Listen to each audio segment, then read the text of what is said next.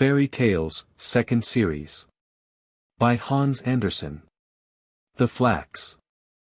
Flax was in full bloom, it had pretty little blue flowers, as delicate as the wings of a moth. The sun shone on it and the showers watered it. And this was as good for the flax as it is for little children to be washed and then kissed by their mothers.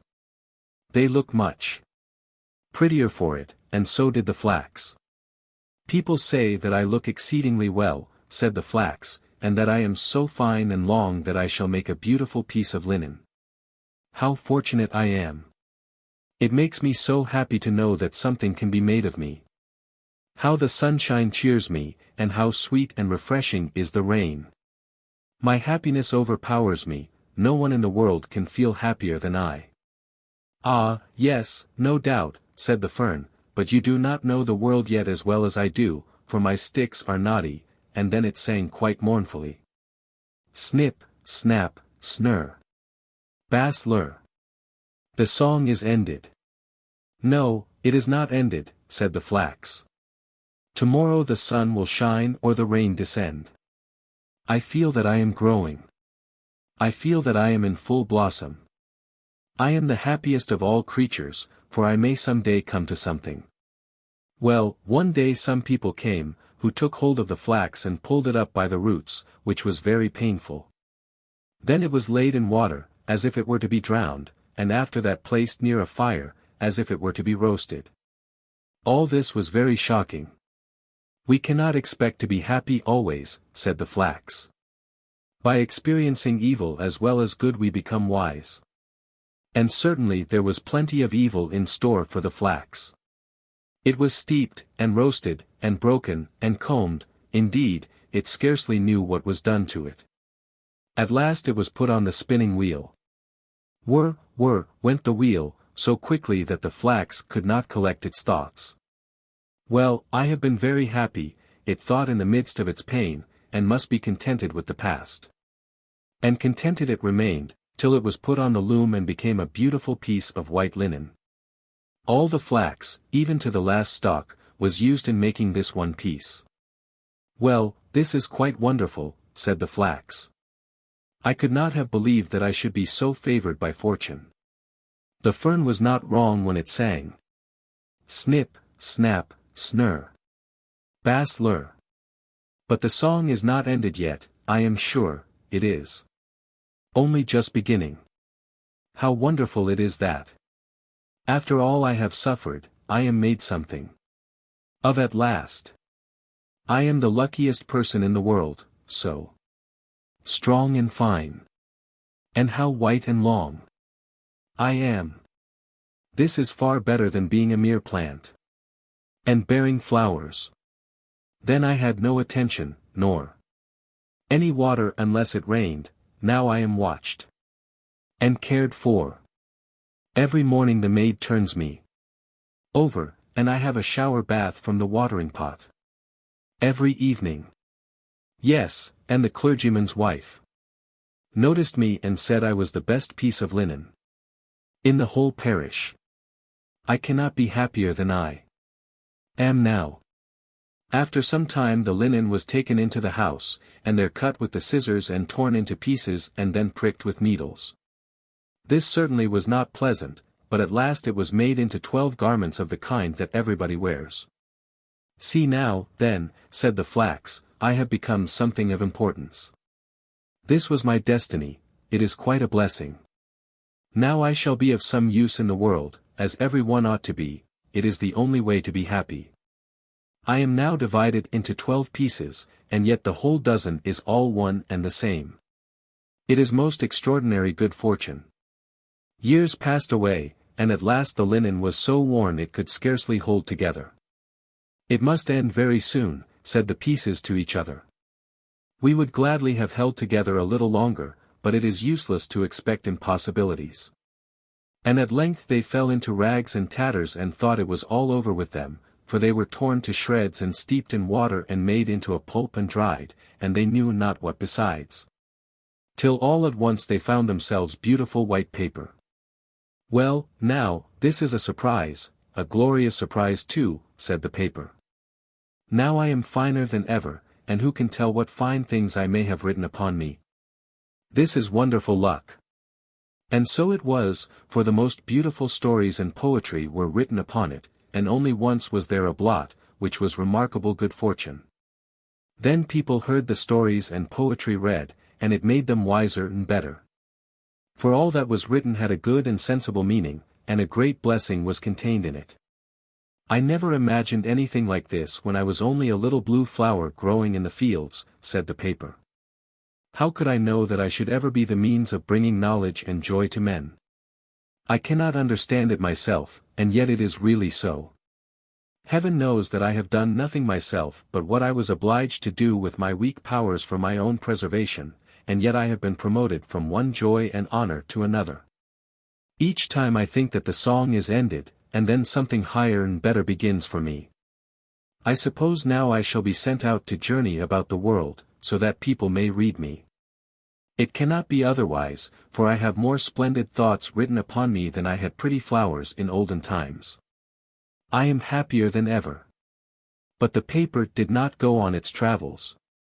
It was sent to the printer, and all the words written upon it were set up in type to make a book, or rather many hundreds of books, for many more persons could derive pleasure and profit from a printed book than from the written paper. And if the paper had been sent about the world, it would have been worn out before it had half finished its journey. "Yes, this is certainly the wisest plan," said the written paper. "I really did not think of this. I shall remain at home and be held in honor like some old grandfather, as I really am to all these new books. They will do some good. I could not have wandered about as they can, yet he who wrote all this has looked at me as every word flowed from his pen upon my surface. I am the most honored of all."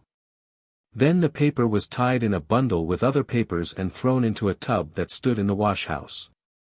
"After work, it is well to rest," said the paper, "and a very good opportunity to collect one's thoughts. Now I am able, for the first time, to learn what is in me, and to know one's self is true progress. What will be done with me now, I wonder? No doubt I shall still go forward. I have always progressed hitherto, I know quite well." Now it happened one day that all the paper in the tub was taken out and laid on the hearth to be burned. People said it could not be sold at the shop, to wrap up butter and sugar, because it had been written upon. The children in the house stood round the hearth to watch the blaze, for paper always flamed up so prettily, and afterwards, among the ashes, there were so many red sparks to be seen running one after the other, here and there, as quick as the wind. They called it seeing the children come out of school, and the last spark, they said, was the schoolmaster. They would often think the last spark had come, and one would cry, "There goes the schoolmaster," but the next moment another spark would appear, bright and beautiful. How they wanted to know where all the sparks went to. Perhaps they will find out some day. The whole bundle of paper had been placed on the fire and was soon burning. "Ugh!" cried the paper as it burst into a bright flame, "ugh!" It was certainly not very pleasant to be burned.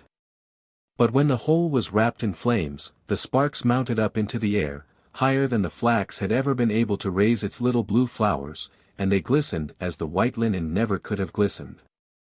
All the written letters became quite red in a moment, and all the words and thoughts turned to fire. "Now I am mounting straight up to the sun," said a voice in the flames. And it was as if 1,000 voices echoed the words as the flames darted up through the chimney and went out at the top. Then a number of tiny beings, as many as the flowers on the flax had been, and invisible to mortal eyes, floated above the children.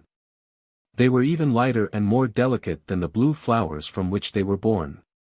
And as the flames died out and nothing remained of the paper but black ashes, these little beings danced upon it, and wherever they touched it, bright red sparks appeared. "The children are all out of school, and the schoolmaster was the last of all," said the children. It was good fun, and they sang over the dead ashes. Snip, snap, snurr. Bass lur. The song is ended. But the little invisible beings said, "The song is never ended, the most beautiful is yet to come." But the children could neither hear nor understand this, nor should they, for children must not know everything. The daisy. Listen. Out in the country, close by the roadside, stood a pleasant house. You have seen one like it, no doubt, very often. In front lay a little fenced-in garden, full of blooming flowers. Near the hedge, in the soft green grass, grew a little daisy. The sun shone as brightly and warmly upon her as upon the large and beautiful garden flowers, so the daisy grew from hour to hour. Every morning she unfolded her little white petals, like shining rays round the little golden sun. In the center of the flower.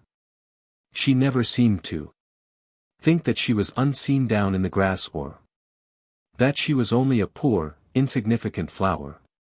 She felt too happy to care for that. Merrily she turned toward the warm sun, looked up to the blue sky, and listened to the lark singing high in the air.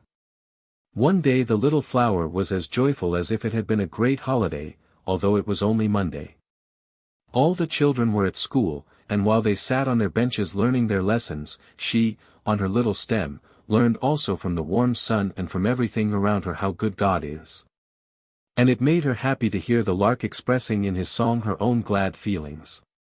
The daisy admired the happy bird who could warble so sweetly and fly so high, and she was not at all sorrowful because she could not do the same. I can see and hear, thought she, the sun shines upon me, and the wind kisses me. What else do I need to make me happy? Within the garden grew a number of aristocratic flowers, the less scent they had the more they flaunted. The peonies considered it a grand thing to be so large, and puffed themselves out to be larger than the roses. The tulips knew that they were marked with beautiful colors, and held themselves bolt upright so that they might be seen more plainly. They did not notice the little daisy outside, but she looked at them and thought, how rich and beautiful they are. No wonder the pretty bird flies down to visit them. How glad I am that I grow so near them, that I may admire their beauty. Just at this moment the lark flew down, crying, tweet, but he did not go to the tall peonies and tulips, he hopped into the grass near the lowly daisy. She trembled for joy and hardly knew what to think. The little bird hopped round the daisy, singing, oh, what sweet, soft grass, and what a lovely little flower, with gold in its heart and silver on its dress. For the yellow center in the daisy looked like gold, and the leaves around were glittering white, like silver. How happy the little daisy felt, no one can describe. The bird kissed her with his beak, sang to her, and then flew up again into the blue air above. It was at least a quarter of an hour before the daisy could recover herself. Half ashamed, yet happy in herself, she glanced at the other flowers. They must have seen the honor she had received, and would understand her delight and pleasure. But the tulips looked prouder than ever, indeed, they were evidently quite vexed about it. The peonies were disgusted, and could they have spoken, the poor little daisy would no doubt have received a good scolding. She could see they were all out of temper, and it made her very sorry. At this moment there came into the garden a girl with a large, glittering knife in her hand. She went straight to the tulips and cut off several of them. Oh dear, sighed the daisy, how shocking. It is all over with them now. The girl carried the tulips away, and the daisy felt very glad to grow outside in the grass and to be only a poor little flower. When the sun set, she folded up her leaves and went to sleep. She dreamed the whole night long of the warm sun and the pretty little bird. The next morning, when she joyfully stretched out her white leaves once more to the warm air and the light, she recognized the voice of the bird, but his song sounded mournful and sad. Alas! He had good reason to be sad. He had been caught and made a prisoner in a cage that hung close by the open window. He sang of the happy time when he could fly in the air, joyous and free. Of the young green corn in the fields, from which he would spring higher and higher to sing his glorious song, but now he was a prisoner in a cage. The little daisy wished very much to help him. But what could she do? In her anxiety she forgot all the beautiful things around her, the warm sunshine, and her own pretty, shining, white leaves. Alas! She could think of nothing but the captive bird and her own inability to help him. 2 boys came out of the garden. One of them carried a sharp knife in his hand, like the one with which the girl had cut the tulips. They went straight to the little daisy, who could not think what they were going to do. "We can cut out a nice piece of turf for the lark here," said one of the boys, and he began to cut a square piece round the daisy, so that she stood just in the center. "Pull up the flower," said the other boy. And the daisy trembled with fear, for to pluck her up would destroy her life, and she wished so much to live and to be taken to the captive lark in his cage. "No, let it stay where it is," said the boy, "it looks so pretty." So the daisy remained, and was put with the turf in the lark's cage. The poor bird was complaining loudly about his lost freedom, beating his wings against the iron bars of his prison. The little daisy could make no sign and utter no word to console him, as she would gladly have done. The whole morning passed in this manner. "There is no water here," said the captive lark. "They have all gone out and have forgotten to give me a drop to drink. My throat is hot and dry, I feel as if I had fire and ice within me, and the air is so heavy. Alas! I must die. I must bid farewell to the warm sunshine, the fresh green, and all the beautiful things which God has created." And then he thrust his beak into the cool turf to refresh himself a little with the fresh grass, and, as he did so, his eye fell upon the daisy. The bird nodded to her and kissed her with his beak and said, "You also will wither here, you poor little flower. They have given you to me, with the little patch of green grass on which you grow, in exchange for the whole world which was mine out there. Each little blade of grass is to me as a great tree, and each of your white leaves a flower. Alas! You only show me how much I have lost." "Oh, if I could only comfort him," thought the daisy, but she could not move a leaf. The perfume from her leaves was stronger than is usual in these flowers, and the bird noticed it, and though he was fainting with thirst, and in his pain pulled up the green blades of grass, he did not touch the flower. The evening came, and yet no one had come to bring the bird a drop of water. Then he stretched out his pretty wings and shook convulsively. He could only sing, "Tweet, tweet," in a weak, mournful tone. His little head bent down toward the flower. The bird's heart was broken with want and pining. Then the flower could not fold her leaves as she had done the evening before when she went to sleep, but, sick and sorrowful, drooped toward the earth. Not till morning did the boys come, and when they found the bird dead, they wept many and bitter tears.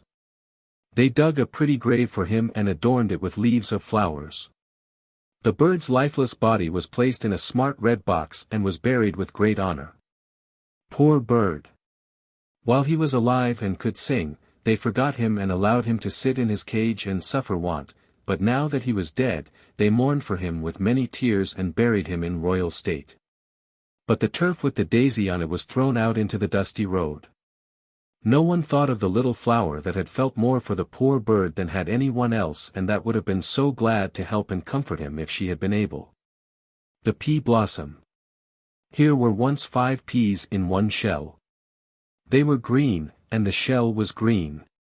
And so they believed that the whole world must be green also, which was a very natural conclusion. The shell grew, and the peas grew. And as they grew they arranged themselves all in a row. The sun shone without and warmed the shell, and the rain made it clear and transparent. It looked mild and agreeable in broad daylight and dark at night, just as it should. And the peas, as they sat there, grew bigger and bigger, and more thoughtful as they mused, for they felt there must be something for them to do. "Are we to sit here forever?" asked one. "Shall we not become hard, waiting here so long? It seems to me there must be something outside, I feel sure of it." Weeks passed by, the peas became yellow, and the shell became yellow. "All the world is turning yellow, I suppose," said they, and perhaps they were right. Suddenly they felt a pull at the shell. It was torn off and held in human hands, then it was slipped into the pocket of a jacket, together with other full pods. "Now we shall soon be let out," said one, and that was just what they all wanted. "I should like to know which of us will travel farthest," said the smallest of the 5, "and we shall soon see." "What is to happen will happen," said the largest pea. Crack, went the shell, and the 5 peas rolled out into the bright sunshine. There they lay in a child's hand. A little boy was holding them tightly. He said they were fine peas for his pea shooter, and immediately he put one in and shot it out. "Now I am flying out into the wide world," said the pea. "Catch me if you can." And he was gone in a moment. "I intend to fly straight to the sun," said the second. "That is a shell that will suit me exactly, for it lets itself be seen." And away he went. "We will go to sleep wherever we find ourselves," said the next 2. "We shall still be rolling onwards." And they did fall to the floor and roll about, but they got into the pea shooter for all that. "We will go farthest of any," said they. "What is to happen will happen," exclaimed the last one, as he was shot out of the pea shooter. Up he flew against an old board under a garret window and fell into a little crevice which was almost filled with moss and soft earth. The moss closed itself about him, and there he lay, a captive indeed, but not unnoticed by God. "What is to happen will happen," said he to himself. Within the little garret lived a poor woman, who went out to clean stoves, chop wood into small pieces, and do other hard work, for she was both strong and industrious. Yet she remained always poor, and at home in the garret lay her only daughter, not quite grown up and very delicate and weak. For a whole year she had kept her bed, and it seemed as if she could neither die nor get well. "She is going to her little sister," said the woman. "I had only the 2 children, and it was not an easy thing to support them, but the good God provided for one of them by taking her home to himself. The other was left to me, but I suppose they are not to be separated, and my sick girl will soon go to her sister in heaven." All day long the sick girl lay quietly and patiently, while her mother went out to earn money. Spring came, and early one morning the sun shone through the little window and threw his rays mildly and pleasantly over the floor of the room. Just as the mother was going to her work, the sick girl fixed her gaze on the lowest pane of the window.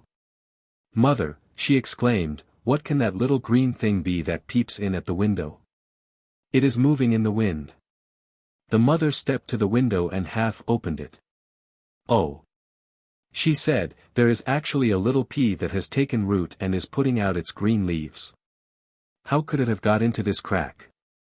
Well, now, here is a little garden for you to amuse yourself with."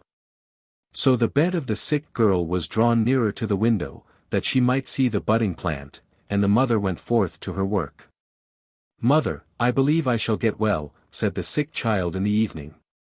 "The sun has shone in here so bright and warm today, and the little pea is growing so fast, that I feel better, too, and think I shall get up and go out into the warm sunshine again."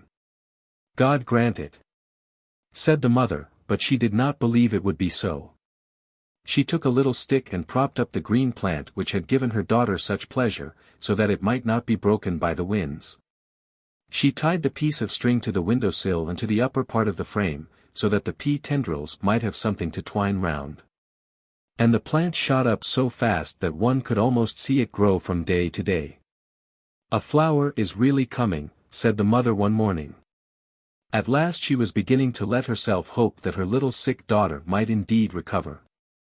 She remembered that for some time the child had spoken more cheerfully, and that during the last few days she had raised herself in bed in the morning to look with sparkling eyes at her little garden which contained but a single pea plant. A week later the invalid sat up by the open window a whole hour, feeling quite happy in the warm sunshine, while outside grew the little plant, and on it a pink pea blossom in full bloom. The little maiden bent down and gently kissed the delicate leaves. This day was like a festival to her. "Our Heavenly Father Himself has planted that pea and made it grow and flourish, to bring joy to you and hope to me, my blessed child," said the happy mother, and she smiled at the flower as if it had been an angel from God. But what became of the other peas? Why, the one who flew out into the wide world and said, catch me if you can, fell into a gutter on the roof of a house and ended his travels in the crop of a pigeon. The two lazy ones were carried quite as far and were of some use, for they also were eaten by pigeons. But the fourth, who wanted to reach the sun, fell into a sink and lay there in the dirty water for days and weeks, till he had swelled to a great size. "I am getting beautifully fat," said the pea, "I expect I shall burst at last." No pea could do more than that, I think. I am the most remarkable of all the 5 that were in the shell. And the sink agreed with the pea. But the young girl, with sparkling eyes and the rosy hue of health upon her cheeks, stood at the open garret window and, folding her thin hands over the pea blossom, thanked God for what he had done. The storks. And the last house in the village there lay a stork's nest. The mother stork sat in it with her 4 little ones, who were stretching out their heads with their pointed black bills that had not yet turned red. At a little distance, on the top of the roof, stood the father stork, bolt upright and as stiff as could be, that he might not appear quite idle while standing sentry. He had drawn one leg up under him, as is the manner of storks. One might have taken him to be carved in marble, so still did he stand. "It must look very grand for my wife to have a sentinel to guard her nest," he thought. "They can't know that I am her husband and will, of course, conclude that I am commanded to stand here by her nest. It looks aristocratic." Below, in the street, a crowd of children were playing. When they chanced to catch sight of the storks, one of the boldest of the boys began to sing the old song about the stork. The others soon joined him, but each sang the words that he happened to have heard. This is one of the ways. "Stork, stork, fly away. Stand not on one leg today. Thy dear wife sits in the nest, to lull the little ones to rest. There's a halter for one. There's a stake for another. For the third there's a gun. And a spit for his brother. Only listen," said the young storks, "to what the boys are singing. Do you hear them say we're to be hanged and shot?" "Don't listen to what they say, if you don't mind, it won't hurt you," said the mother. But the boys went on singing, and pointed mockingly at the sentinel stork. Only one boy, whom they called Peter, said it was a shame to make game of animals, and he would not join in the singing at all. The mother stork tried to comfort her young ones. "Don't mind them," she said. "See how quiet your father stands on one leg there." "But we are afraid," said the little ones, drawing back their beaks into the nest. The children assembled again on the next day, and no sooner did they see the storks than they again began their song. "The first will be hanged. The second be hit." "Tell us, are we to be hanged and burned?" asked the young storks. "No, no. Certainly not," replied the mother. "You are to learn to fly, and then we shall pay a visit to the frogs. They will bow to us in the water and sing, 'Croak, croak,' and we shall eat them up, and that will be a great treat." "And then what?" questioned the young storks. "Oh, then all the storks in the land will assemble, and the autumn sports will begin, only then one must be able to fly well, for that is very important. Whoever does not fly as he should will be pierced to death by the general's beak, so mind that you learn well, when the drill begins." "Yes, but then, after that, we shall be killed, as the boys say." "Hark! They are singing it again." "Attend to me and not to them," said the mother stork. "After the great review we shall fly away to warm countries, far from here, over hills and forests. To Egypt we shall fly, where are the 3-cornered houses of stone, one point of which reaches to the clouds. They are called pyramids and are older than a stork can imagine. In that same land there is a river which overflows its banks and turns the whole country into mire. We shall go into the mire and eat frogs." "Oh! Oh!" exclaimed all the youngsters. "Yes, it is indeed a delightful place. We need do nothing all day long but eat, and while we are feasting there so comfortably, in this country there is not a green leaf left on the trees. It is so cold here that the very clouds freeze in lumps or fall down in little white rags. It was hail and snow that she meant, but she did not know how to say it better. And will the naughty boys freeze in lumps? Asked the young storks. No, they will not freeze in lumps, but they will come near it, and they will sit moping and cowering in gloomy rooms while you are flying about in foreign lands, amid bright flowers and warm sunshine. Some time passed, and the nestlings had grown so large and strong that they could stand upright in the nest and look all about them. Every day the father stork came with delicious frogs, nice little snakes, and other such dainties that storks delight in. How funny it was to see the clever feats he performed to amuse them. He would lay his head right round upon his tail. And sometimes he would clatter with his beak, as if it were a little rattle, or he would tell them stories, all relating to swamps and fens. "Come, children," said the mother stork one day, "now you must learn to fly." And all the 4 young storks had to go out on the ridge of the roof. How they did totter and stagger about. They tried to balance themselves with their wings, but came very near falling to the ground. "Look at me," said the mother. "This is the way to hold your head. And thus you must place your feet. Left. Right. Left. Right. That's what will help you on in the world." Then she flew a little way, and the young ones took a clumsy little leap. Bump. Plump. Down they fell, for their bodies were still too heavy for them. "I will not fly," said one of the young storks, as he crept back to the nest. "I don't care about going to warm countries. Do you want to stay here and freeze when the winter comes? Will you wait till the boys come to hang, to burn, or to roast you? Well, then, I'll call them." "Oh, no," cried the timid stork, hopping back to the roof with the rest. By the 3rd day they actually began to fly a little.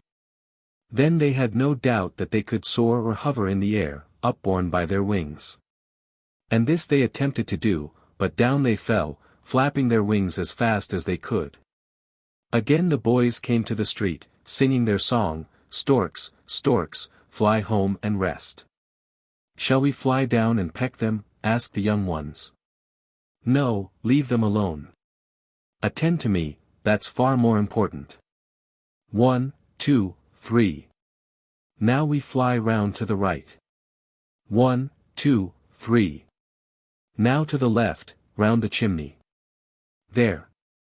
That was very good.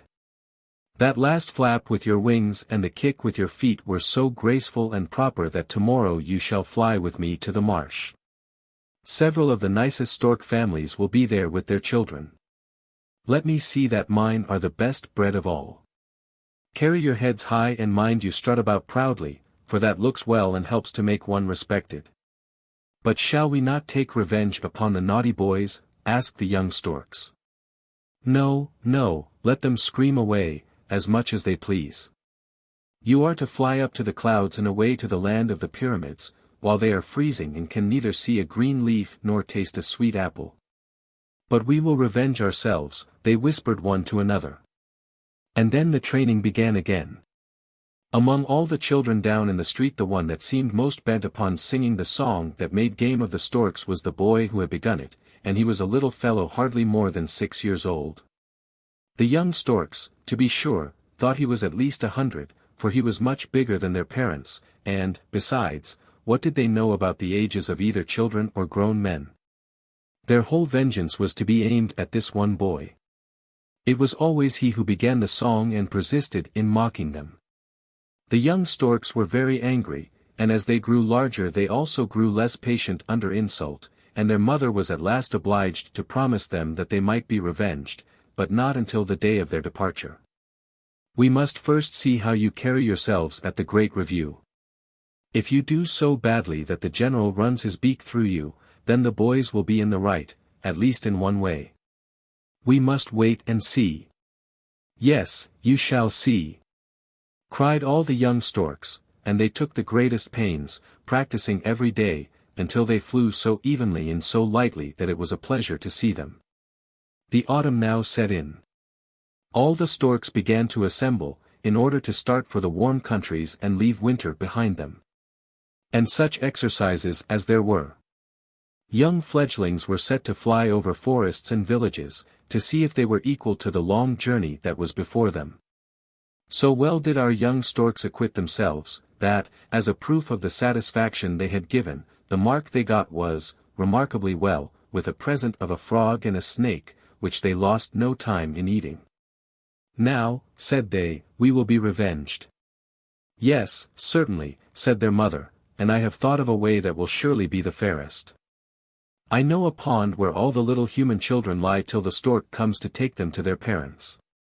There lie the pretty little babies, dreaming more sweetly than they ever dream afterwards.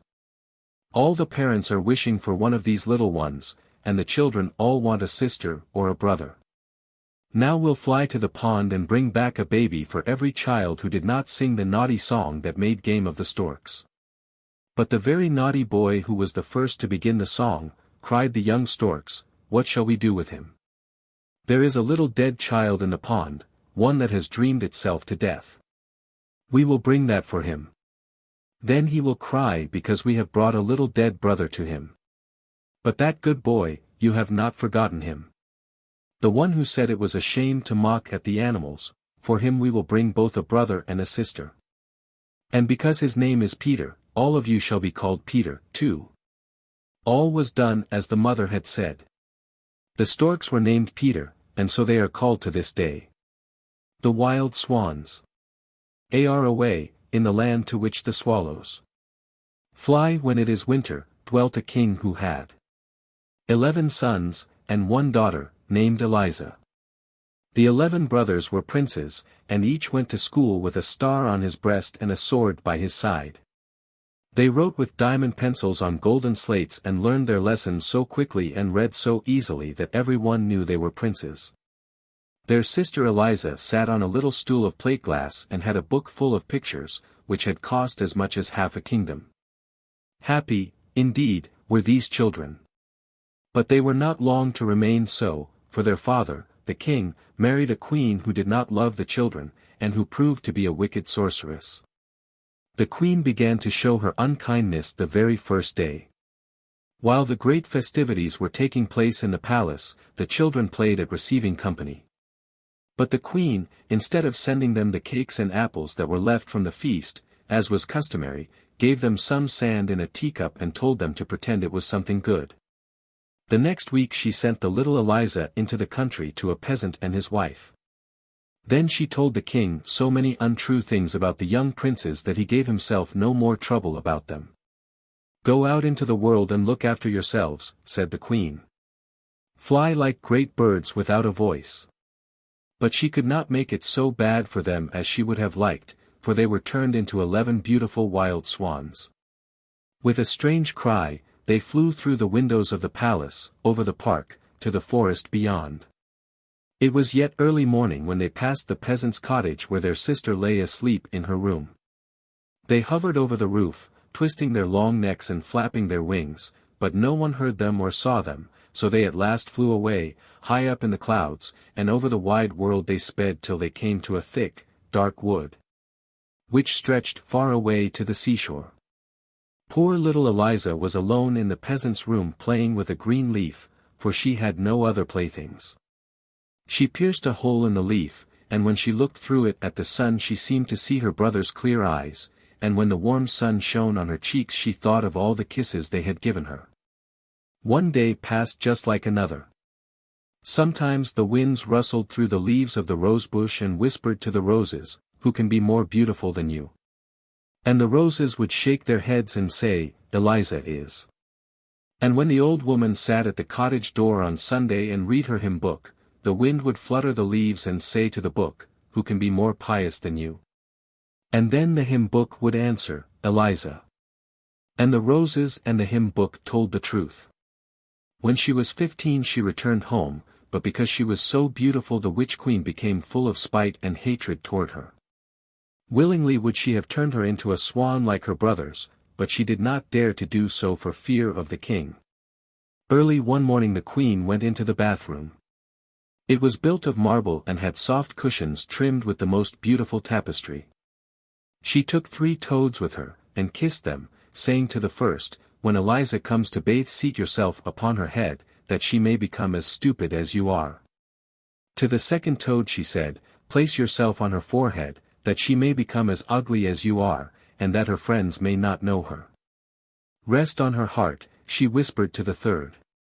Then she will have evil inclinations and suffer because of them. So she put the toads into the clear water, which at once turned green. She next called Eliza and helped her undress and get into the bath. As Eliza dipped her head under the water, one of the toads sat on her hair, a second on her forehead, and a third on her breast. But she did not seem to notice them, and when she rose from the water there were 3 red poppies floating upon it. Had not the creatures been venomous, or had they not been kissed by the witch, they would have become red roses. At all events they became flowers, because they had rested on Eliza's head and on her heart. She was too good and too innocent for sorcery to have any power over her. When the wicked queen saw this, she rubbed Eliza's face with walnut juice, so that she was quite brown. Then she tangled her beautiful hair and smeared it with disgusting ointment until it was quite impossible to recognize her.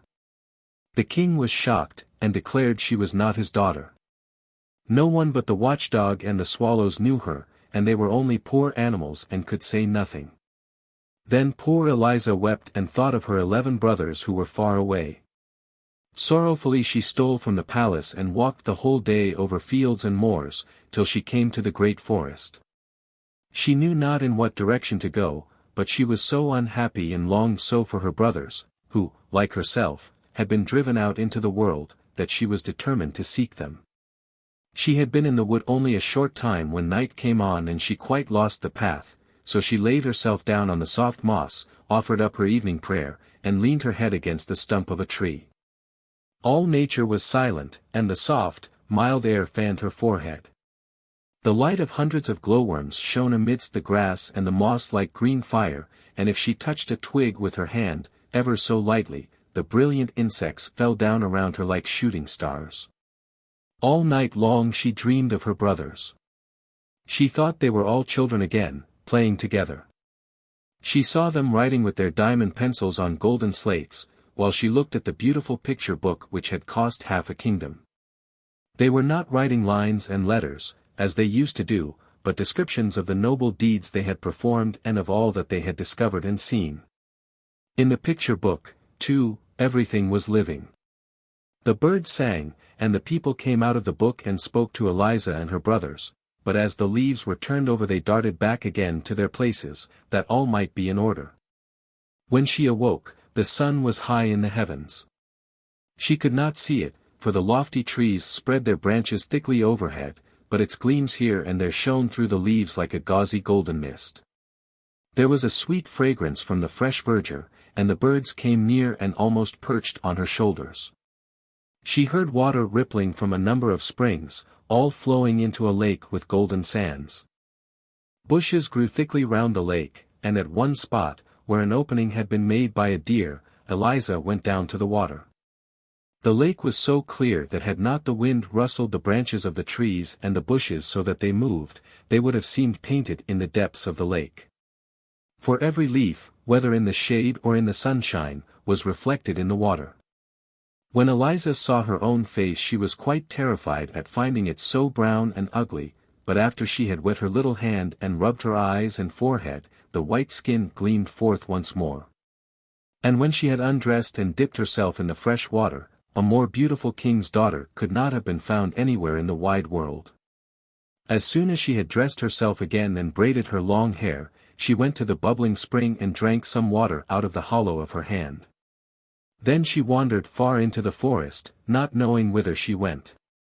She thought of her brothers and of her father and mother and felt sure that God would not forsake her. It is God who makes the wild apples grow in the wood to satisfy the hungry, and he now showed her one of these trees, which was so loaded with fruit that the boughs bent beneath the weight. Here she ate her noonday meal, and then placing props under the boughs, she went into the gloomiest depths of the forest. It was so still that she could hear the sound of her own footsteps, as well as the rustling of every withered leaf which she crushed under her feet. Not a bird was to be seen, not a sunbeam could penetrate the large, dark boughs of the trees. The lofty trunks stood so close together that when she looked before her it seemed as if she were enclosed within trellis work. Here was such solitude as she had never known before. The night was very dark. Not a glowworm was glittering in the moss. Sorrowfully Eliza laid herself down to sleep. After a while it seemed to her as if the branches of the trees parted over her head and the mild eyes of angels looked down upon her from heaven. In the morning, when she awoke, she knew not whether this had really been so or whether she had dreamed it.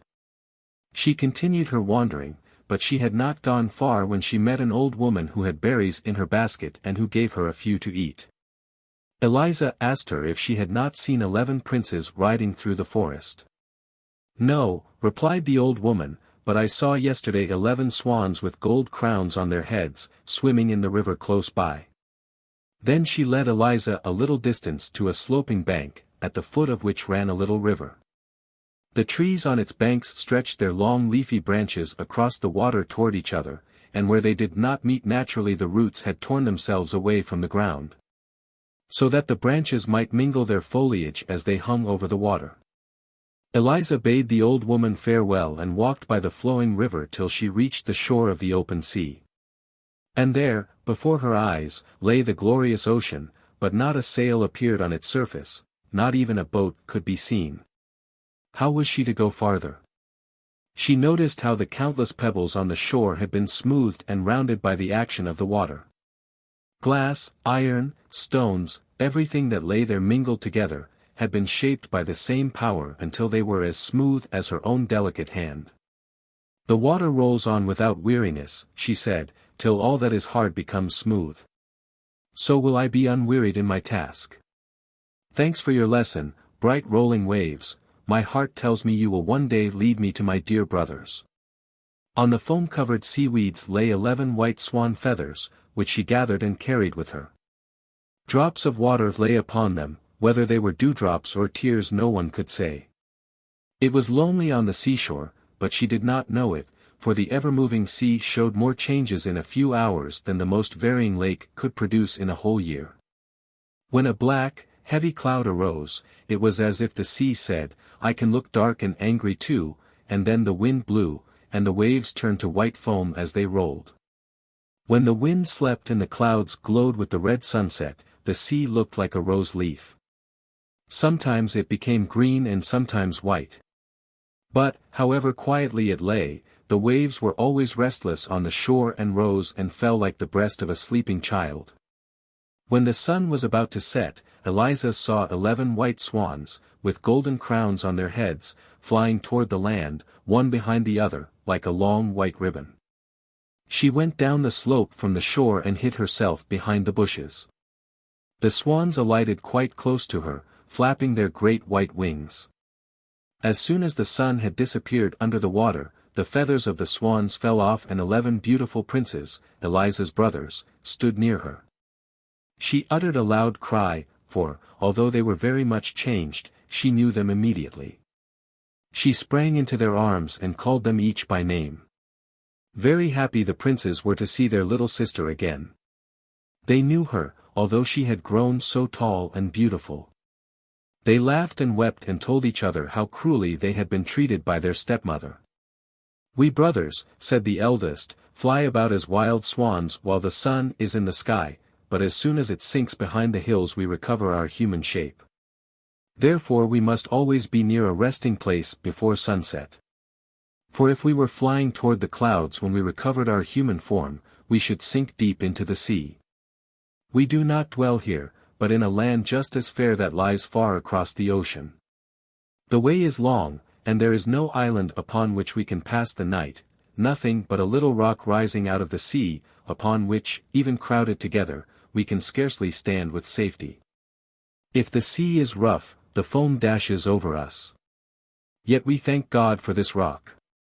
We have passed whole nights upon it, or we should never have reached our beloved fatherland, for our flight across the sea occupies 2 of the longest days in the year. We have permission to visit our home once every year and to remain 11 days. Then we fly across the forest to look once more at the palace where our father dwells and where we were born, and at the church beneath whose shade our mother lies buried. The very trees and bushes here seem related to us. The wild horses leap over the plains as we have seen them in our childhood. The charcoal burners sing the old songs to which we have danced as children. This is our fatherland, to which we are drawn by loving ties.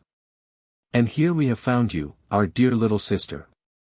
2 days longer we can remain here, and then we must fly away to a beautiful land which is not our home. How can we take you with us? We have neither ship nor boat. How can I break this spell? Asked the sister. And they talked about it nearly the whole night, slumbering only a few hours. Eliza was awakened by the rustling of the wings of swans soaring above her. Her brothers were again changed to swans. They flew in circles, wider and wider, till they were far away, but one of them, the youngest, remained behind and laid his head in his sister's lap, while she stroked his wings. They remained together the whole day. Towards evening the rest came back, and as the sun went down they resumed their natural forms. "Tomorrow," said one, "we shall fly away, not to return again till a whole year has passed. But we cannot leave you here.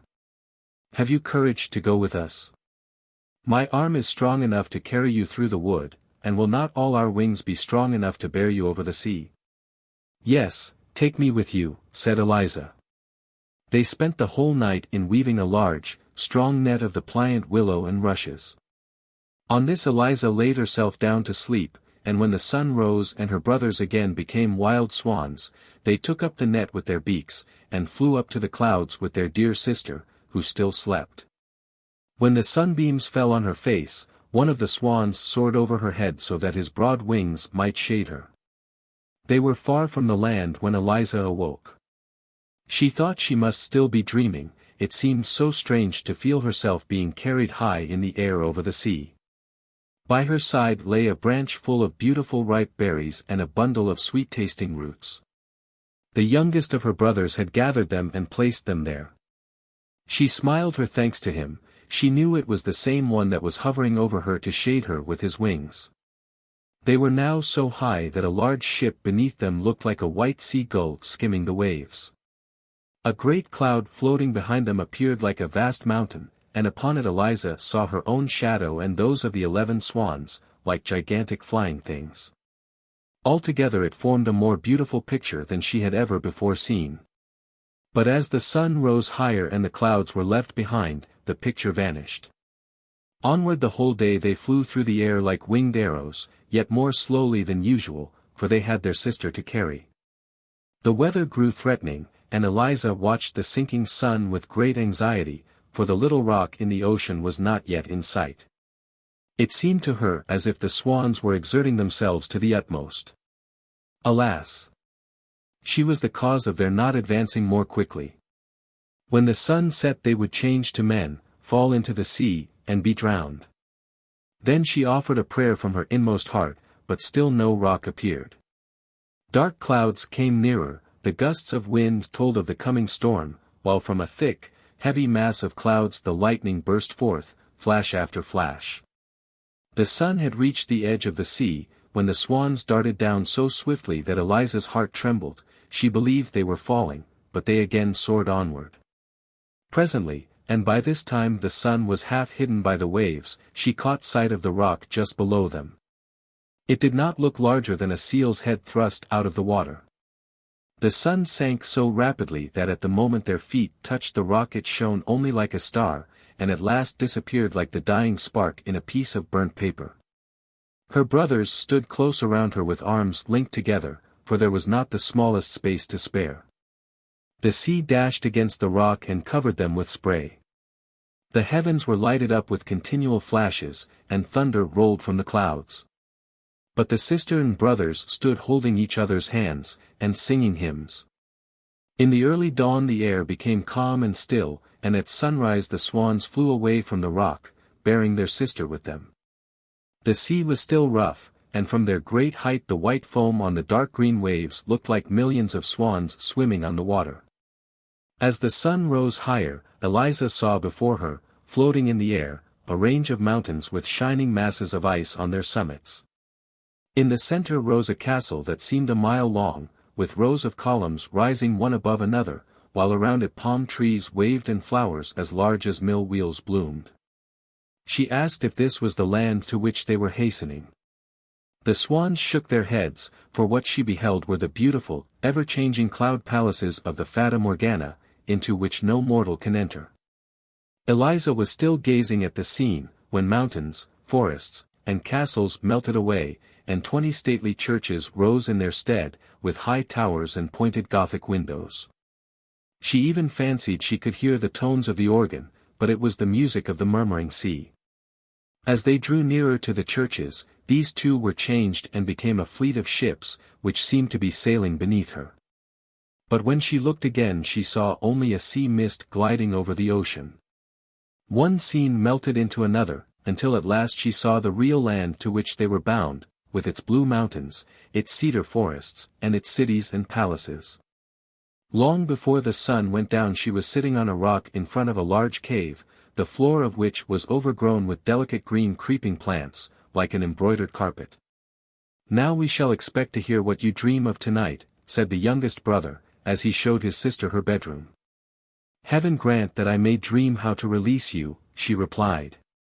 And this thought took such hold upon her mind that she prayed earnestly to God for help, and even in her sleep she continued to pray. Then it seemed to her that she was flying high in the air toward the cloudy palace of the Fata Morgana, and that a fairy came out to meet her, radiant and beautiful, yet much like the old woman who had given her berries in the wood, and who had told her of the swans with golden crowns on their heads. "Your brothers can be released," said she, "if you only have courage and perseverance. Water is softer than your own delicate hands, and yet it polishes and shapes stones. But it feels no pain such as your fingers will feel. It has no soul and cannot suffer such agony and torment as you will have to endure. Do you see the stinging nettle which I hold in my hand? Quantities of the same sort grow round the cave in which you sleep, but only these, and those that grow on the graves of a churchyard, will be of any use to you. These you must gather, even while they burn blisters on your hands. Break them to pieces with your hands and feet, and they will become flax, from which you must spin and weave 11 coats with long sleeves. If these are then thrown over the 11 swans, the spell will be broken. But remember well, that from the moment you commence your task until it is finished, even though it occupy years of your life, you must not speak. The first word you utter will pierce the hearts of your brothers like a deadly dagger. Their lives hang upon your tongue. Remember all that I have told you." And as she finished speaking, she touched Eliza's hand lightly with the nettle, and a pain as of burning fire awoke her. It was broad daylight, and near her lay a nettle like the one she had seen in her dream. She fell on her knees and offered thanks to God. Then she went forth from the cave to begin work with her delicate hands. She groped in amongst the ugly nettles, which burned great blisters on her hands and arms, but she determined to bear the pain gladly if she could only release her dear brothers. So she bruised the nettles with her bare feet and spun the flax. At sunset her brothers returned, and were much frightened when she did not speak. They believed her to be under the spell of some new sorcery, but when they saw her hands they understood what she was doing in their behalf. The youngest brother wept, and where his tears touched her the pain ceased and the burning blisters vanished. Eliza kept to her work all night, for she could not rest till she had released her brothers. During the whole of the following day, while her brothers were absent, she sat in solitude, but never before had the time flown so quickly. One coat was already finished and she had begun the second, when she heard a huntsman's horn and was struck with fear. As the sound came nearer and nearer, she also heard dogs barking, and fled with terror into the cave. She hastily bound together the nettles she had gathered, and sat upon them. In a moment there came bounding toward her out of the ravine a great dog, and then another and another. They ran back and forth barking furiously, until in a few minutes all the huntsmen stood before the cave. The handsomest of them was the king of the country, who, when he saw the beautiful maiden, advanced toward her, saying, "How did you come here, my sweet child?" Eliza shook her head. She dared not speak, for it would cost her brothers their deliverance and their lives. And she hid her hands under her apron, so that the king might not see how she was suffering. "Come with me," he said, "here you cannot remain. If you are as good as you are beautiful, I will dress you in silk and velvet, I will place a golden crown on your head, and you shall rule and make your home in my richest castle." Then he lifted her onto his horse. She wept and wrung her hands, but the king said, "I wish only your happiness. A time will come when you will thank me for this." He galloped away over the mountains, holding her before him on his horse, and the hunters followed behind them. As the sun went down they approached a fair, royal city, with churches and cupolas. On arriving at the castle, the king led her into marble halls, where large fountains played and where the walls and the ceilings were covered with rich paintings. But she had no eyes for all these glorious sights, she could only mourn and weep. Patiently she allowed the women to array her in royal robes, to weave pearls in her hair, and to draw soft gloves over her blistered fingers. As she stood arrayed in her rich dress, she looked so dazzlingly beautiful that the court bowed low in her presence. Then the king declared his intention of making her his bride, but the archbishop shook his head and whispered that the fair young maiden was only a witch, who had blinded the king's eyes and ensnared his heart. The king would not listen to him, however, and ordered the music to sound, the daintiest dishes to be served, and the loveliest maidens to dance before them. Afterwards he led her through fragrant gardens and lofty halls, but not a smile appeared on her lips or sparkled in her eyes. She looked the very picture of grief. Then the king opened the door of a little chamber in which she was to sleep. It was adorned with rich green tapestry and resembled the cave in which he had found her. On the floor lay the bundle of flax which she had spun from the nettles, and under the ceiling hung the coat she had made. These things had been brought away from the cave as curiosities, by one of the huntsmen. "Here you can dream yourself back again in the old home in the cave," said the king, "here is the work with which you employed yourself.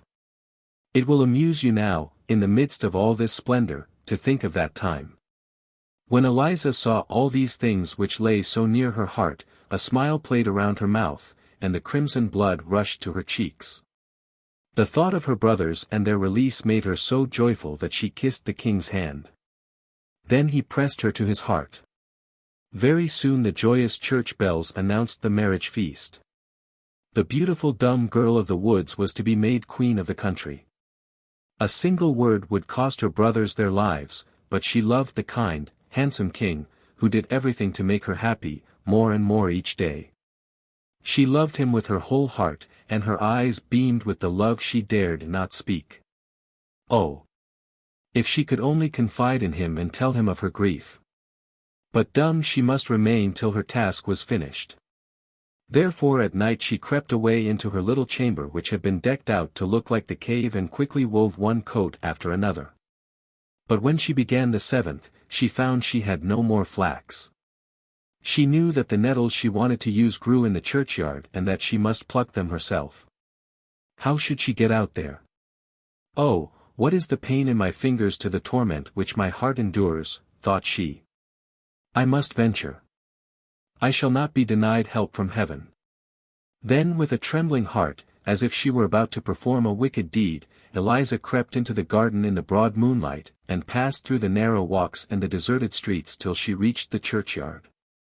She prayed silently, gathered the burning nettles, and carried them home with her to the castle.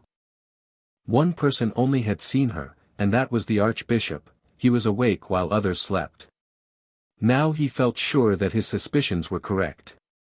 All was not right with the queen, she was a witch and had bewitched the king and all the people.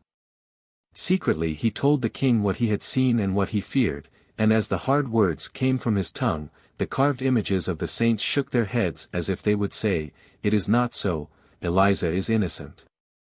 But the archbishop interpreted it in another way. He believed that they witnessed against her and were shaking their heads at her wickedness. 2 tears rolled down the king's cheeks. He went home with doubt in his heart, and at night pretended to sleep. But no real sleep came to his eyes, for every night he saw Eliza get up and disappear from her chamber. Day by day his brow became darker, and Eliza saw it, and although she did not understand the reason, it alarmed her and made her heart tremble for her brothers. Her hot tears glittered like pearls on the regal velvet and diamonds, while all who saw her were wishing they could be queen. In the meantime she had almost finished her task. Only one of her brother's coats was wanting, but she had no flax left and not a single nettle. Once more only, and for the last time, must she venture to the churchyard and pluck a few handfuls. She went, and the king and the archbishop followed her. The king turned away his head and said, "The people must condemn her." Quickly she was condemned to suffer death by fire. Away from the gorgeous regal hall she was led to a dark, dreary cell, where the wind whistled through the iron bars. Instead of the velvet and silk dresses, they gave her the 10 coats which she had woven, to cover her, and the bundle of nettles for a pillow. But they could have given her nothing that would have pleased her more. She continued her task with joy and prayed for help, while the street boys sang jeering songs about her and not a soul comforted her with a kind word. Toward evening she heard at the grating the flutter of a swan's wing. It was her youngest brother. He had found his sister, and she sobbed for joy, although she knew that probably this was the last night she had to live. Still, she had hope, for her task was almost finished and her brothers were come. Then the archbishop arrived, to be with her during her last hours as he had promised the king. She shook her head and begged him, by looks and gestures, not to stay. For in this night she knew she must finish her task, otherwise all her pain and tears and sleepless nights would have been suffered in vain. The archbishop withdrew, uttering bitter words against her, but she knew that she was innocent and diligently continued her work.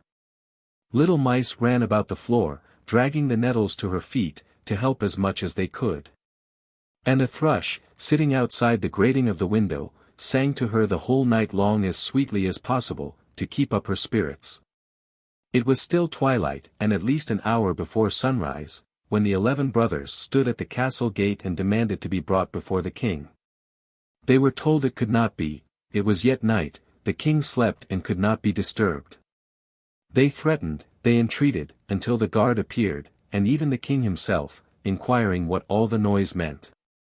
At this moment the sun rose, and the 11 brothers were seen no more, but 11 wild swans flew away over the castle. Now all the people came streaming forth from the gates of the city to see the witch burned.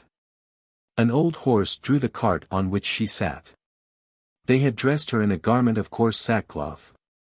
Her lovely hair hung loose on her shoulders, her cheeks were deadly pale, her lips moved silently while her fingers still worked at the green flax. Even on the way to death she would not give up her task. The 10 finished coats lay at her feet. She was working hard at the 11th, while the mob jeered her and said, "See the witch, how she mutters. She has no hymn book in her hand, she sits there with her ugly sorcery. Let us tear it into 1,000 pieces." They pressed toward her, and doubtless would have destroyed the coats had not, at that moment, 11 wild swans flown over her and alighted on the cart. They flapped their large wings, and the crowd drew back in alarm. "It is a sign from heaven that she is innocent," whispered many of them, but they did not venture to say it aloud. As the executioner seized her by the hand to lift her out of the cart, she hastily threw the 11 coats over the 11 swans, and they immediately became 11 handsome princes. But the youngest had a swan's wing instead of an arm, for she had not been able to finish the last sleeve of the coat. "Now I may speak," she exclaimed. "I am innocent." Then the people, who saw what had happened, bowed to her as before a saint, but she sank unconscious in her brother's arms, overcome with suspense, anguish, and pain. "Yes, she is innocent," said the eldest brother, and related all that had taken place. While he spoke, there rose in the air a fragrance as from millions of roses. Every piece of faggot in the pile made to burn her had taken root, and threw out branches until the whole appeared like a thick hedge, large and high, covered with roses, while above all bloomed a white, shining flower that glittered like a star. This flower the king plucked, and when he placed it in Eliza's bosom she awoke from her swoon with peace and happiness in her heart. Then all the church bells rang of themselves, and the birds came in great flocks.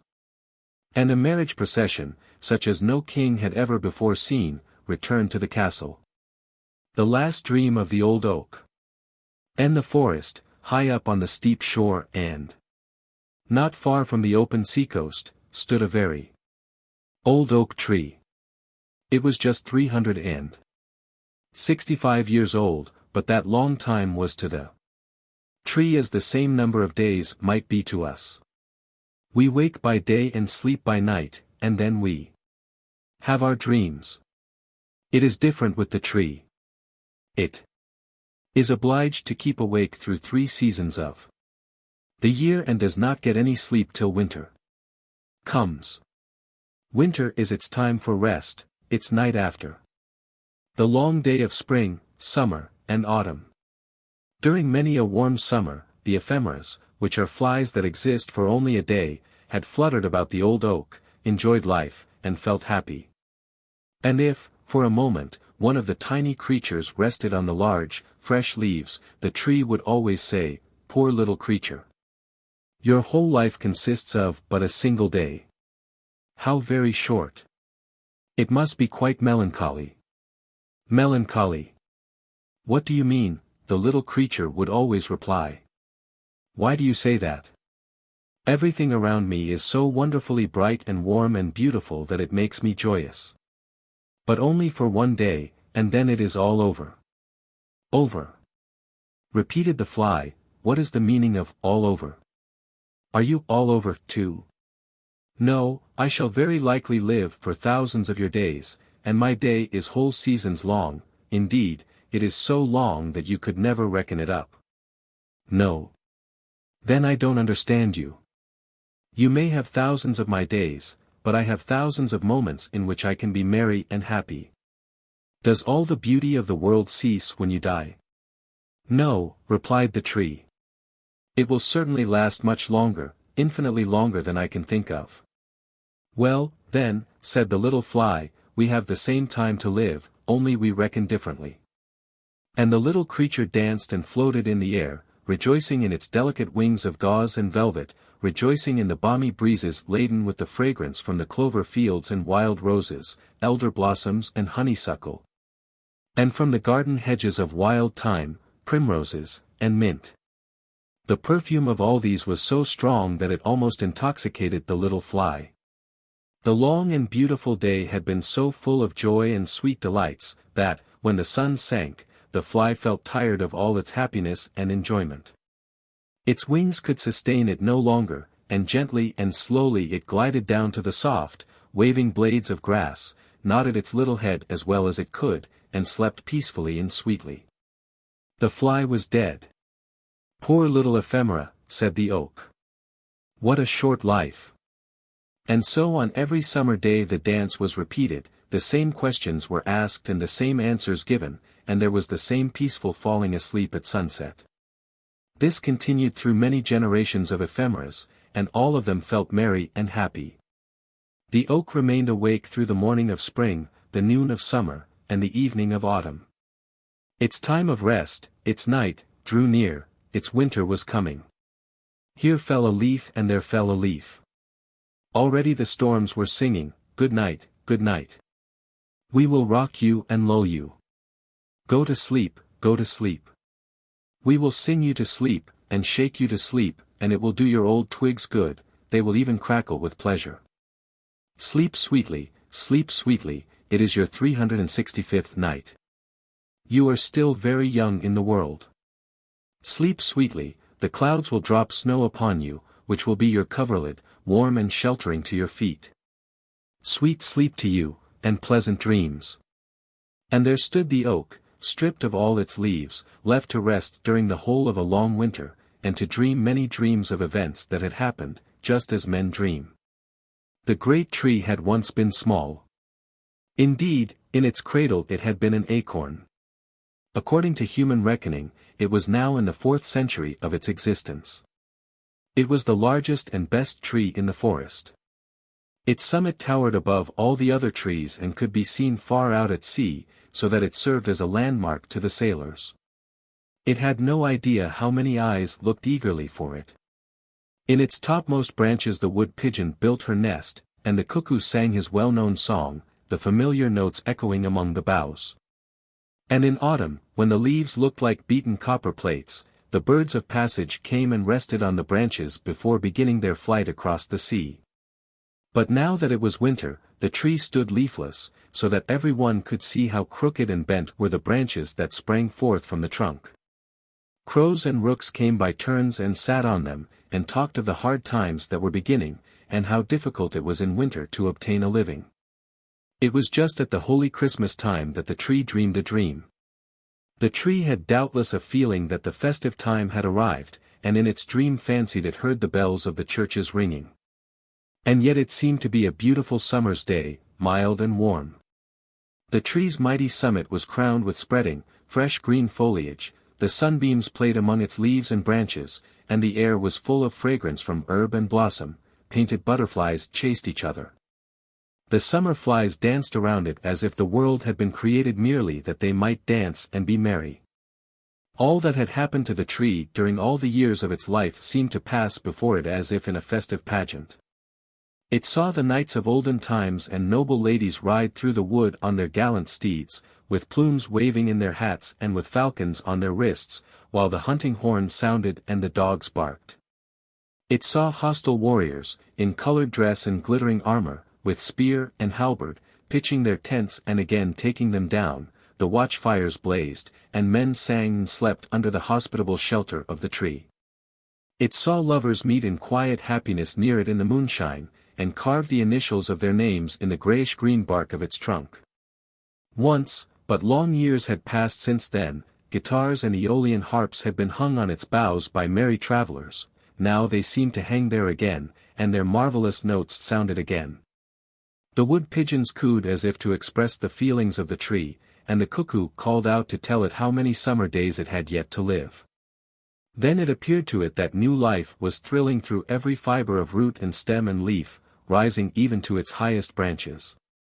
The tree felt itself stretching and spreading out, while through the root beneath the earth ran the warm vigor of life. As it grew higher and still higher and its strength increased, the topmost boughs became broader and fuller. And in proportion to its growth its self-satisfaction increased, and there came a joyous longing to grow higher and higher, to reach even to the warm, bright sun itself. Already had its topmost branches pierced the clouds, which floated beneath them like troops of birds of passage or large white swans. Every leaf seemed gifted with sight, as if it possessed eyes to see. The stars became visible in broad daylight, large and sparkling, like clear and gentle eyes. They brought to the tree's memory the light that it had seen in the eyes of a child and in the eyes of lovers who had once met beneath the branches of the old oak. These were wonderful and happy moments for the old oak, full of peace and joy. And yet amidst all this happiness, the tree felt a yearning desire that all the other trees, bushes, herbs, and flowers beneath it might also be able to rise higher, to see all this splendor and experience the same happiness. The grand, majestic oak could not be quite happy in its enjoyment until all the rest, both great and small, could share it. And this feeling of yearning trembled through every branch, through every leaf, as warmly and fervently as through a human heart.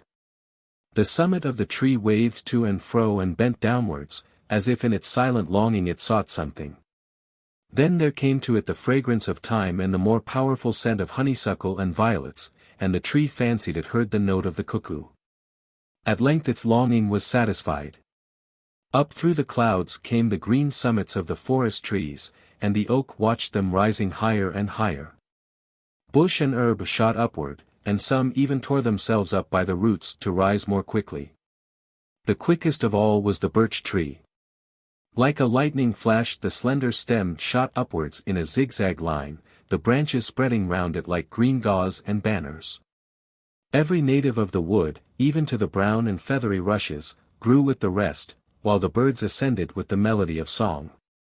On a blade of grass that fluttered in the air like a long green ribbon sat a grasshopper cleaning its wings with its legs.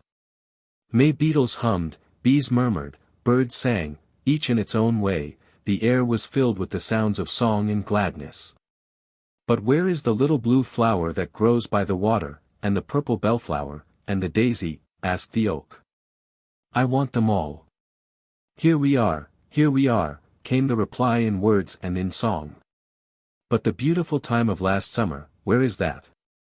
And where are the lilies of the valley which last year covered the earth with their bloom, and the wild apple tree with its fragrant blossoms, and all the glory of the wood, which has flourished year after year? And where is even what may have but just been born?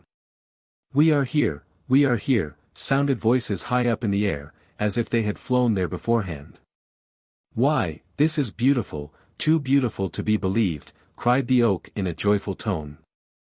I have them all here, both great and small, not one has been forgotten. Can such happiness be imagined? It seems almost impossible.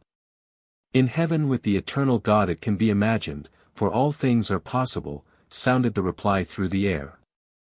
And the old tree, as it still grew upwards and onwards, felt that its roots were loosening themselves from the earth. It is right so, it is best, said the tree. No fetters hold me now. I can fly up to the very highest point in light and glory. And all I love are with me, both small and great. All are here. Such was the dream of the old oak at the holy Christmas time. And while it dreamed, a mighty storm came rushing over land and sea. The sea rolled in great billows toward the shore.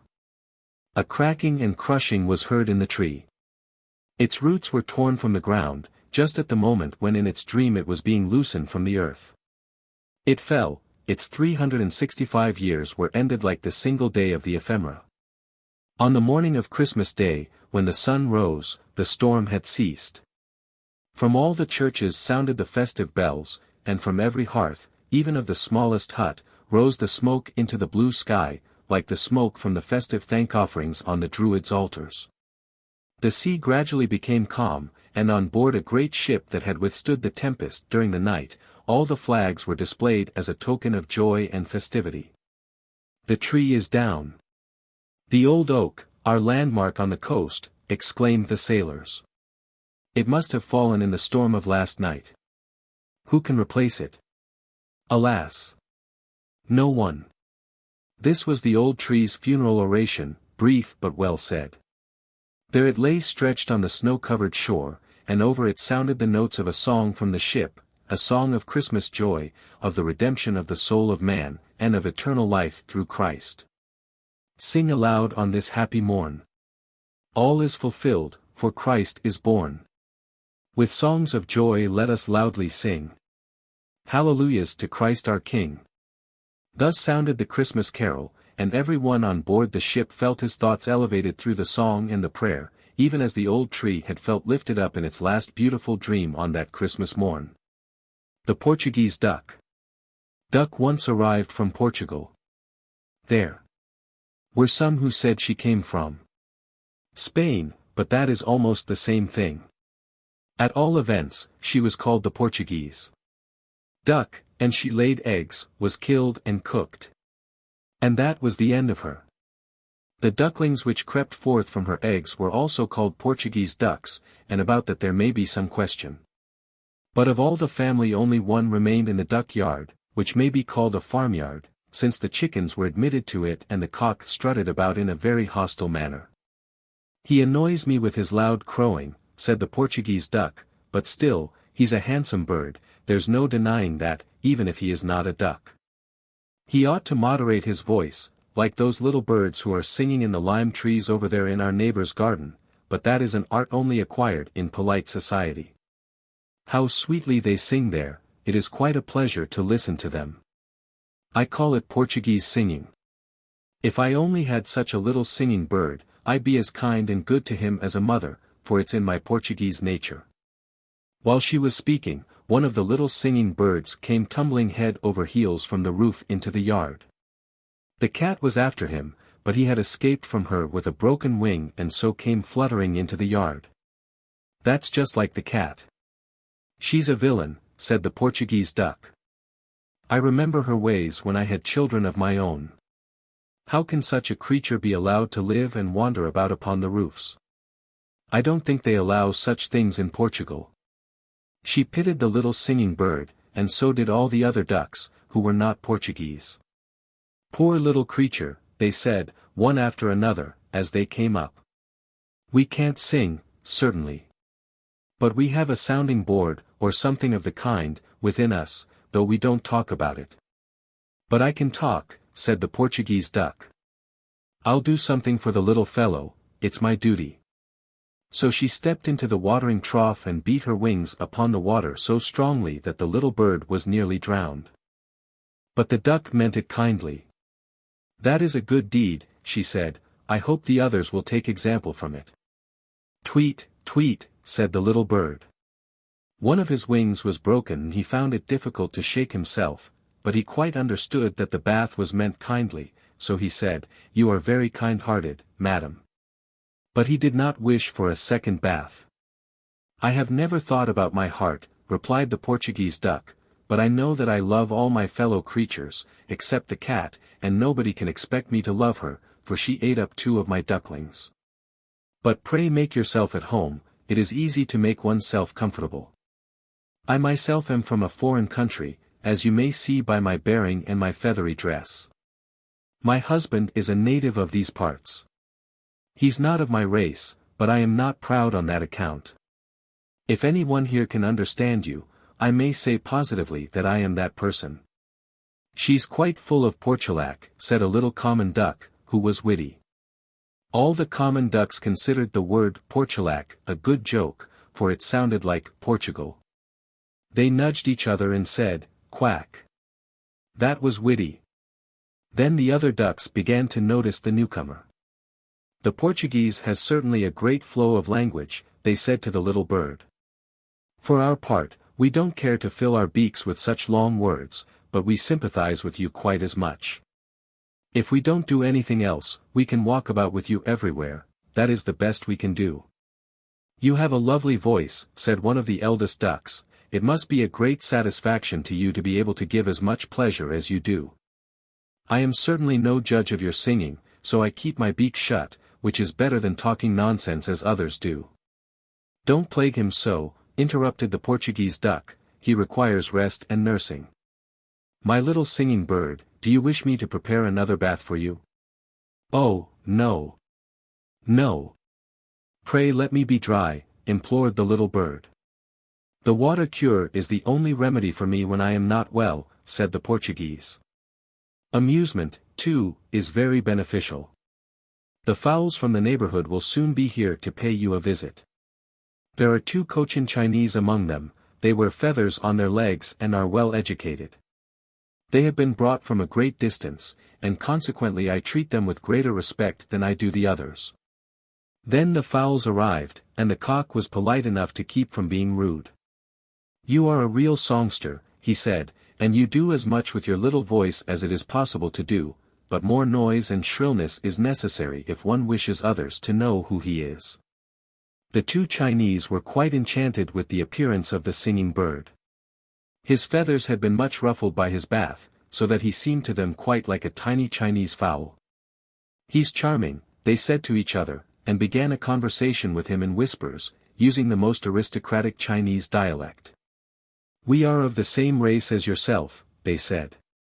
The ducks, even the Portuguese, are all aquatic birds, as you must have noticed. You do not know us yet, very few, even of the fowls, know us or give themselves the trouble to make our acquaintance, though we were born to occupy a higher position in society than most of them. But that does not disturb us. We quietly go our way among them. Their ideas are certainly not ours, for we look at the bright side of things and only speak of what is good, although that is sometimes difficult to find where none exists. Except ourselves and the cock, there is not one in the yard who can be called talented or polite. It cannot be said even of the ducks, and we warn you, little bird, not to trust that one yonder, with the short tail feathers, for she is cunning. Then the curiously marked one, with the crooked stripes on her wings, is a mischief maker and never lets anyone have the last word, though she is always in the wrong. The fat duck yonder speaks evil of every one, and that is against our principles. If we have nothing good to tell, we close our beaks. The Portuguese is the only one who has had any education and with whom we can associate, but she is passionate and talks too much about Portugal. I wonder what those 2 Chinese are whispering about, whispered one duck to another. They are always doing it, and it annoys me. We never speak to them. Now the drake came up, and he thought the little singing bird was a sparrow. "Well, I don't understand the difference," he said, "it appears to me all the same. He's only a plaything, and if people will have playthings, why let them, I say." "Don't take any notice of what he says," whispered the Portuguese. "He is very well in matters of business, and with him business is first. Now I shall lie down and have a little rest. It is a duty we owe to ourselves, so that we shall be nice and fat when we come to be embalmed with sage and onions and apples." So she laid herself down in the sun and winked with one eye. She had a very comfortable place and felt so at ease that she fell asleep. The little singing bird busied himself for some time with his broken wing, and at last he too lay down, quite close to his protectress. The sun shone warm and bright, and he found it a very good place. But the fowls of the neighborhood were all awake, and, to tell the truth, they had paid a visit to the duck yard solely to find food for themselves. The Chinese were the first to leave, and the other fowls soon followed them. The witty little duck said of the Portuguese that the old lady was getting to be quite a doting ducky. All the other ducks laughed at this. "Doting ducky," they whispered, "oh, that's too witty." Then they repeated the joke about Portugal and declared it was most amusing. After that they all lay down to have a nap. They had been lying asleep for quite a while, when suddenly something was thrown into the yard for them to eat. It came down with such a bang that the whole company started up and clapped their wings. The Portuguese awoke, too, and rushed over to the other side of the yard. In doing this she trod upon the little singing bird. "Tweet," he cried. "You trod very hard upon me, madam." "Well, then, why do you lie in my way?" she retorted. "You must not be so touchy.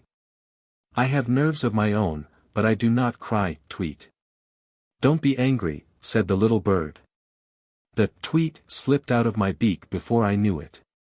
The Portuguese did not listen to him, but began eating as fast as she could, and made a good meal. When she had finished she lay down again, and the little bird, who wished to be amiable, began to sing. Chirp and twitter. The dewdrops glitter.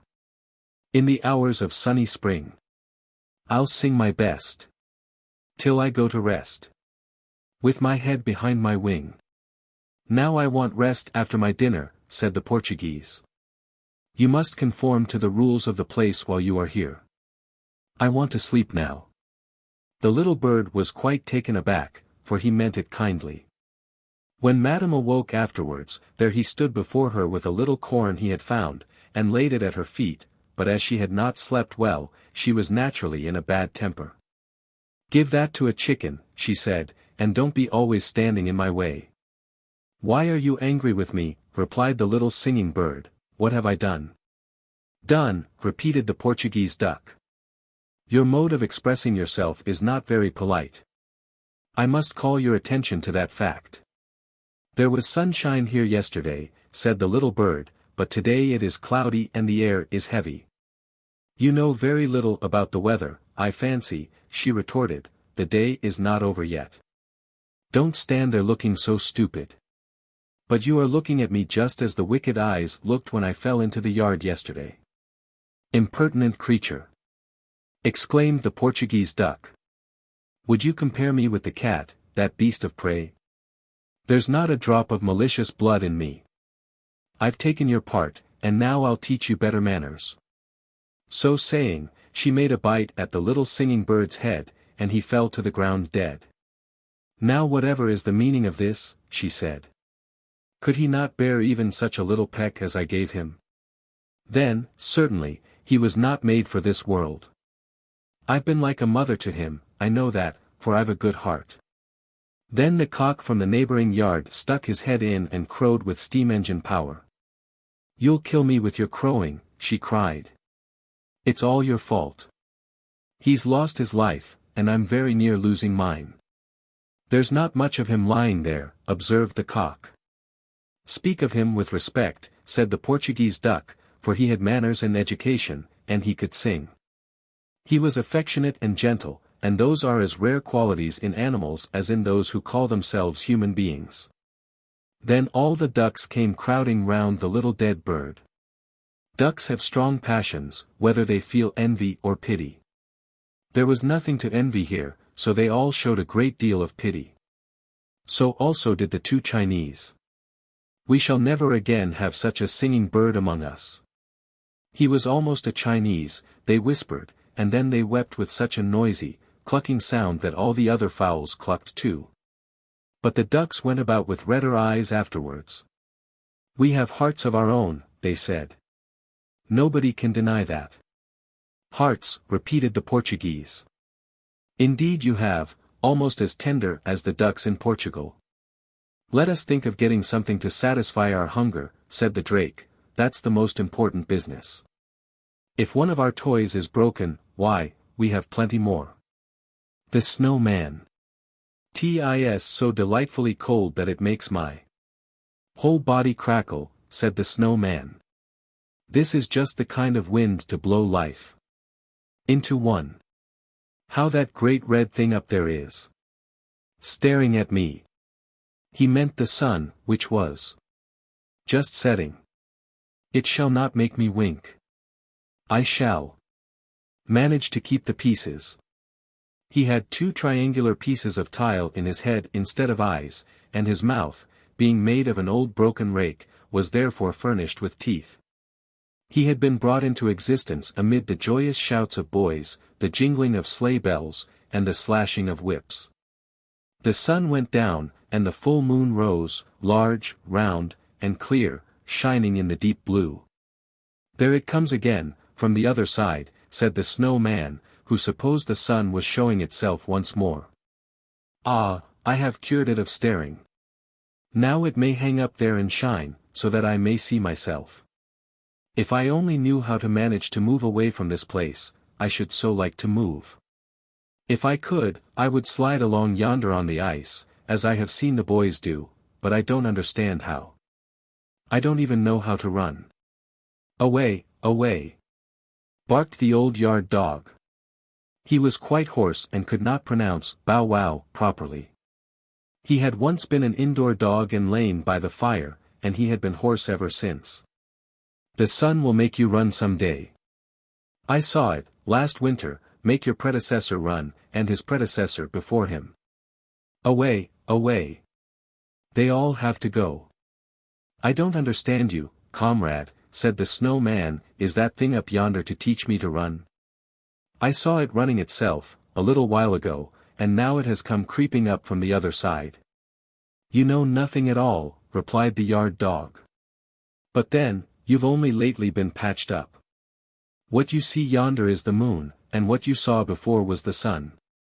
It will come again tomorrow and most likely teach you to run down into the ditch by the well, for I think the weather is going to change.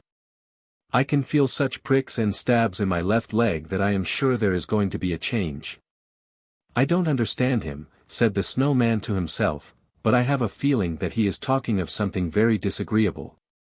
The thing that stared so hard just now, which he calls the sun, is not my friend, I can feel that too. Away, away, barked the yard dog, and then he turned round 3 times and crept into his kennel to sleep. There really was a change in the weather.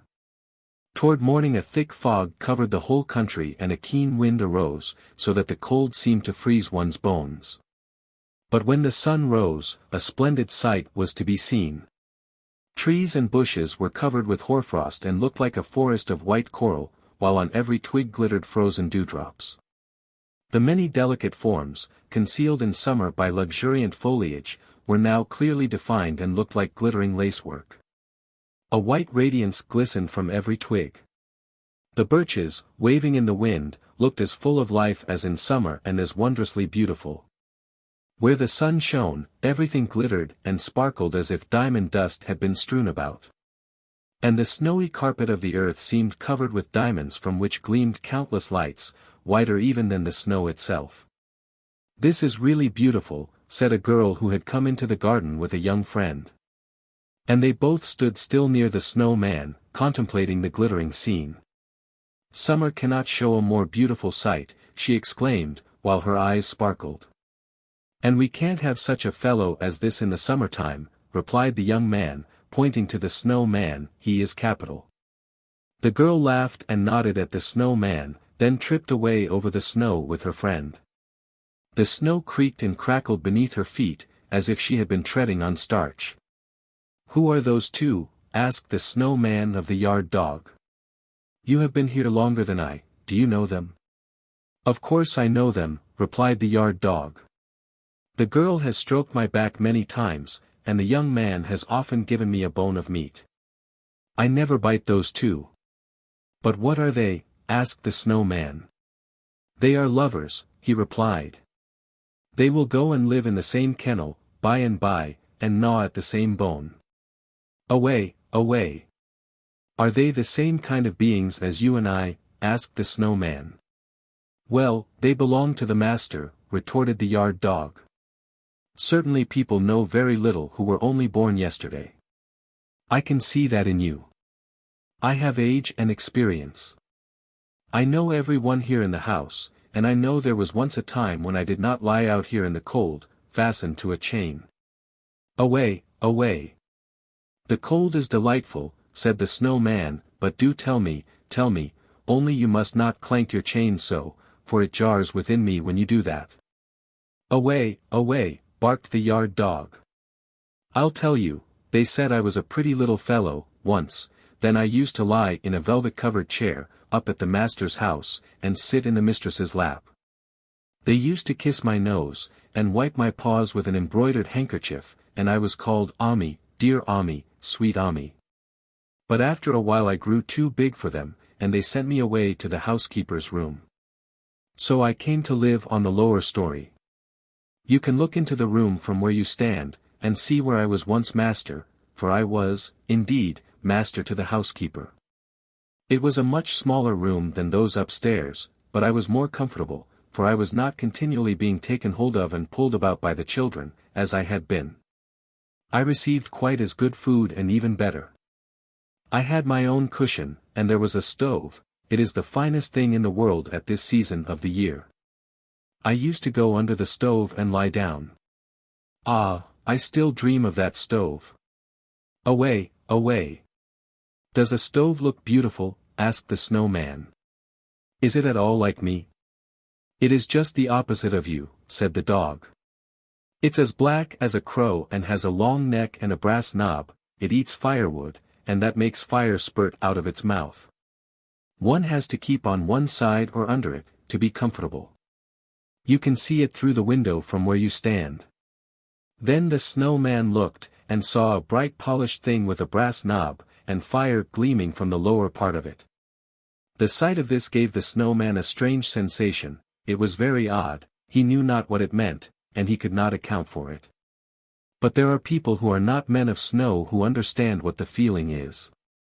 And why did you leave her? Asked the snowman, for it seemed to him that the stove must be of the female sex. How could you give up such a comfortable place? I was obliged to, replied the yard dog. They turned me out of doors and chained me up here. I had bitten the youngest of my master's sons in the leg, because he kicked away the bone I was gnawing. Bone for bone, I thought. But they were very angry, and since that time I have been fastened to a chain and have lost my voice. Don't you hear how hoarse I am? Away, away. I can't talk like other dogs any more. Away, away. That was the end of it all. But the snowman was no longer listening. He was looking into the housekeeper's room on the lower story, where the stove, which was about the same size as the snowman himself, stood on its 4 iron legs. What a strange crackling I feel within me, he said. Shall I ever get in there? It is an innocent wish, and innocent wishes are sure to be fulfilled. I must go in there and lean against her, even if I have to break the window. You must never go in there, said the yard dog, for if you approach the stove, you will melt away, away. I might as well go, said the snowman, for I think I am breaking up as it is. During the whole day the snowman stood looking in through the window, and in the twilight hour the room became still more inviting, for from the stove came a gentle glow, not like the sun or the moon. It was only the kind of radiance that can come from a stove when it has been well fed. When the door of the stove was opened, the flames darted out of its mouth, as is customary with all stoves, and the light of the flames fell with a ruddy gleam directly on the face and breast of the snow man. "I can endure it no longer," said he. "How beautiful it looks when it stretches out its tongue." The night was long, but it did not appear so to the snow man, who stood there enjoying his own reflections and crackling with the cold. In the morning the window panes of the housekeeper's room were covered with ice. They were the most beautiful ice flowers any snow man could desire, but they concealed the stove. These window panes would not thaw, and he could see nothing of the stove, which he pictured to himself as if it had been a beautiful human being. The snow crackled and the wind whistled around him. It was just the kind of frosty weather a snowman ought to enjoy thoroughly. But he did not enjoy it. How, indeed, could he enjoy anything when he was so stove-sick? "That is a terrible disease for a snowman to have," said the yard dog. "I have suffered from it myself, but I got over it." "Away, away," he barked, and then added, "the weather is going to change." The weather did change. It began to thaw, and as the warmth increased, the snowman decreased. He said nothing and made no complaint, which is a sure sign. One morning he broke and sank down altogether, and behold! Where he had stood, something that looked like a broomstick remained sticking up in the ground. It was the pole round which the boys had built him. "Ah, now I understand why he had such a great longing for the stove," said the yard dog. "Why, there's the shovel that is used for cleaning out the stove, fastened to the pole." The snowman had a stove scraper in his body, that was what moved him so. But it is all over now. Away, away. And soon the winter passed. Away, away. Barked the hoarse yard dog, but the girls in the house sang. "Come from your fragrant home, green thyme. Stretch your soft branches, willow tree. The months are bringing the sweet springtime, when the lark in the sky sings joyfully. Come, gentle sun, while the cuckoo sings.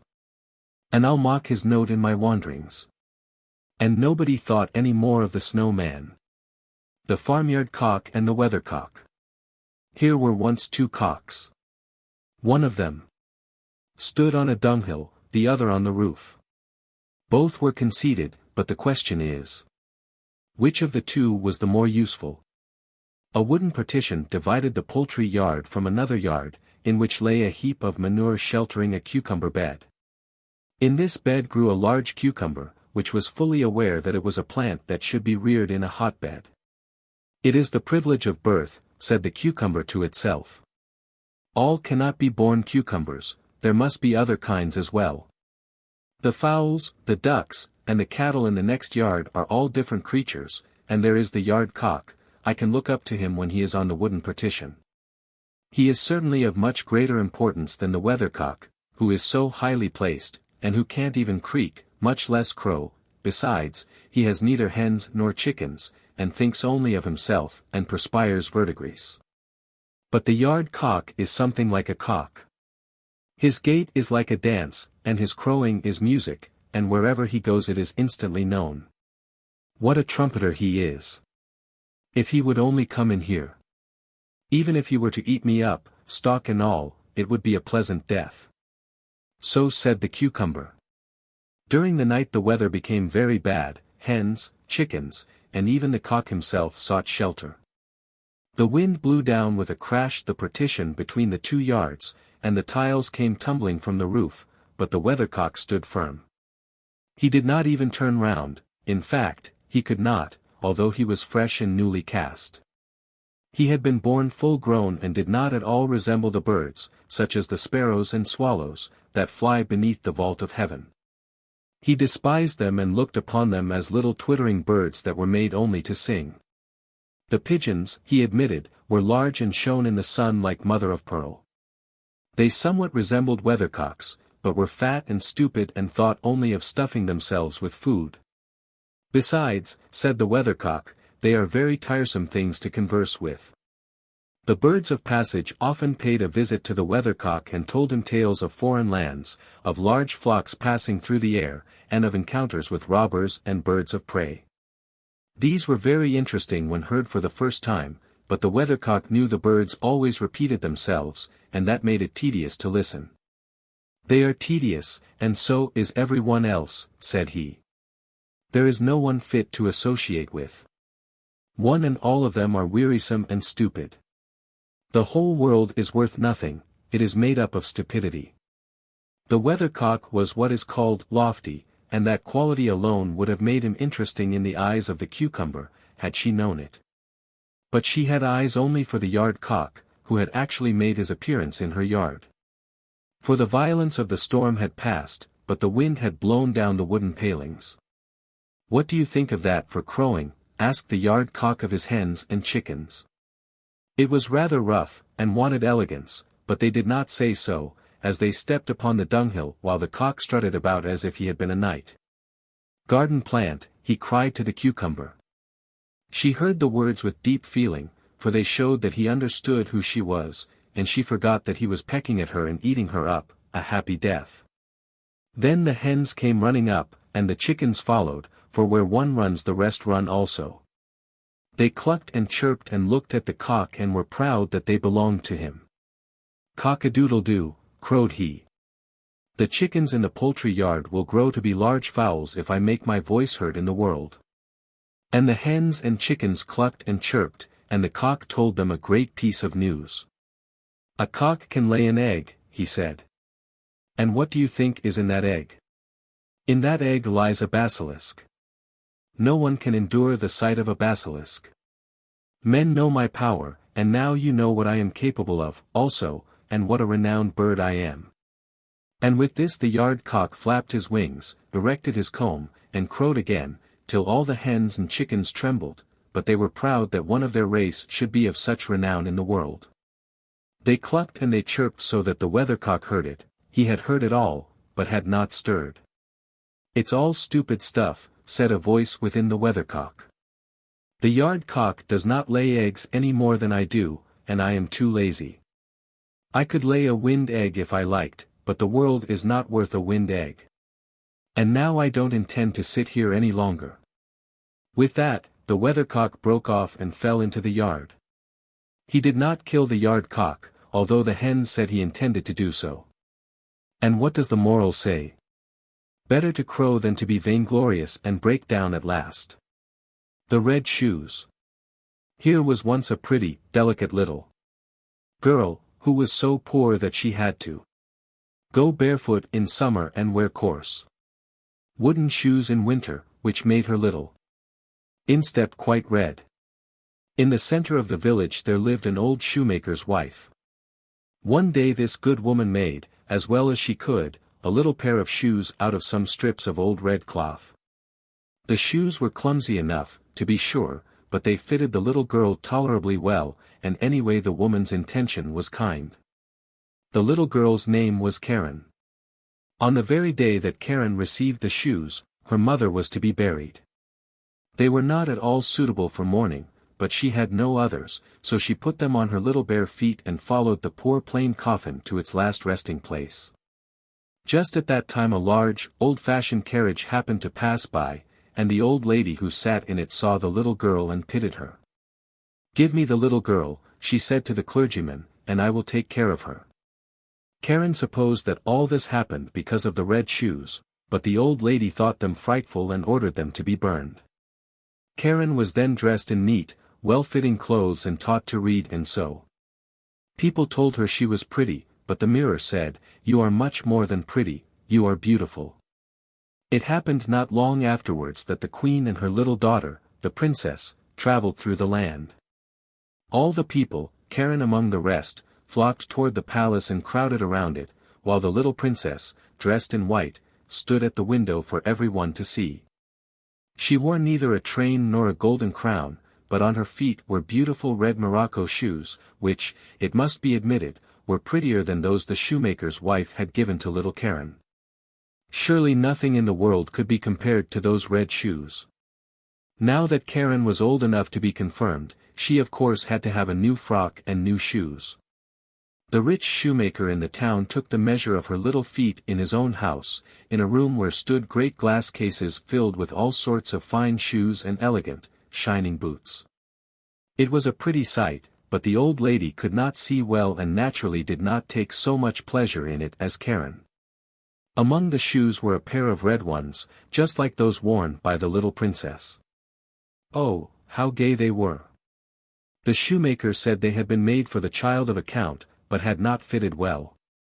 Are they of polished leather, that they shine so? Asked the old lady.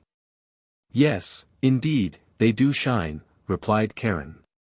And since they fitted her, they were bought. But the old lady had no idea that they were red, or she would never in the world have allowed Karen to go to confirmation in them, as she now did. Everyone, of course, looked at Karen's shoes. And when she walked up the nave to the chancel it seemed to her that even the antique figures on the monuments, the portraits of clergymen and their wives, with their stiff ruffs and long black robes, were fixing their eyes on her red shoes. Even when the bishop laid his hand upon her head and spoke of her covenant with God and how she must now begin to be a full-grown Christian, and when the organ pealed forth solemnly and the children's fresh, sweet voices joined with those of the choir, still Karen thought of nothing but her shoes. In the afternoon, when the old lady heard every one speak of the red shoes, she said it was very shocking and improper and that, in the future, when Karen went to church it must always be in black shoes, even if they were old. The next Sunday was Karen's first communion day. She looked at her black shoes, and then at her red ones, then again at the black and at the red ones were put on. The sun shone very brightly, and Karen and the old lady walked to church through the cornfields, for the road was very dusty. At the door of the church stood an old soldier, who leaned upon a crutch and had a marvelously long beard that was not white but red. He bowed almost to the ground and asked the old lady if he might dust her shoes. Karen, in her turn, put out her little foot. "Oh, look, what smart little dancing pumps," said the old soldier. "Mind you do not let them slip off when you dance," and he passed his hands over them. The old lady gave the soldier a halfpenny and went with Karen into the church. As before, every one saw Karen's red shoes, and all the carved figures too bent their gaze upon them. When Karen knelt at the chancel she thought only of the shoes. They floated before her eyes, and she forgot to say her prayer or sing her psalm. At last all the people left the church, and the old lady got into her carriage. As Karen lifted her foot to step in, the old soldier said, "See what pretty dancing shoes." And Karen, in spite of herself, made a few dancing steps. When she had once begun, her feet went on of themselves. It was as though the shoes had received power over her. She danced round the church corner, she could not help it, and the coachman had to run behind and catch her to put her into the carriage. Still her feet went on dancing, so, that she trod upon the good lady's toes. It was not until the shoes were taken from her feet that she had rest. The shoes were put away in a closet, but Karen could not resist going to look at them every now and then. Soon after this the old lady lay ill in bed, and it was said that she could not recover. She had to be nursed and waited on, and this, of course, was no one's duty so much as it was Karen's, as Karen herself well knew. But there happened to be a great ball in the town, and Karen was invited. She looked at the old lady, who was very ill, and she looked at the red shoes. She put them on, for she thought there could not be any sin in that, and of course there was not, but she went next to the ball and began to dance. Strange to say, when she wanted to move to the right the shoes bore her to the left, and when she wished to dance up the room the shoes persisted in going down the room. Down the stairs they carried her at last, into the street, and out through the town gate. On and on she danced, for dance she must, straight out into the gloomy wood. Up among the trees something glistened. She thought it was the round, red moon, for she saw a face, but no, it was the old soldier with the red beard, who sat and nodded, saying, "See what pretty dancing shoes." She was dreadfully frightened and tried to throw away the red shoes, but they clung fast and she could not unclasp them. They seemed to have grown fast to her feet. So dance she must, and dance she did, over field and meadow, in rain and in sunshine, by night and by day, and by night it was by far more dreadful. She danced out into the open churchyard, but the dead there did not dance. They were at rest and had much better things to do. She would have liked to sit down on the poor man's grave, where the bitter tansy grew, but for her there was no rest. She danced past the open church door, and there she saw an angel in long white robes and with wings that reached from his shoulders to the earth. His look was stern and grave, and in his hand he held a broad, glittering sword. "Thou shalt dance," he said, "in thy red shoes, till thou art pale and cold, and till thy body is wasted like a skeleton. Thou shalt dance from door to door, and wherever proud, haughty children dwell thou shalt knock, that, hearing thee, they may take warning. Dance thou shalt, dance on." "Mercy," cried Karen. But she did not hear the answer of the angel, for the shoes carried her past the door and on into the fields. One morning she danced past a well-known door. Within was the sound of a psalm, and presently a coffin strewn with flowers was borne out. She knew that her friend, the old lady, was dead, and in her heart she felt that she was abandoned by all on earth and condemned by God's angel in heaven. Still on she danced, for she could not stop, through thorns and briars, while her feet bled. Finally, she danced to a lonely little house where she knew that the executioner dwelt, and she tapped at the window, saying, "Come out, come out. I cannot come in, for I must dance." The man said, "Do you know who I am and what I do?" "Yes," said Karen, "but do not strike off my head, for then I could not live to repent of my sin. Strike off my feet, that I may be rid of my red shoes." Then she confessed her sin, and the executioner struck off the red shoes, which danced away over the fields and into the deep wood. To Karen it seemed that the feet had gone with the shoes, for she had almost lost the power of walking. "Now I have suffered enough for the red shoes," she said, "I will go to the church, that people may see me." But no sooner had she hobbled to the church door than the shoes danced before her and frightened her back. All that week she endured the keenest sorrow and shed many bitter tears. When Sunday came, she said, "I am sure I must have suffered and striven enough by this time. I am quite as good, I dare say, as many who are holding their heads high in the church." So she took courage and went again. But before she reached the churchyard gate the red shoes were dancing there, and she turned back again in terror, more deeply sorrowful than ever for her sin. She then went to the pastor's house and begged as a favor to be taken into the family service, promising to be diligent and faithful. She did not want wages, she said, only a home with good people. The clergyman's wife pitied her and granted her request, and she proved industrious and very thoughtful. Earnestly she listened when at evening the preacher read aloud the Holy Scriptures. All the children came to love her, but when they spoke of beauty and finery, she would shake her head and turn away. On Sunday, when they all went to church, they asked her if she would not go, too, but she looked sad and bade them go without her. Then she went to her own little room, and as she sat with the psalm book in her hand, reading its pages with a gentle, pious mind, the wind brought to her the notes of the organ. She raised her tearful eyes and said, "O God, do thou help me." Then the sun shone brightly, and before her stood the white angel that she had seen at the church door. He no longer bore the glittering sword, but in his hand was a beautiful branch of roses. He touched the ceiling with it, and the ceiling rose, and at each place where the branch touched it there shone a star. He touched the walls, and they widened so that Karen could see the organ that was being played at the church. She saw, too, the old pictures and statues on the walls, and the congregation sitting in the seats and singing psalms, for the church itself had come to the poor girl in her narrow room, or she in her chamber had come to it. She sat in the seat with the rest of the clergyman's household, and when the psalm was ended, they nodded and said, "Thou didst well to come, Karen." "This is mercy," said she. "It is the grace of God." The organ pealed, and the chorus of children's voices mingled sweetly with it. The bright sunshine shed its warm light, through the windows, over the pew in which Karen sat.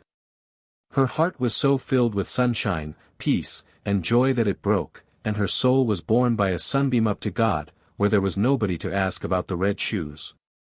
The Little Mermaid. Are out in the ocean, where the water is as Blue as the prettiest cornflower and as clear as crystal, it is very, very deep. So deep, indeed, that no cable could sound it, and many church steeples, piled one upon another, would not reach from the ground beneath to the surface of the water above.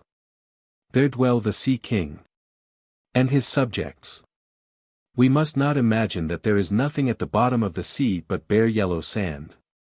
No, indeed, for on this sand grow the strangest flowers and plants, the leaves and stems of which are so pliant that the slightest agitation of the water causes them to stir as if they had life.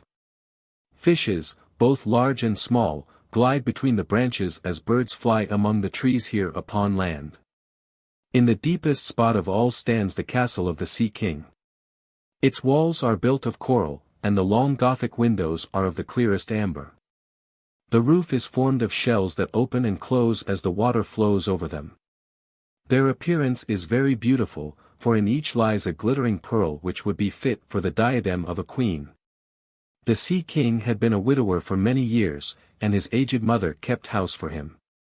She was a very sensible woman, but exceedingly proud of her high birth, and on that account wore 12 oysters on her tail, while others of high rank were only allowed to wear 6. She was, however, deserving of very great praise, especially for her care of the little sea princesses, her 6 granddaughters. They were beautiful children, but the youngest was the prettiest of them all. Her skin was as clear and delicate as a rose leaf, and her eyes as blue as the deepest sea, but, like all the others, she had no feet and her body ended in a fish's tail. All day long they played in the great halls of the castle or among the living flowers that grew out of the walls.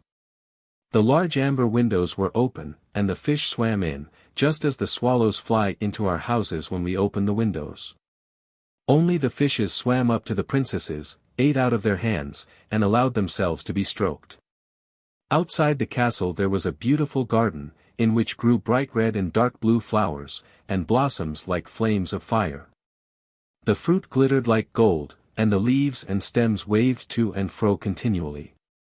The earth itself was the finest sand, but blue as the flame of burning sulfur. Over everything lay a peculiar blue radiance, as if the blue sky were everywhere, above and below, instead of the dark depths of the sea. In calm weather the sun could be seen, looking like a reddish-purple flower with light streaming from the calyx. Each of the young princesses had a little plot of ground in the garden, where she might dig and plant as she pleased. One arranged her flower bed in the form of a whale, another preferred to make hers like the figure of a little mermaid, while the youngest child made hers round, like the sun, and in it grew flowers as red as his rays at sunset. She was a strange child, quiet and thoughtful. While her sisters showed delight at the wonderful things which they obtained from the wrecks of vessels, she cared only for her pretty flowers, red like the sun, and a beautiful marble statue. It was the representation of a handsome boy, carved out of pure white stone, which had fallen to the bottom of the sea from a wreck. She planted by the statue a rose-colored weeping willow. It grew rapidly and soon hung its fresh branches over the statue, almost down to the blue sands. The shadows had the color of violet and waved to and fro like the branches, so that it seemed as if the crown of the tree and the root were at play, trying to kiss each other. Nothing gave her so much pleasure as to hear about the world above the sea. She made her old grandmother tell her all she knew of the ships and of the towns, the people and the animals. To her it seemed most wonderful and beautiful to hear that the flowers of the land had fragrance, while those below the sea had none, that the trees of the forest were green, and that the fishes among the trees could sing so sweetly that it was a pleasure to listen to them.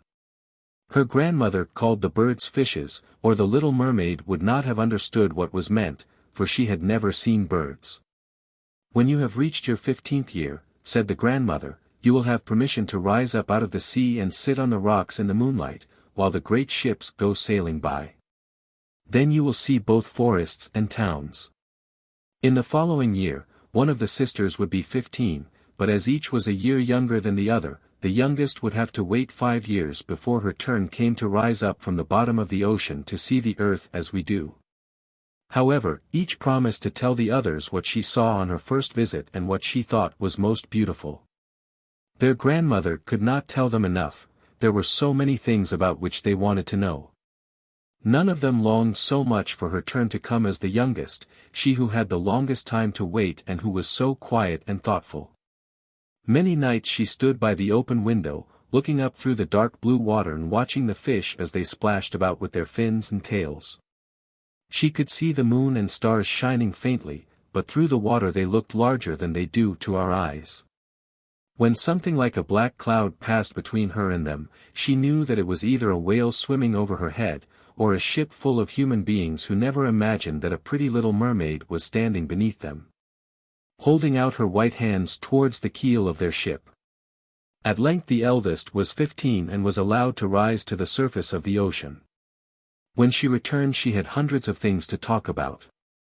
But the finest thing, she said, was to lie on a sand bank in the quiet moonlit sea, near the shore, gazing at the lights of the nearby town, that twinkled like hundreds of stars, and listening to the sounds of music, the noise of carriages, the voices of human beings, and the merry pealing of the bells in the church steeples. Because she could not go near all these wonderful things, she longed for them all the more. Oh, how eagerly did the youngest sister listen to all these descriptions. And afterwards, when she stood at the open window looking up through the dark blue water, she thought of the great city, with all its bustle and noise, and even fancied she could hear the sound of the church bells down in the depths of the sea. In another year the second sister received permission to rise to the surface of the water and to swim about where she pleased. She rose just as the sun was setting, and this, she said, was the most beautiful sight of all. The whole sky looked like gold, and violet and rose-colored clouds, which she could not describe, drifted across it. And more swiftly than the clouds, flew a large flock of wild swans toward the setting sun, like a long white veil across the sea. She also swam towards the sun, but it sank into the waves, and the rosy tints faded from the clouds and from the sea. The third sister's turn followed, and she was the boldest of them all, for she swam up a broad river that emptied into the sea. On the banks she saw green hills covered with beautiful vines, and palaces and castles peeping out from amid the proud trees of the forest. She heard birds singing and felt the rays of the sun so strongly that she was obliged often to dive under the water to cool her burning face. In a narrow creek she found a large group of little human children, almost naked, sporting about in the water. She wanted to play with them, but they fled in a great fright. And then a little black animal, it was a dog, but she did not know it, for she had never seen one before, came to the water and barked at her so furiously that she became frightened and rushed back to the open sea. But she said she should never forget the beautiful forest, the green hills, and the pretty children who could swim in the water although they had no tails. The fourth sister was more timid. She remained in the midst of the sea, but said it was quite as beautiful there as nearer the land. She could see many miles around her, and the sky above looked like a bell of glass. She had seen the ships, but at such a great distance that they looked like sea gulls. The dolphins sported in the waves, and the great whales spouted water from their nostrils till it seemed as if 100 fountains were playing in every direction. The fifth sister's birthday occurred in the winter, so when her turn came she saw what the others had not seen the first time they went up. The sea looked quite green, and large icebergs were floating about, each like a pearl, she said, but larger and loftier than the churches built by men. They were of the most singular shapes and glittered like diamonds. She had seated herself on one of the largest and let the wind play with her long hair. She noticed that all the ships sailed past very rapidly, steering as far away as they could, as if they were afraid of the iceberg. Towards evening, as the sun went down, dark clouds covered the sky, the thunder rolled, and the flashes of lightning glowed red on the icebergs as they were tossed about by the heaving sea. On all the ships the sails were reefed with fear and trembling, while she sat on the floating iceberg, calmly watching the lightning as it darted its forked flashes into the sea. Each of the sisters, when first she had permission to rise to the surface, was delighted with the new and beautiful sights. Now that they were grown-up girls and could go when they pleased, they had become quite indifferent about it. They soon wished themselves back again, and after a month had passed they said it was much more beautiful down below and pleasanter to be at home. Yet often, in the evening hours, the 5 sisters would twine their arms about each other and rise to the surface together. Their voices were more charming than that of any human being, and before the approach of a storm, when they feared that a ship might be lost, they swam before the vessel, singing enchanting songs of the delights to be found in the depths of the sea and begging the voyagers not to fear if they sank to the bottom. But the sailors could not understand the song and thought it was the sighing of the storm. These things were never beautiful to them, for if the ship sank, the men were drowned and their dead bodies alone reached the palace of the Sea King. When the sisters rose, arm in arm, through the water, their youngest sister would stand quite alone, looking after them, ready to cry, only, since mermaids have no tears, she suffered more acutely. "Oh, were I but 15 years old," said she. "I know that I shall love the world up there, and all the people who live in it." At last she reached her 15th year. "Well, now you are grown up," said the old dowager, her grandmother. "Come, and let me adorn you like your sisters." And she placed in her hair a wreath of white lilies, of which every flower leaf was half a pearl. Then the old lady ordered 8 great oysters to attach themselves to the tail of the princess to show her high rank. "But they hurt me so," said the little mermaid.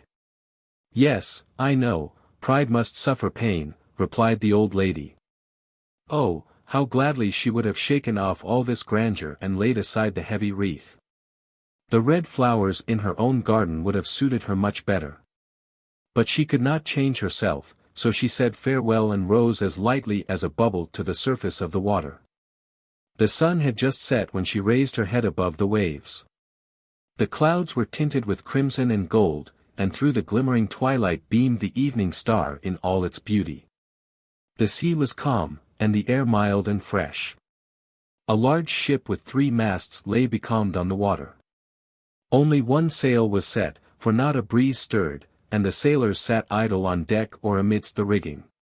There was music and song on board, and as darkness came on, 100 colored lanterns were lighted, as if the flags of all nations waved in the air.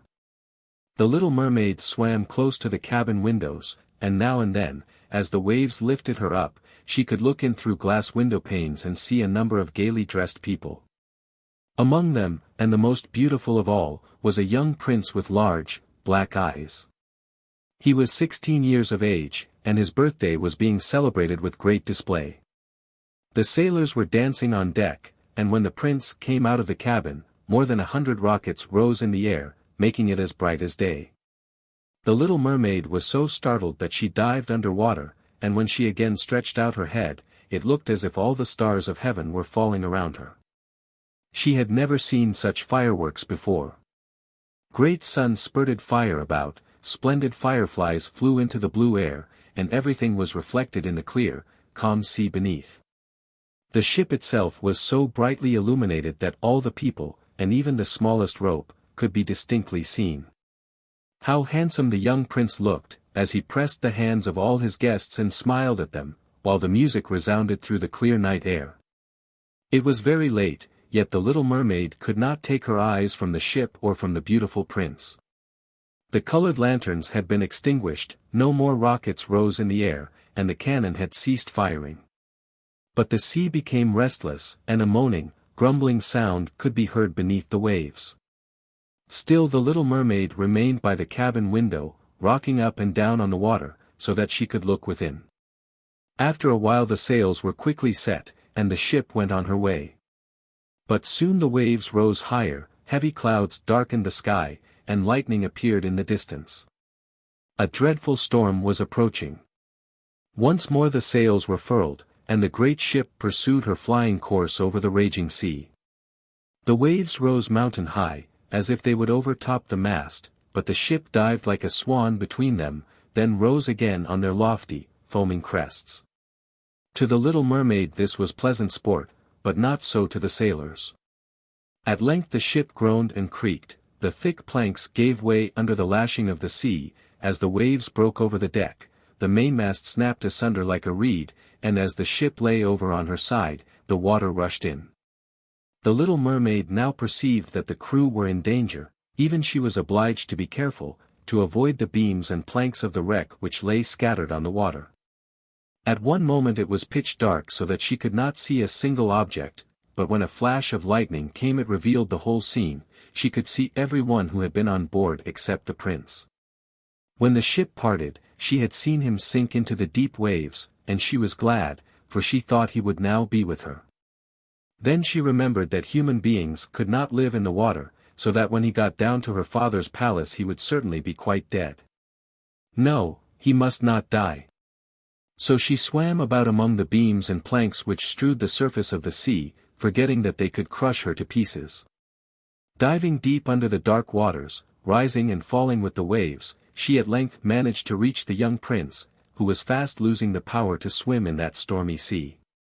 His limbs were failing him, his beautiful eyes were closed, and he would have died had not the little mermaid come to his assistance. She held his head above the water and let the waves carry them where they would. In the morning the storm had ceased, but of the ship not a single fragment could be seen. The sun came up red and shining out of the water, and its beams brought back the hue of health to the prince's cheeks, but his eyes remained closed.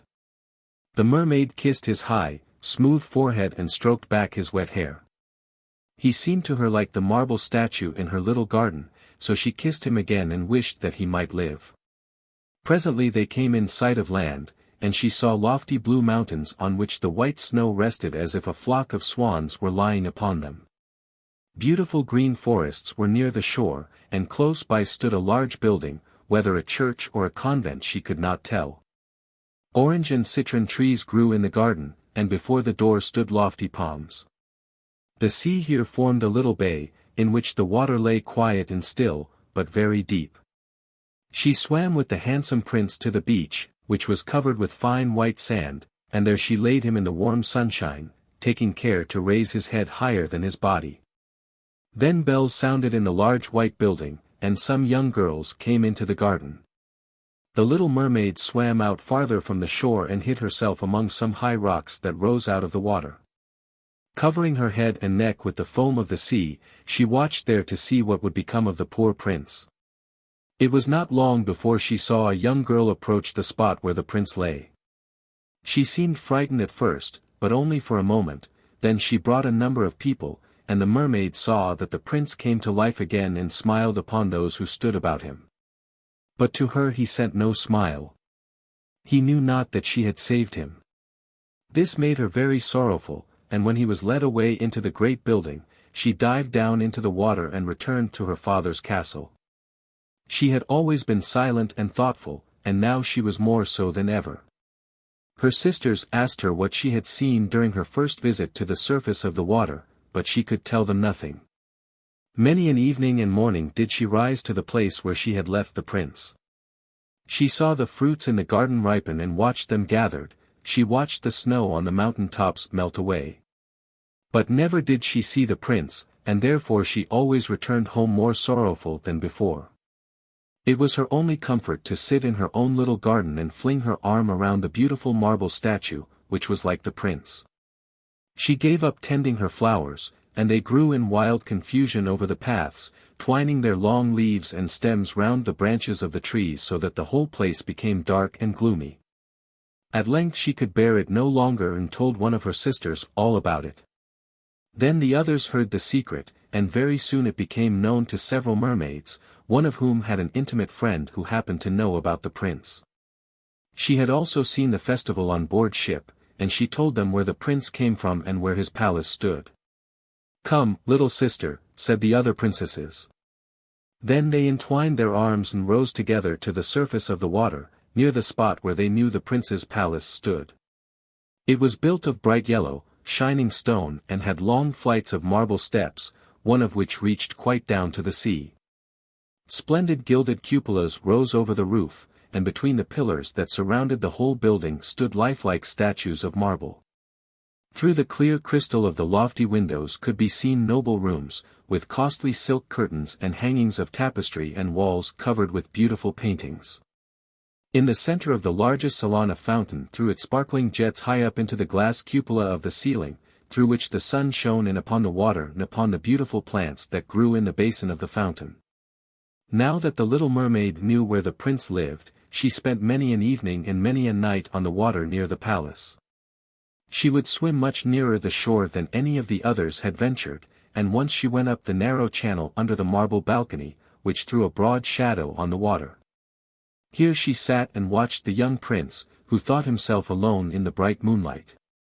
She often saw him evenings, sailing in a beautiful boat on which music sounded and flags waved. She peeped out from among the green rushes, and if the wind caught her long silvery white veil, those who saw it believed it to be a swan, spreading out its wings.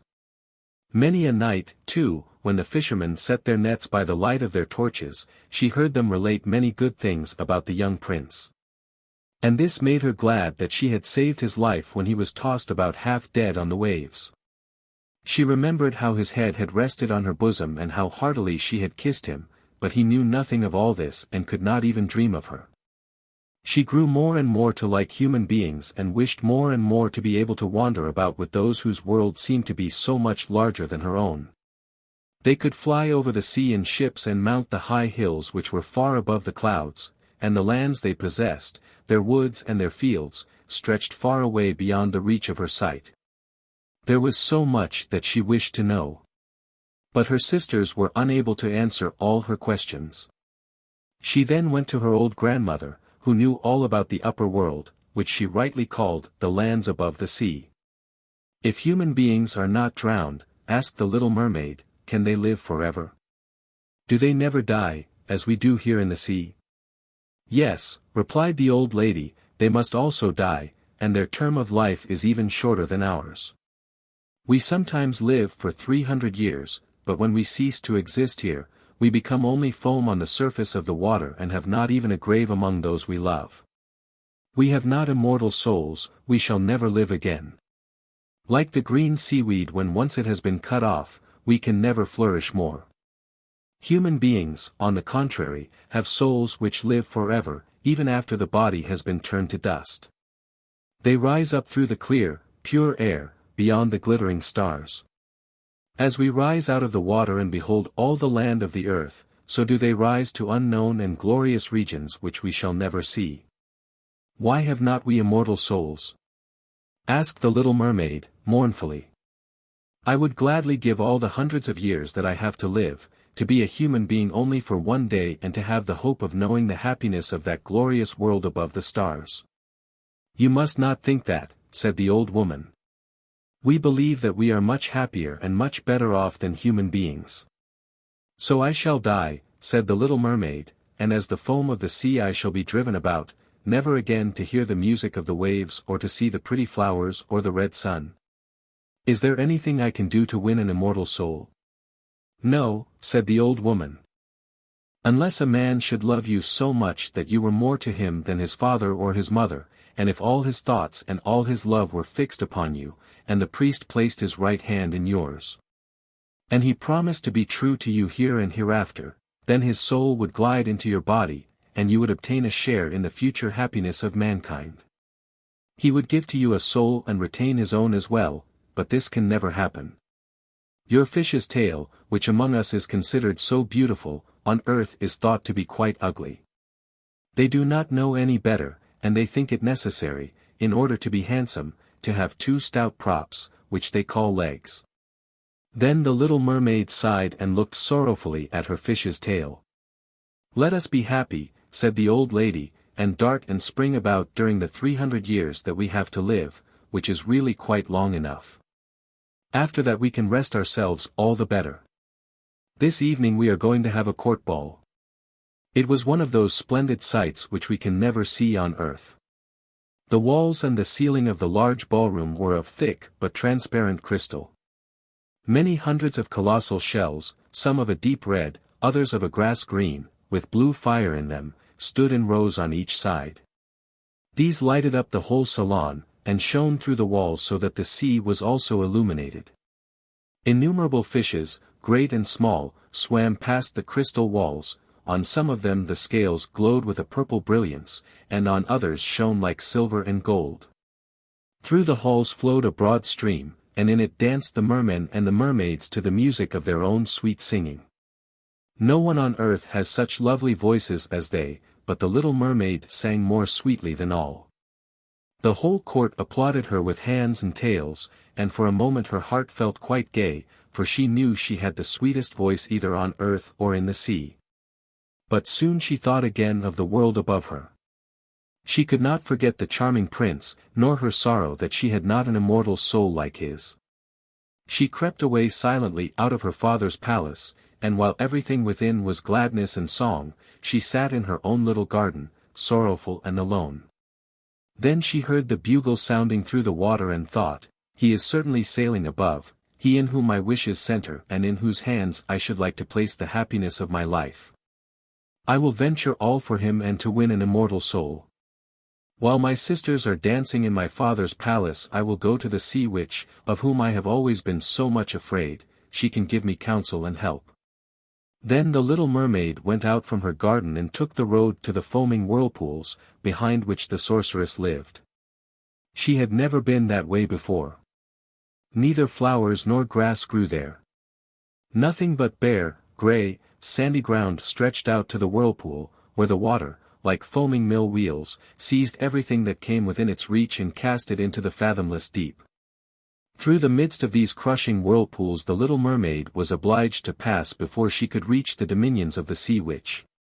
Then, for a long distance, the road lay across a stretch of warm, bubbling mire, called by the witch her turf moor. Beyond this was the witch's house, which stood in the center of a strange forest, where all the trees and flowers were polypi, half animals and half plants. They looked like serpents with 100 heads, growing out of the ground. The branches were long, slimy arms, with fingers like flexible worms, moving limb after limb from the root to the top. All that could be reached in the sea they seized upon and held fast, so that it never escaped from their clutches. The little mermaid was so alarmed at what she saw that she stood still and her heart beat with fear. She came very near turning back, but she thought of the prince and of the human soul for which she longed, and her courage returned. She fastened her long, flowing hair round her head, so that the polypi should not lay hold of it. She crossed her hands on her bosom, and then darted forward as a fish shoots through the water, between the supple arms and fingers of the ugly polypi, which were stretched out on each side of her. She saw that they all held in their grasp something they had seized with their numerous little arms, which were as strong as iron bands. Tightly grasped in their clinging arms were white skeletons of human beings who had perished at sea and had sunk down into the deep waters, skeletons of land animals, and oars, rudders, and chests of ships. There was even a little mermaid whom they had caught and strangled, and this seemed the most shocking of all to the little princess. She now came to a space of marshy ground in the wood, where large, fat water snakes were rolling in the mire and showing their ugly, drab-colored bodies. In the midst of this spot stood a house, built of the bones of shipwrecked human beings. There sat the sea witch, allowing a toad to eat from her mouth just as people sometimes feed a canary with pieces of sugar. She called the ugly water snakes her little chickens and allowed them to crawl all over her bosom. "I know what you want," said the sea witch. "It is very stupid of you, but you shall have your way, though it will bring you to sorrow, my pretty princess. You want to get rid of your fish's tail and to have 2 supports instead, like human beings on earth, so that the young prince may fall in love with you and so that you may have an immortal soul." And then the witch laughed so loud and so disgustingly that the toad and the snakes fell to the ground and lay there wriggling. "You are but just in time," said the witch, "for after sunrise tomorrow I should not be able to help you till the end of another year. I will prepare a draught for you, with which you must swim to land tomorrow before sunrise. Seat yourself there and drink it. Your tail will then disappear, and shrink up into what men call legs. You will feel great pain, as if a sword were passing through you. But all who see you will say that you are the prettiest little human being they ever saw. You will still have the same floating gracefulness of movement, and no dancer will ever tread so lightly. Every step you take, however, will be as if you were treading upon sharp knives and as if the blood must flow. If you will bear all this, I will help you. "Yes, I will," said the little princess in a trembling voice, as she thought of the prince and the immortal soul. "But think again," said the witch, "for when once your shape has become like a human being, you can no more be a mermaid. You will never return through the water to your sisters or to your father's palace again. And if you do not win the love of the prince, so that he is willing to forget his father and mother for your sake and to love you with his whole soul and allow the priest to join your hands that you may be man and wife, then you will never have an immortal soul. The first morning after he marries another, your heart will break and you will become foam on the crest of the waves." "I will do it," said the little mermaid, and she became pale as death. "But I must be paid, also," said the witch, "and it is not a trifle that I ask. You have the sweetest voice of any who dwell here in the depths of the sea, and you believe that you will be able to charm the prince with it. But this voice you must give to me. The best thing you possess will I have as the price of my costly draught, which must be mixed with my own blood so that it may be as sharp as a two-edged sword. But if you take away my voice," said the little mermaid, "what is left for me? Your beautiful form, your graceful walk, and your expressive eyes. Surely with these you can enchain a man's heart. Well, have you lost your courage? Put out your little tongue, that I may cut it off as my payment, then you shall have the powerful draught." "It shall be," said the little mermaid. Then the witch placed her cauldron on the fire, to prepare the magic draught.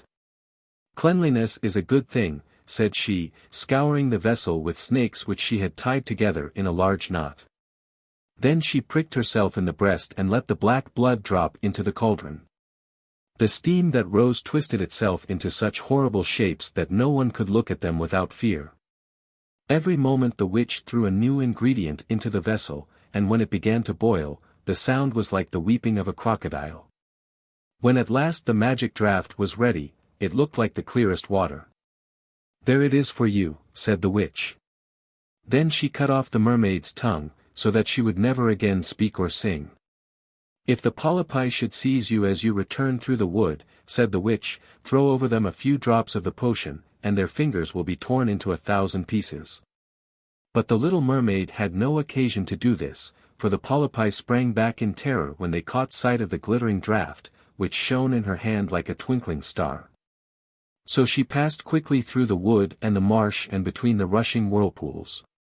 She saw that in her father's palace the torches in the ballroom were extinguished and that all within were asleep. But she did not venture to go into them, for now that she was dumb and going to leave them forever she felt as if her heart would break. She stole into the garden, took a flower from the flower bed of each of her sisters, kissed her hand towards the palace 1,000 times, and then rose up through the dark blue waters. The sun had not risen when she came in sight of the prince's palace and approached the beautiful marble steps, but the moon shone clear and bright. Then the little mermaid drank the magic draught, and it seemed as if a two-edged sword went through her delicate body. She fell into a swoon and lay like one dead. When the sun rose and shone over the sea, she recovered and felt a sharp pain, but before her stood the handsome young prince. He fixed his coal-black eyes upon her so earnestly that she cast down her own and then became aware that her fish's tail was gone and that she had as pretty a pair of white legs and tiny feet as any little maiden could have.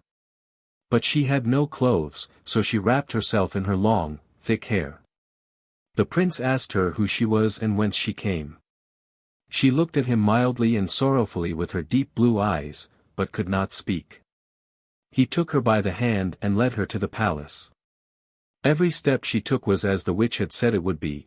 She felt as if she were treading upon the points of needles or sharp knives. She bore it willingly, however, and moved at the prince's side as lightly as a bubble, so that he and all who saw her wondered at her graceful, swaying movements. She was very soon arrayed in costly robes of silk and muslin and was the most beautiful creature in the palace, but she was dumb and could neither speak nor sing. Beautiful female slaves, dressed in silk and gold, stepped forward and sang before the prince and his royal parents. One sang better than all the others, and the prince clapped his hands and smiled at her. This was a great sorrow to the little mermaid, for she knew how much more sweetly she herself once could sing, and she thought, "Oh, if he could only know that I have given away my voice forever, to be with him." The slaves next performed some pretty fairy-like dances, to the sound of beautiful music. Then the little mermaid raised her lovely white arms, stood on the tips of her toes, glided over the floor, and danced as no one yet had been able to dance. At each moment her beauty was more revealed, and her expressive eyes appealed more directly to the heart than the songs of the slaves. Everyone was enchanted, especially the prince, who called her his little foundling. She danced again quite readily, to please him, though each time her foot touched the floor it seemed as if she trod on sharp knives. The prince said she should remain with him always, and she was given permission to sleep at his door, on a velvet cushion. He had a page's dress made for her, that she might accompany him on horseback. They rode together through the sweet-scented woods, where the green boughs touched their shoulders, and the little birds sang among the fresh leaves. She climbed with him to the tops of high mountains, and although her tender feet bled so that even her steps were marked, she only smiled, and followed him till they could see the clouds beneath them like a flock of birds flying to distant lands. While at the prince's palace, and when all the household were asleep, she would go and sit on the broad marble steps, for it eased her burning feet to bathe them in the cold sea water. It was then that she thought of all those below in the deep. Once during the night her sisters came up arm in arm, singing sorrowfully as they floated on the water. She beckoned to them, and they recognized her and told her how she had grieved them. After that, they came to the same place every night. Once she saw in the distance her old grandmother, who had not been to the surface of the sea for many years, and the old sea king, her father, with his crown on his head. They stretched out their hands towards her, but did not venture so near the land as her sisters had. As the days passed she loved the prince more dearly, and he loved her as one would love a little child. The thought never came to him to make her his wife. Yet unless he married her, she could not receive an immortal soul, and on the morning after his marriage with another, she would dissolve into the foam of the sea. "Do you not love me the best of them all?" the eyes of the little mermaid seemed to say when he took her in his arms and kissed her fair forehead. "Yes, you are dear to me," said the prince, "for you have the best heart and you are the most devoted to me. You are like a young maiden whom I once saw, but whom I shall never meet again. I was in a ship that was wrecked, and the waves cast me ashore near a holy temple where several young maidens performed the service. The youngest of them found me on the shore and saved my life. I saw her but twice, and she is the only one in the world whom I could love. But you are like her, and you have almost driven her image from my mind. She belongs to the holy temple, and good fortune has sent you to me in her stead. We will never part."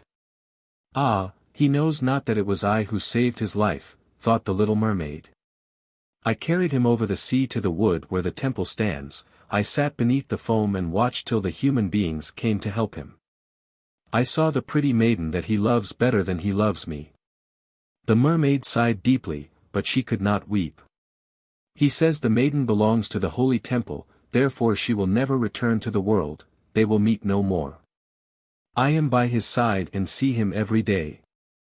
I will take care of him, and love him, and give up my life for his sake." Very soon it was said that the prince was to marry and that the beautiful daughter of a neighboring king would be his wife, for a fine ship was being fitted out.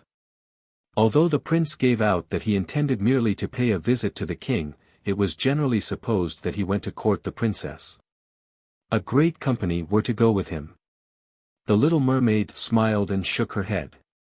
She knew the prince's thoughts better than any of the others. "I must travel," he had said to her, "I must see this beautiful princess. My parents desire it, but they will not oblige me to bring her home as my bride. I cannot love her, because she is not like the beautiful maiden in the temple, whom you resemble. If I were forced to choose a bride, I would choose you, my dumb foundling, with those expressive eyes." Then he kissed her rosy mouth, played with her long, waving hair, and laid his head on her heart, while she dreamed of human happiness and an immortal soul. "You are not afraid of the sea, my dumb child, are you?" he said, as they stood on the deck of the noble ship which was to carry them to the country of the neighboring king. Then he told her of storm and of calm, of strange fishes in the deep beneath them, and of what the divers had seen there. She smiled at his descriptions, for she knew better than anyone what wonders were at the bottom of the sea. In the moonlight night, when all on board were asleep except the man at the helm, she sat on deck, gazing down through the clear water. She thought she could distinguish her father's castle, and upon it her aged grandmother, with the silver crown on her head, looking through the rushing tide at the keel of the vessel.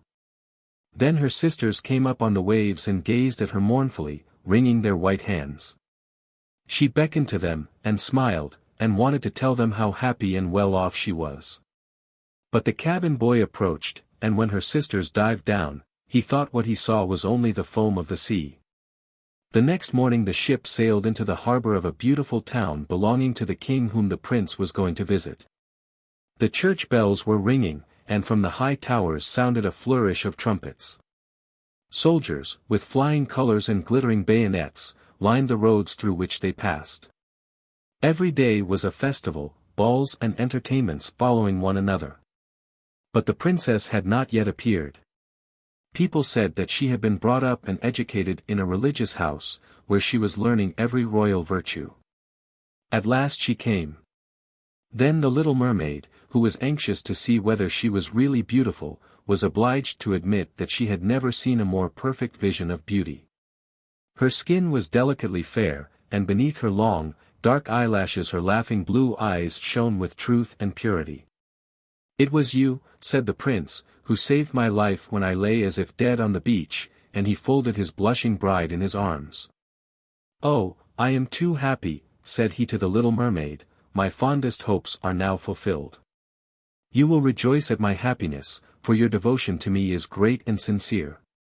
The little mermaid kissed his hand and felt as if her heart were already broken. His wedding morning would bring death to her, and she would change into the foam of the sea. All the church bells rang, and the heralds rode through the town proclaiming the betrothal. Perfumed oil was burned in costly silver lamps on every altar. The priests waved the censers, while the bride and the bridegroom joined their hands and received the blessing of the bishop. The little mermaid, dressed in silk and gold, held up the bride's train. But her ears heard nothing of the festive music, and her eyes saw not the holy ceremony. She thought of the night of death which was coming to her, and of all she had lost in the world. On the same evening the bride and bridegroom went on board the ship. Cannons were roaring, flags waving, and in the center of the ship a costly tent of purple and gold had been erected. It contained elegant sleeping couches for the bridal pair during the night. The ship, under a favorable wind, with swelling sails, glided away smoothly and lightly over the calm sea. When it grew dark, a number of colored lamps were lighted and the sailors danced merrily on the deck. The little mermaid could not help thinking of her first rising out of the sea, when she had seen similar joyful festivities, so she too joined in the dance, poised herself in the air as a swallow when he pursues his prey. And all present cheered her wonderingly. She had never danced so gracefully before. Her tender feet felt as if cut with sharp knives, but she cared not for the pain, a sharper pang had pierced her heart. She knew this was the last evening she should ever see the prince for whom she had forsaken her kindred and her home. She had given up her beautiful voice and suffered unheard of pain daily for him, while he knew nothing of it. This was the last evening that she should breathe the same air with him or gaze on the starry sky and the deep sea. An eternal night, without a thought or a dream, awaited her. She had no soul, and now could never win one. All was joy and gaiety on the ship until long after midnight. She smiled and danced with the rest, while the thought of death was in her heart. The prince kissed his beautiful bride and she played with his raven hair till they went arm in arm to rest in the sumptuous tent. Then all became still on board the ship, and only the pilot, who stood at the helm, was awake. The little mermaid leaned her white arms on the edge of the vessel and looked towards the east for the first blush of morning, for that first ray of the dawn which was to be her death. She saw her sisters rising out of the flood. They were as pale as she, but their beautiful hair no longer waved in the wind, it had been cut off. "We have given our hair to the witch," said they, "to obtain help for you, that you may not die tonight. She has given us a knife. See, it is very sharp. Before the sun rises you must plunge it into the heart of the prince. When the warm blood falls upon your feet they will grow together again into a fish's tail, and you will once more be a mermaid and can return to us to live out your 300 years before you are changed into the salt sea foam. Haste, then. Either he or you must die before sunrise. Our old grandmother mourns so for you that her white hair is falling, as ours fell under the witch's scissors. Kill the prince, and come back. Hasten. Do you not see the first red streaks in the sky? In a few minutes the sun will rise, and you must die. Then they sighed deeply and mournfully, and sank beneath the waves. The little mermaid drew back the crimson curtain of the tent and beheld the fair bride, whose head was resting on the prince's breast. She bent down and kissed his noble brow, then looked at the sky, on which the rosy dawn grew brighter and brighter. She glanced at the sharp knife and again fixed her eyes on the prince, who whispered the name of his bride in his dreams. She was in his thoughts, and the knife trembled in the hand of the little mermaid, but she flung it far from her into the waves. The water turned red where it fell, and the drops that spurted up looked like blood. She cast one more lingering, half-fainting glance at the prince, then threw herself from the ship into the sea and felt her body dissolving into foam. The sun rose above the waves, and his warm rays fell on the cold foam of the little mermaid, who did not feel as if she were dying. She saw the bright sun, and hundreds of transparent, beautiful creatures floating around her. She could see through them the white sails of the ships and the red clouds in the sky. Their speech was melodious, but could not be heard by mortal ears, just as their bodies could not be seen by mortal eyes. The little mermaid perceived that she had a body like theirs and that she continued to rise higher and higher out of the foam. "Where am I?" asked she, and her voice sounded ethereal, like the voices of those who were with her. No earthly music could imitate it. "Among the daughters of the air," answered one of them.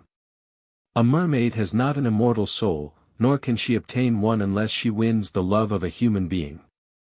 On the will of another hangs her eternal destiny. But the daughters of the air, although they do not possess an immortal soul, can, by their good deeds, procure one for themselves. We fly to warm countries and cool the sultry air that destroys mankind with the pestilence.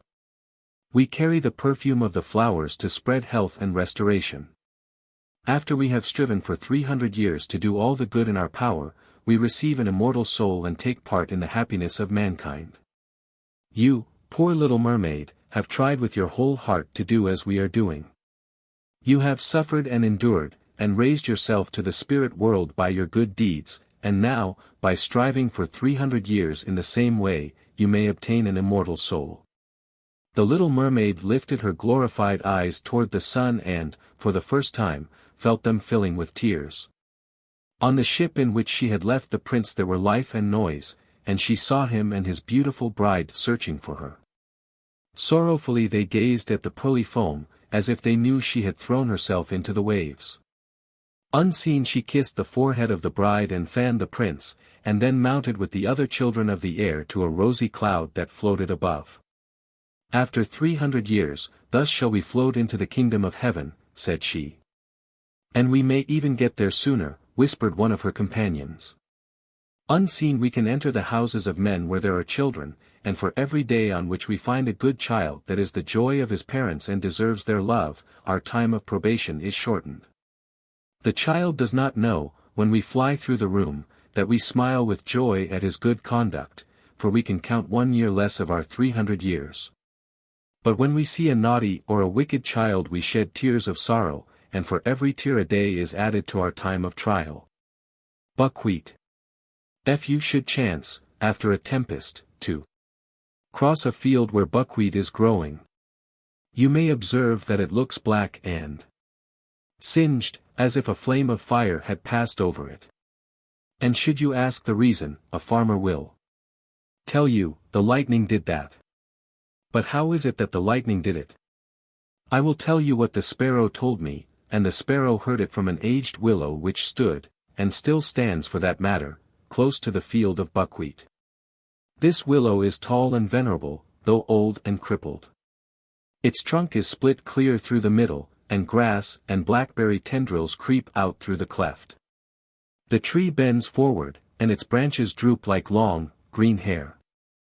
In the fields around the willow grew rye, wheat, and oats, beautiful oats that, when ripe, looked like little yellow canary birds sitting on a branch.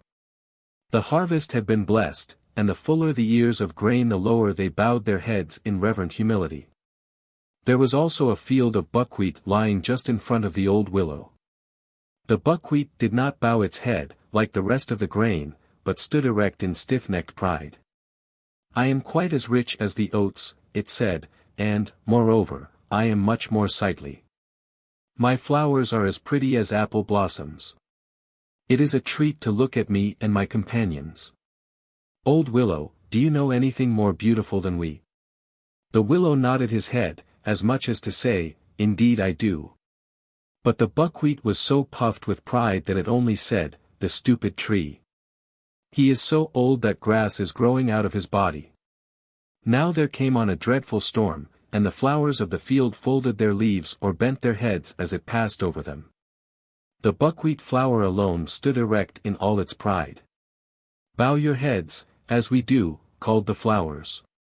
"There is no need for me to do that," answered the buckwheat. "Bow your head as we do," said the grain. "The angel of storms comes flying hither. He has wings that reach from the clouds to the earth. He will smite you before you have time to beg for mercy." "But I do not choose to bow down," said the buckwheat. "Close your flowers and fold your leaves," said the old willow. "Do not look at the lightning when the cloud breaks. Even human beings dare not do that, for in the midst of the lightning one may look straight into God's heaven. The sight strikes human beings blind, so dazzling is it. What would not happen to us, mere plants of the field, who are so much humbler, if we should dare do so? So much humbler. Indeed. If there is a chance, I shall look right into God's heaven." And in its pride and haughtiness it did so.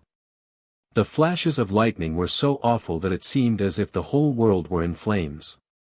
When the tempest was over, both the grain and the flowers, greatly refreshed by the rain, again stood erect in the pure, quiet air. But the buckwheat had been burned as black as a cinder by the lightning and stood in the field like a dead, useless weed.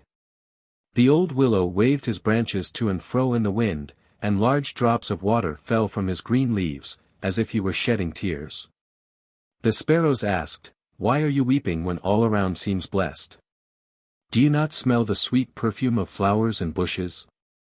The sun shines, and the clouds have passed from the sky. Why do you weep, old tree?"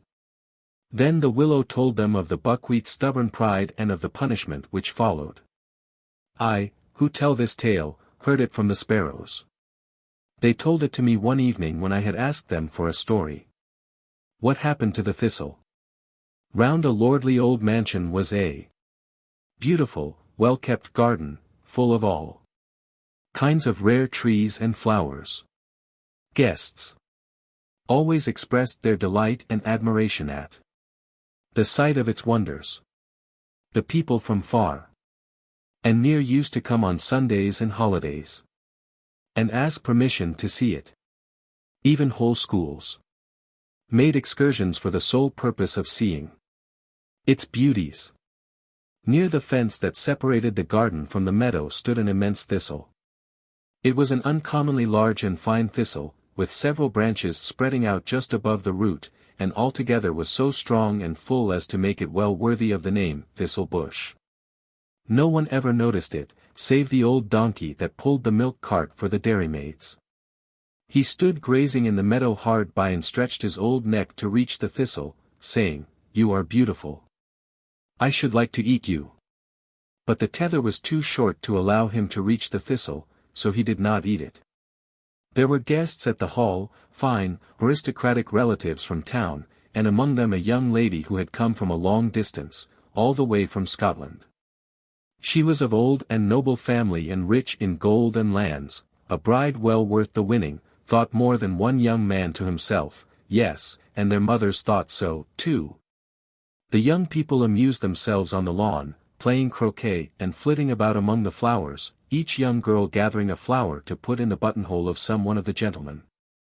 The young Scotch lady looked about for a flower, but none of them seemed to please her, until, happening to glance over the fence, she espied the fine, large thistle bush, full of bluish-red, sturdy-looking flowers. She smiled as she saw it, and begged the son of the house to get one of them for her. "That is Scotland's flower," she said, "it grows and blossoms in our coat of arms. Get that one yonder for me, please." And he gathered the finest of the thistle flowers, though he pricked his fingers as much in doing so as if it had been growing on a wild rosebush. She took the flower and put it in his buttonhole, which made him feel greatly honored. Each of the other young men would gladly have given up his graceful garden flower if he might have worn the one given by the delicate hands of the Scotch girl.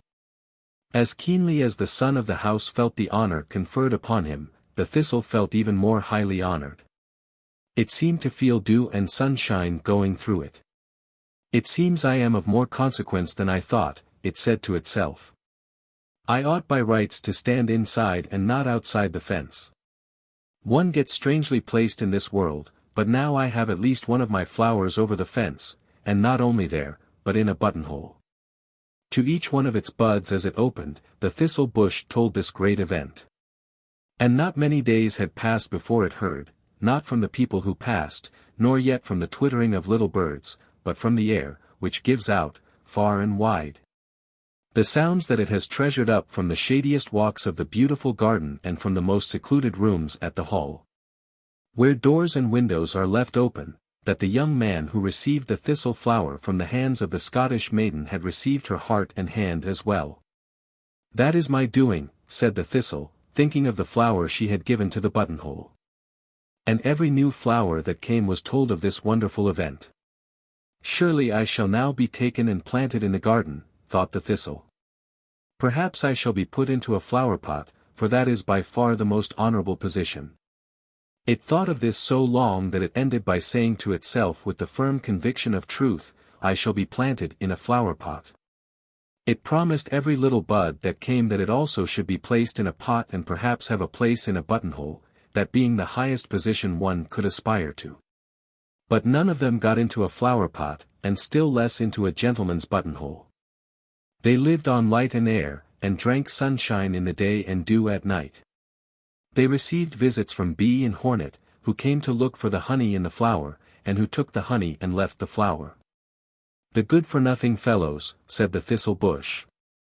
"I would pierce them if I could." The flowers drooped and faded, but new ones always came. "You come as if you had been sent," said the thistle bush to them. "I am expecting every moment to be taken over the fence." A couple of harmless daisies and a huge, thin plant of canary grass listened to this with the deepest respect, believing all they heard. The old donkey, that had to pull the milk cart, cast longing looks toward the blooming thistle and tried to reach it, but his tether was too short. And the thistle bush thought and thought, so much and so long, of the Scotch thistle, to whom it believed itself related, that at last it fancied it had come from Scotland and that its parents had grown into the Scottish arms. It was a great thought, but a great thistle may well have great thoughts. "Sometimes one is of noble race even if one does not know it," said the nettle growing close by. It had a kind of presentiment that it might be turned into muslin, if properly treated. The summer passed, and the autumn passed. The leaves fell from the trees, the flowers came with stronger colors and less perfume, the gardener's lad sang on the other side of the fence. "Up the hill and down the hill. That's the way of the world still." The young pine trees in the wood began to feel a longing for Christmas, though Christmas was still a long way off. "Here I am still," said the thistle. "It seems that I am quite forgotten, and yet it was I who made the match. They were engaged, and now they are married, the wedding was a week ago. I do not make a single step forward, for I cannot." Some weeks passed. The thistle had its last, solitary flower, which was large and full and growing down near the root.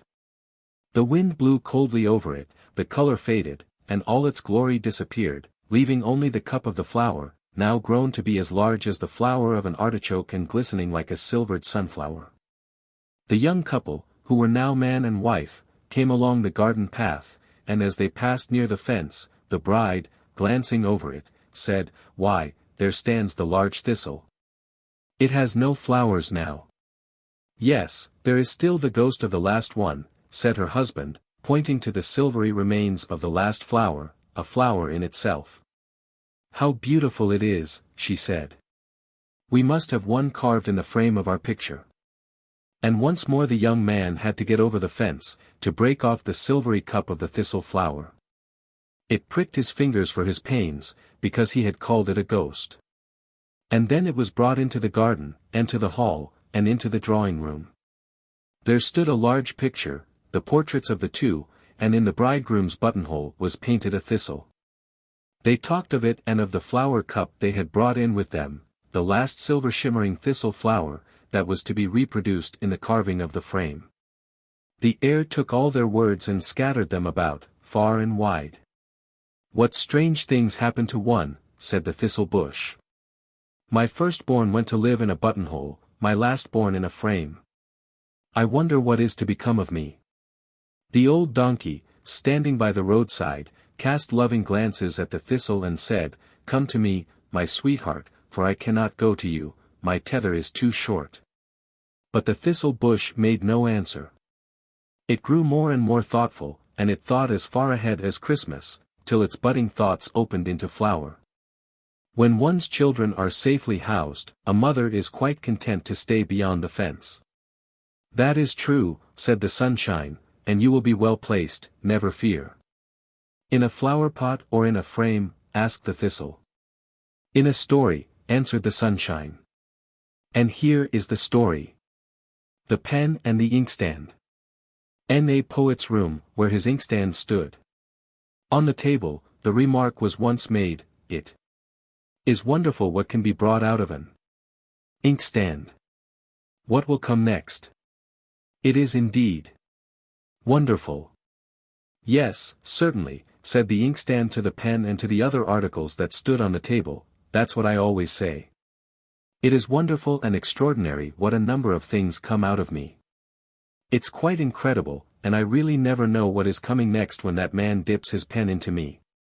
One drop out of me is enough for half a page of paper, and what cannot half a page contain? From me all the works of the poet are produced, all those imaginary characters whom people fancy they have known or met, and all the deep feeling, the humor, and the vivid pictures of nature. I myself don't understand how it is, for I am not acquainted with nature, but it is certainly in me. From me have gone forth to the world those wonderful descriptions of charming maidens, and of brave knights on prancing steeds. Of the halt and the blind, and I know not what more, for I assure you I never think of these things." "There you are right," said the pen, "for you don't think at all. If you did, you would see that you can only provide the means. You give the fluid, that I may place upon the paper what dwells in me and what I wish to bring to light. It is the pen that writes. No man doubts that, and indeed most people understand as much about poetry as an old inkstand." "You have had very little experience," replied the inkstand. "You have hardly been in service a week and are already half worn out. Do you imagine you are a poet? You are only a servant, and before you came I had many like you, some of the goose family and others of English manufacture. I know a quill pen as well as I know a steel one. I have had both sorts in my service, and I shall have many more as long as he comes, the man who performs the mechanical part, and writes down what he obtains from me. I should like to know what will be the next thing he gets out of me." "Inkpot," retorted the pen, contemptuously. Late in the evening the poet returned home from a concert, where he had been quite enchanted by the admirable performance of a famous violin player. The player had produced from his instrument a richness of tone that sometimes sounded like tinkling water drops or rolling pearls, sometimes like the birds twittering in chorus, and then again rising and swelling like the wind through the fir trees. The poet felt as if his own heart were weeping, but in tones of melody, like the sound of a woman's voice. These sounds seemed to come not only from the strings but from every part of the instrument. It was a wonderful performance and a difficult piece, and yet the bow seemed to glide across the strings so easily that one would think anyone could do it. The violin and the bow seemed independent of their master who guided them. It was as if soul and spirit had been breathed into the instrument. And the audience forgot the performer in the beautiful sounds he produced. Not so the poet.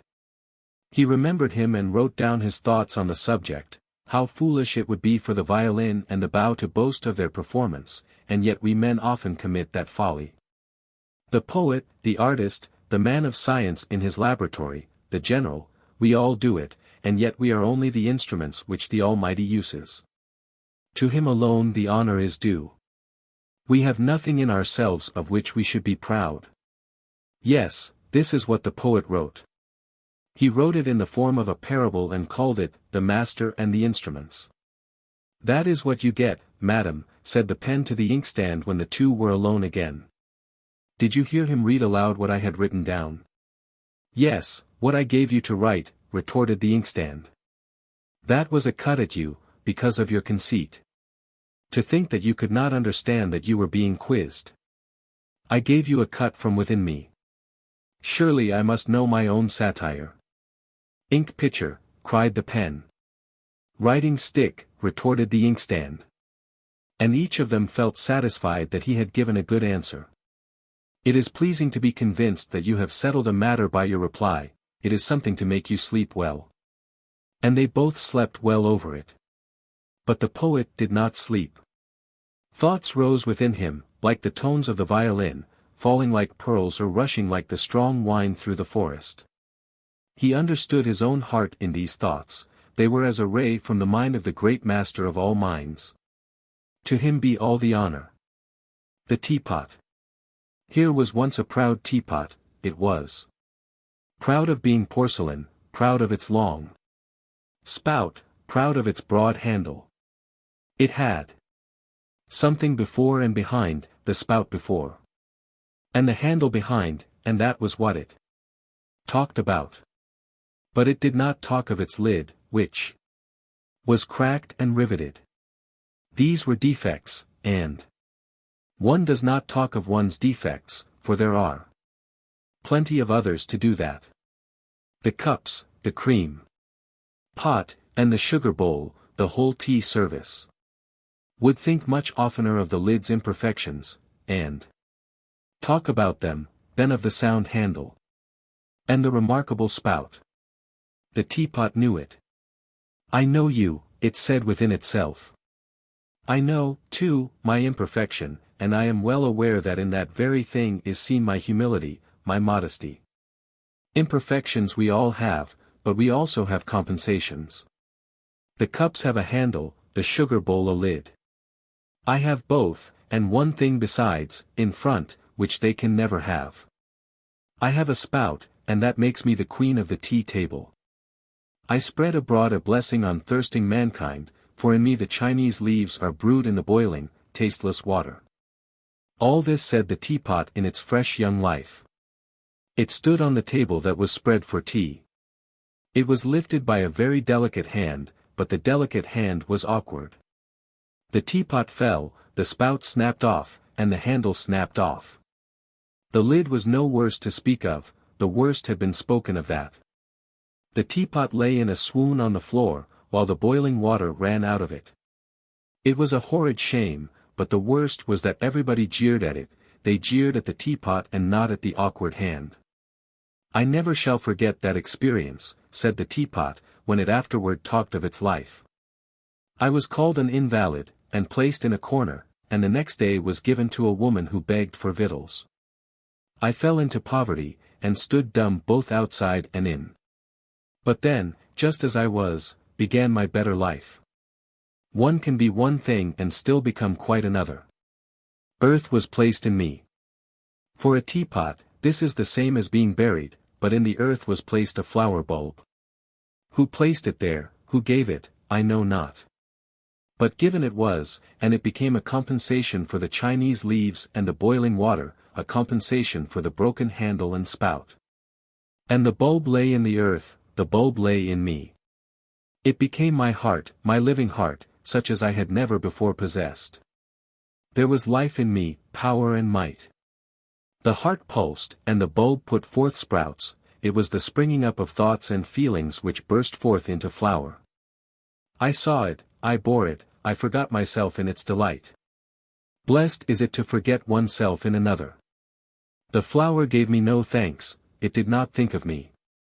It was admired and praised, and I was glad at that. How happy it must have been. One day I heard someone say that the flower deserved a better pot. I was thumped hard on my back, which was a great affliction, and the flower was put into a better pot. I was thrown out into the yard, where I lie as an old potsherd. But I have the memory, and that I can never lose. Soup from a sausage skewer. He had such an excellent dinner. Yesterday, said an old lady mouse to another who had not been present at the feast. I sat number 21 below the Mouse King, which was not a bad place. Shall I tell you what we had? Everything was excellent, mouldy bread, tallow candle, and sausage. Then, when we had finished that course, the same came on all over again. It was as good as 2 feasts. We were very sociable, and there was as much joking and fun as if we had been all of one family circle. Nothing was left but the sausage skewers, and this formed a subject of conversation till at last someone used the expression, soup from sausage sticks, or, as the people in the neighboring country call it, soup from a sausage skewer. Everyone had heard the expression, but no one had ever tasted the soup, much less prepared it. A capital toast was drunk to the inventor of the soup, and some one said he ought to be made a relieving officer to the poor.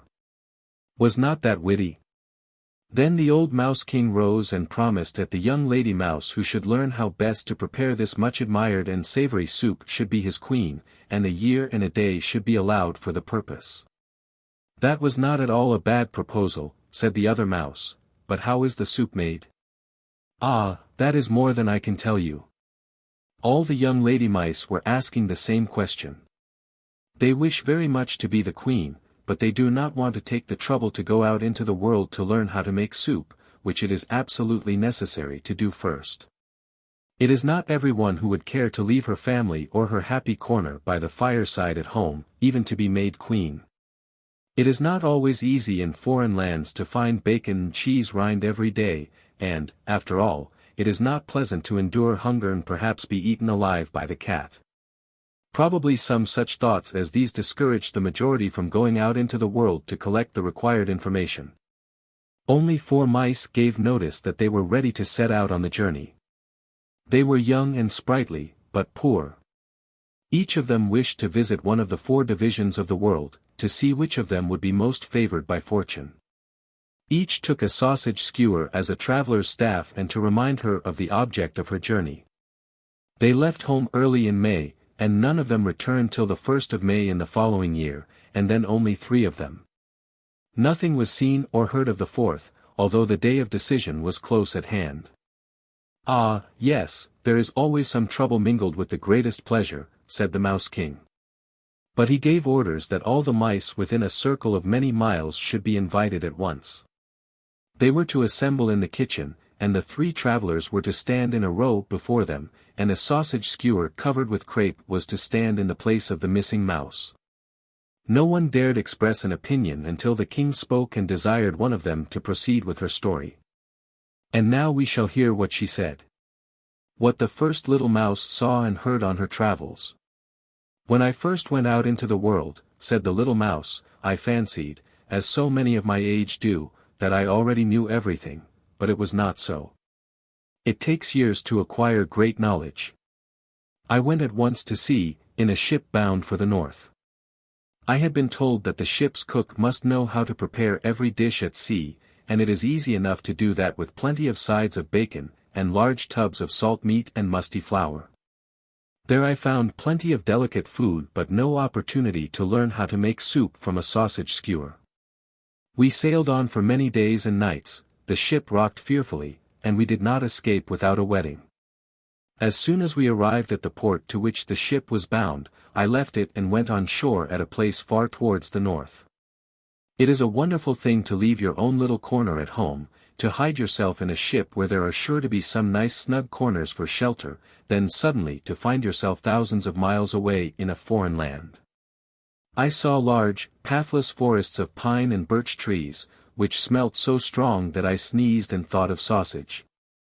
There were great lakes also, which looked as black as ink at a distance but were quite clear when I came close to them. Large swans were floating upon them, and I thought at first they were only foam, they lay so still, but when I saw them walk and fly, I knew directly what they were. They belonged to the goose species.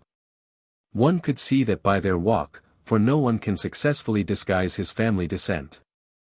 I kept with my own kind and associated with the forest and field mice, who, however, knew very little, especially about what I wanted to know and what had actually made me travel abroad. The idea that soup could be made from a sausage skewer was so startling to them that it was repeated from one to another through the whole forest. They declared that the problem would never be solved, that the thing was an impossibility. How little I thought that in this place, on the very first night, I should be initiated into the manner of its preparation.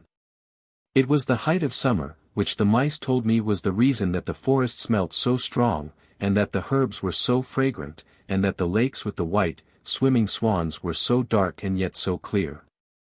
On the margin of the wood, near several houses, a pole as large as the mainmast of a ship had been erected, and from the summit hung wreaths of flowers and fluttering ribbons.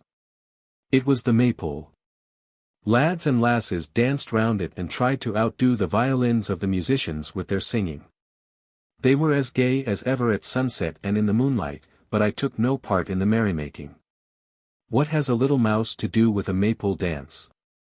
I sat in the soft moss and held my sausage skewer tight. The moon shone particularly bright on one spot where stood a tree covered with very fine moss. I may almost venture to say that it was as fine and soft as the fur of the mouse king, but it was green, which is a color very agreeable to the eye. All at once I saw the most charming little people marching towards me. They did not reach higher than my knee, although they looked like human beings but were better proportioned. They called themselves elves, and wore clothes that were very delicate and fine, for they were made of the leaves of flowers, trimmed with the wings of flies and gnats. The effect was by no means bad. They seemed to be seeking something, I knew not what, till at last one of them espied me. They came towards me, and the foremost pointed to my sausage skewer, saying, "There, that is just what we want. See, it is pointed at the top. Is it not capital?" The longer he looked at my pilgrim's staff the more delighted he became. "I will lend it to you," said I, "but not to keep." "Oh, no, we won't keep it," they all cried. Then they seized the skewer, which I gave up to them, and dancing with it to the tree covered with delicate moss, set it up in the middle of the green. They wanted a maypole, and the one they now had seemed made especially for them. This they decorated so beautifully that it was quite dazzling to look at. Little spiders spun golden threads around it, and it was hung with fluttering veils and flags, as delicately white as snow glittering in the moonlight. Then they took colors from the butterfly's wing, sprinkling them over the white drapery until it gleamed as if covered with flowers and diamonds, and I could no longer recognize my sausage skewer. Such a maypole as this has never been seen in all the world. Then came a great company of real elves. Nothing could be finer than their clothes. They invited me to be present at the feast, but I was to keep at a certain distance because I was too large for them. Then began music that sounded like 1,000 glass bells, and was so full and strong that I thought it must be the song of the swans. I fancied also that I heard the voices of the cuckoo and the blackbird, and it seemed at last as if the whole forest sent forth glorious melodies, the voices of children, the tinkling of bells, and the songs of the birds. And all this wonderful melody came from the elfin maypole. My sausage peg was a complete peal of bells. I could scarcely believe that so much could have been produced from it, till I remembered into what hands it had fallen. I was so much affected that I wept tears such as a little mouse can weep, but they were tears of joy. The night was far too short for me. There are no long nights there in summer, as we often have in this part of the world. When the morning dawned and the gentle breeze rippled the glassy mirror of the forest lake, all the delicate veils and flags fluttered away into thin air. The waving garlands of the spider's web, the hanging bridges and galleries, or whatever else they may be called, vanished away as if they had never been. 6 elves brought me back my sausage skewer and at the same time asked me to make any request, which they would grant if it lay in their power. So I begged them, if they could, to tell me how to make soup from a sausage skewer. "How do we make it?" asked the chief of the elves, with a smile. "Why, you have just seen us. You scarcely knew your sausage skewer again, I am sure." They think themselves very wise, thought I to myself. Then I told them all about it, and why I had traveled so far, and also what promise had been made at home to the one who should discover the method of preparing this soup. "What good will it do the Mouse King or our whole mighty kingdom," I asked, "for me to have seen all these beautiful things? I cannot shake the sausage peg and say, 'Look, here is the skewer, and now the soup will come.' That would only produce a dish to be served when people were keeping a fast." Then the elf dipped his finger into the cup of a violet and said, "Look, I will anoint your pilgrim's staff, so that when you return to your home and enter the king's castle, you have only to touch the king with your staff and violets will spring forth, even in the coldest winter time. I think I have given you something worth carrying home, and a little more than something." Before the little mouse explained what this something more was, she stretched her staff toward the king, and as it touched him the most beautiful bunch of violets sprang forth and filled the place with their perfume. The smell was so powerful that the Mouse King ordered the mice who stood nearest the chimney to thrust their tails into the fire that there might be a smell of burning. For the perfume of the violets was overpowering and not the sort of scent that everyone liked. "But what was the something more, of which you spoke just now?" asked the Mouse King. "Why," answered the little mouse, "I think it is what they call effect." Thereupon she turned the staff round, and behold, not a single flower was to be seen on it. She now held only the naked skewer, and lifted it up as a conductor lifts his baton at a concert. "Violets, the elf told me," continued the mouse, "are for the sight, the smell, and the touch, so we have only to produce the effect of hearing and tasting." Then, as the little mouse beat time with her staff, there came sounds of music. Not such music as was heard in the forest, at the elfin feast, but such as is often heard in the kitchen, the sounds of boiling and roasting. It came quite suddenly, like wind rushing through the chimneys, and it seemed as if every pot and kettle were boiling over. The fire shovel clattered down on the brass fender, and then, quite as suddenly, all was still, nothing could be heard but the light, vapory song of the teakettle, which was quite wonderful to hear.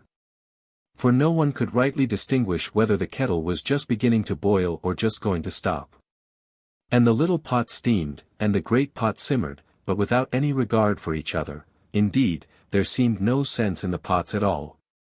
As the little mouse waved her baton still more wildly, the pots foamed and threw up bubbles and boiled over, while again the wind roared and whistled through the chimney. And at last there was such a terrible hubbub that the little mouse let her stick fall. "That is a strange sort of soup," said the Mouse King. "Shall we not now hear about the preparation?" "That is all," answered the little mouse, with a bow. "That all," said the Mouse King. "Then we shall be glad to hear what information the next may have to give us."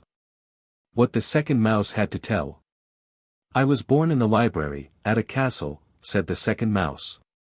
"Very few members of our family ever had the good fortune to get into the dining room, much less into the storeroom.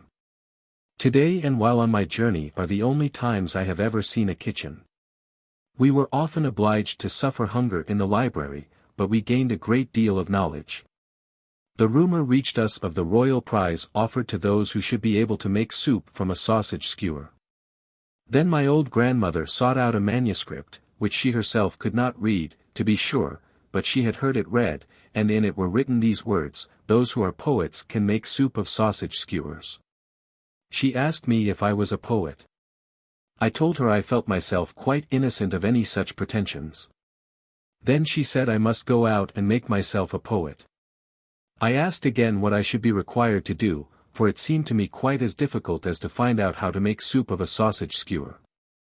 My grandmother had heard a great deal of reading in her day, and she told me that 3 principal qualifications were necessary: understanding, imagination, and feeling. If you can manage to acquire these 3, you will be a poet, and the sausage skewer soup will seem quite simple to you. So I went forth into the world and turned my steps toward the west, that I might become a poet. Understanding is the most important matter of all. I was sure of that, for the other 2 qualifications are not thought much of, so I went first to seek understanding. Where was I to find it? Go to the ant and learn wisdom, said the great Jewish king. I learned this from living in a library. So I went straight on till I came to the first great ant hill. There I set myself to watch, that I might become wise. The ants are a very respectable people, they are wisdom itself. All they do is like the working of a sum in arithmetic, which comes right. To work, and to lay eggs, say they, and to provide for posterity, is to live out your time properly. This they truly do. They are divided into clean and dirty ants, and their rank is indicated by a number. The ant queen is number 1. Her opinion is the only correct one on everything, and she seems to have in her the wisdom of the whole world. This was just what I wished to acquire. She said a great deal that was no doubt very clever, yet it sounded like nonsense to me. She said the ant hill was the loftiest thing in the world, although close to the mound stood a tall tree which no one could deny was loftier, much loftier. Yet she made no mention of the tree. One evening an ant lost herself on this tree. She had crept up the stem, not nearly to the top but higher than any ant had ever ventured, and when at last she returned home she said that she had found something in her travels much higher than the ant hill. The rest of the ants considered this an insult to the whole community, and condemned her to wear a muzzle and live in perpetual solitude. A short time afterwards another ant got on the tree and made the same journey and the same discovery. But she spoke of it cautiously and indefinitely, and as she was one of the superior ants and very much respected, they believed her. And when she died they erected an eggshell as a monument to her memory, for they cultivated a great respect for science. I saw, said the little mouse, that the ants were always running to and fro with their burdens on their backs. Once I saw one of them, who had dropped her load, try very hard to raise it again, but she did not succeed. 2 others came up and tried with all their strength to help her, till they nearly dropped their own burdens. Then they were obliged to stop a moment, for every one must think of himself first. The ant queen remarked that their conduct that day showed that they possessed kind hearts and good understanding. These 2 qualities, she continued, place us ants in the highest degree above all other reasonable beings. Understanding must therefore stand out prominently among us, and my wisdom is greatest. So saying, she raised herself on her 2 hind legs, that no one else might be mistaken for her. I could not, therefore, have made a mistake, so I ate her up. We are to go to the ants to learn wisdom, and I had secured the queen. I now turned and went nearer to the lofty tree already mentioned, which was an oak. It had a tall trunk, with a wide-spreading top, and was very old. I knew that a living being dwelt here, a dryad, as she is called, who is born with the tree and dies with it. I had heard this in the library, and here was just such a tree and in it an oak maiden. She uttered a terrible scream when she caught sight of me so near to her. Like women, she was very much afraid of mice, and she had more real cause for fear than they have, for I might have gnawed through the tree on which her life depended. I spoke to her in a friendly manner and begged her to take courage. At last she took me up in her delicate hand, and I told her what had brought me out into the world. She told me that perhaps on that very evening she would be able to obtain for me one of the 2 treasures for which I was seeking. She told me that Phantasis, the genius of the imagination, was her very dear friend. That he was as beautiful as the god of love, that he rested many an hour with her under the leafy boughs of the tree, which then rustled and waved more than ever. He called her his dryad, she said, and the tree his tree, for the grand old oak with its gnarled trunk was just to his taste. The root, which spread deep into the earth, and the top, which rose high in the fresh air, knew the value of the drifting snow, the keen wind, and the warm sunshine, as it ought to be known. Yes, continued the Dryad, the birds sing up above in the branches and talk to each other about the beautiful fields they have visited in foreign lands. On one of the withered boughs a stork has built his nest, it is beautifully arranged, and, besides, it is pleasant to hear a little about the land of the pyramids. All this pleases Phantisus, but it is not enough for him. I am obliged to relate to him of my life in the woods and to go back to my childhood, when I was little and the tree so small and delicate that a stinging nettle could overshadow it. And I have to tell everything that has happened since then until now, when the tree is so large and strong.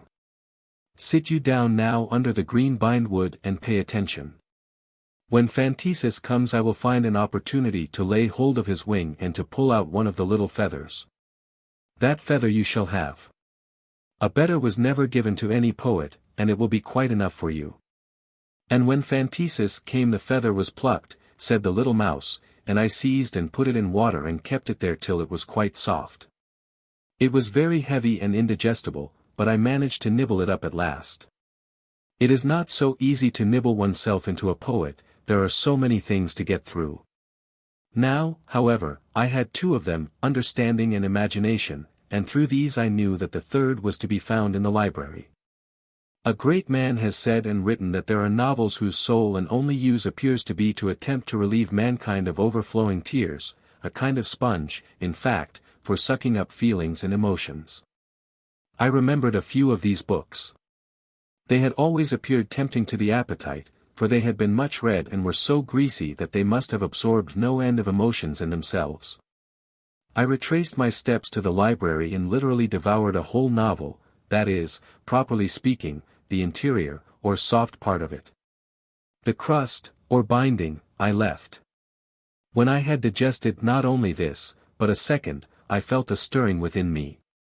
I then ate a small piece of a third romance and felt myself a poet. I said it to myself and told others the same. I had headache and backache and I cannot tell what aches besides. I thought over all the stories that may be said to be connected with sausage pegs. And all that has ever been written about skewers, and sticks, and staves, and splinters came to my thoughts. The Ant Queen must have had a wonderfully clear understanding. I remembered the man who placed in his mouth a white stick, by which he could make himself and the stick invisible.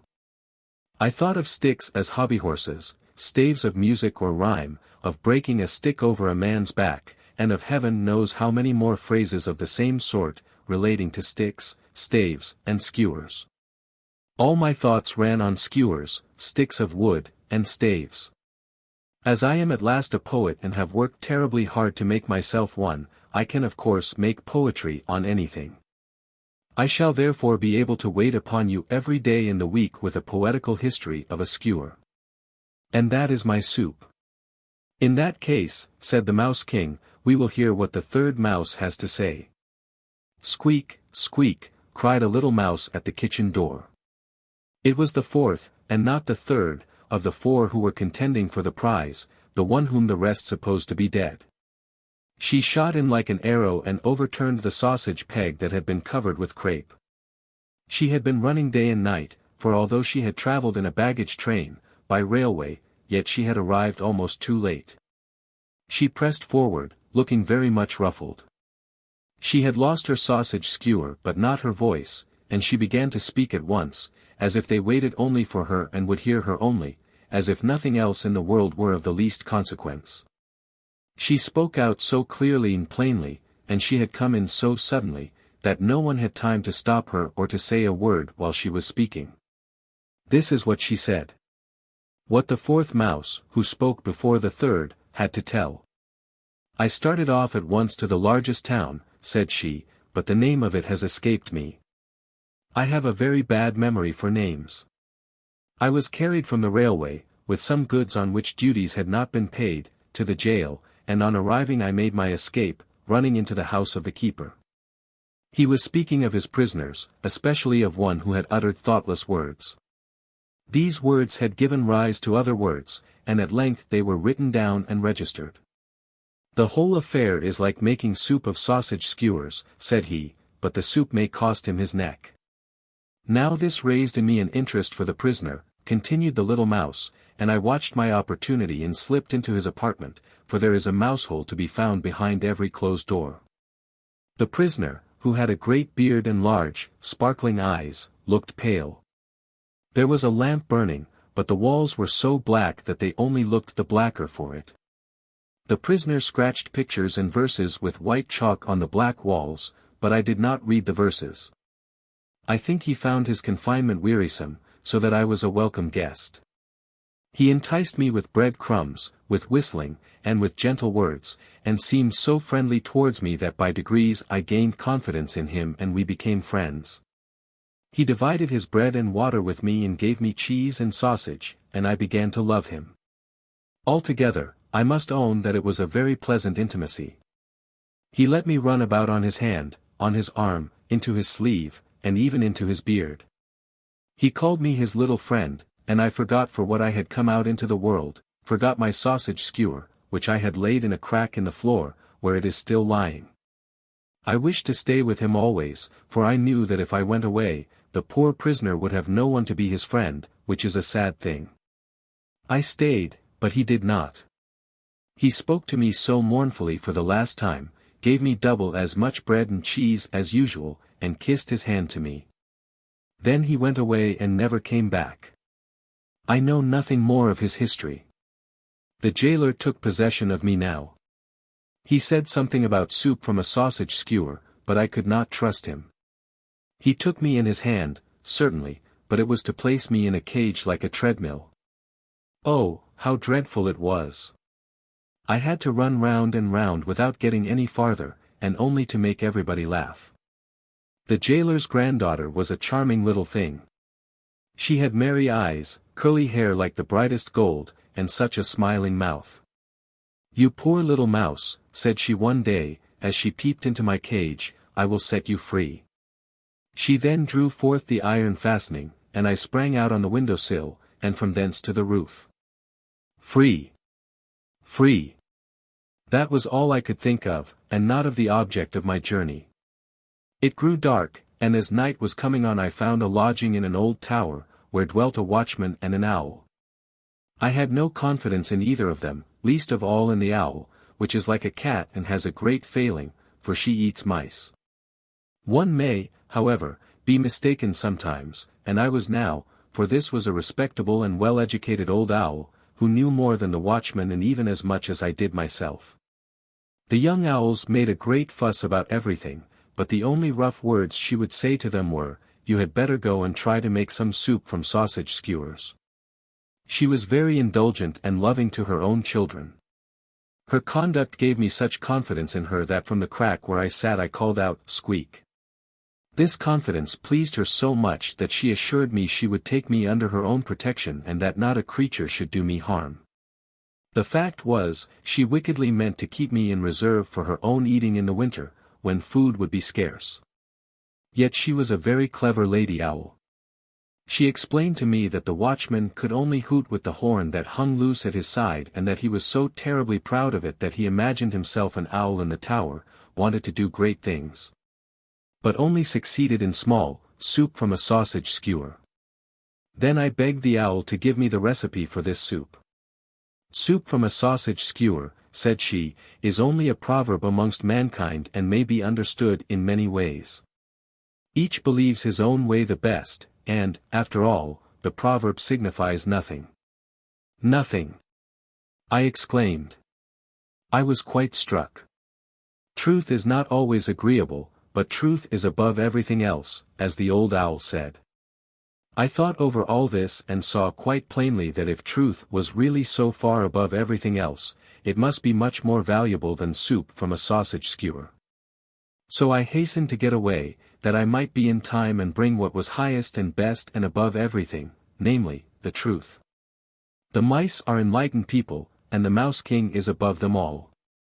He is therefore capable of making me queen for the sake of truth. "Your truth is a falsehood," said the mouse who had not yet spoken. "I can prepare the soup, and I mean to do so." How it was prepared? "I did not travel," said the third mouse, "I stayed in this country, that was the right way. One gains nothing by traveling. Everything can be acquired here quite as easily," so I stayed at home.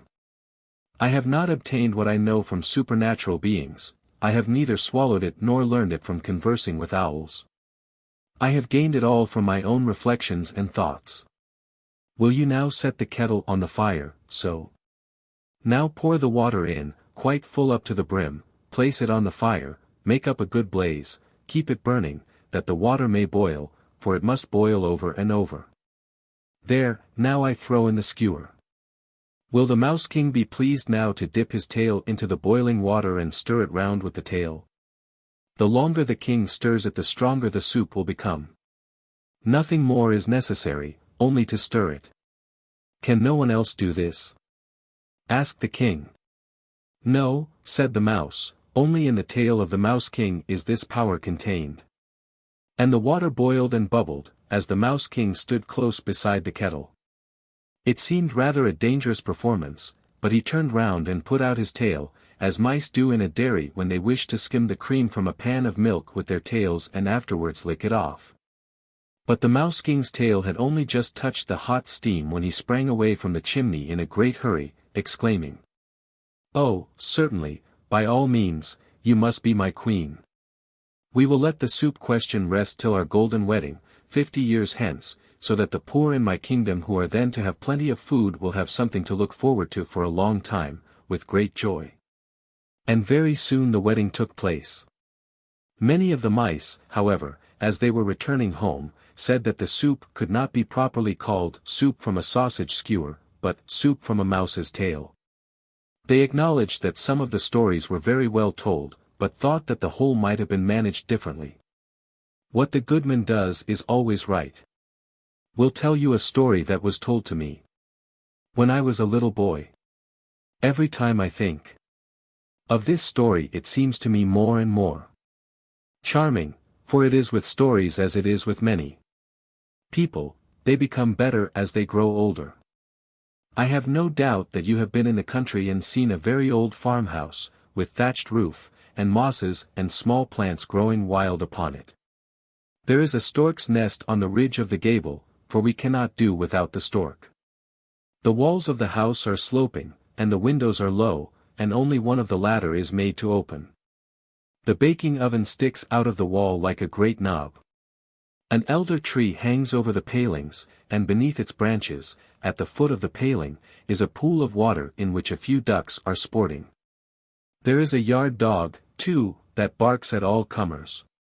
Just such a farmhouse as this stood in a country lane, and in it dwelt an old couple, a peasant and his wife. Small as their possessions were, they had one thing they could not do without, and that was a horse, which contrived to live upon the grass found by the side of the highroad. The old peasant rode into the town upon this horse, and his neighbors often borrowed it of him and paid for the loan of it by rendering some service to the old couple. Yet after a time the old people thought it would be as well to sell the horse or exchange it for something which might be more useful to them. But what should this something be? "You will know best, old man," said the wife. "It is fair day today. So ride into town and get rid of the horse for money or make a good exchange. Whichever you do will please me, so ride to the fair." She fastened his neckerchief for him, for she could do that better than he could, and she could also tie it very prettily in a double bow. She also smoothed his hat round and round with the palm of her hand and gave him a kiss. Then he rode away upon the horse that was to be sold, or bartered for something else. Yes, the goodman knew what he was about.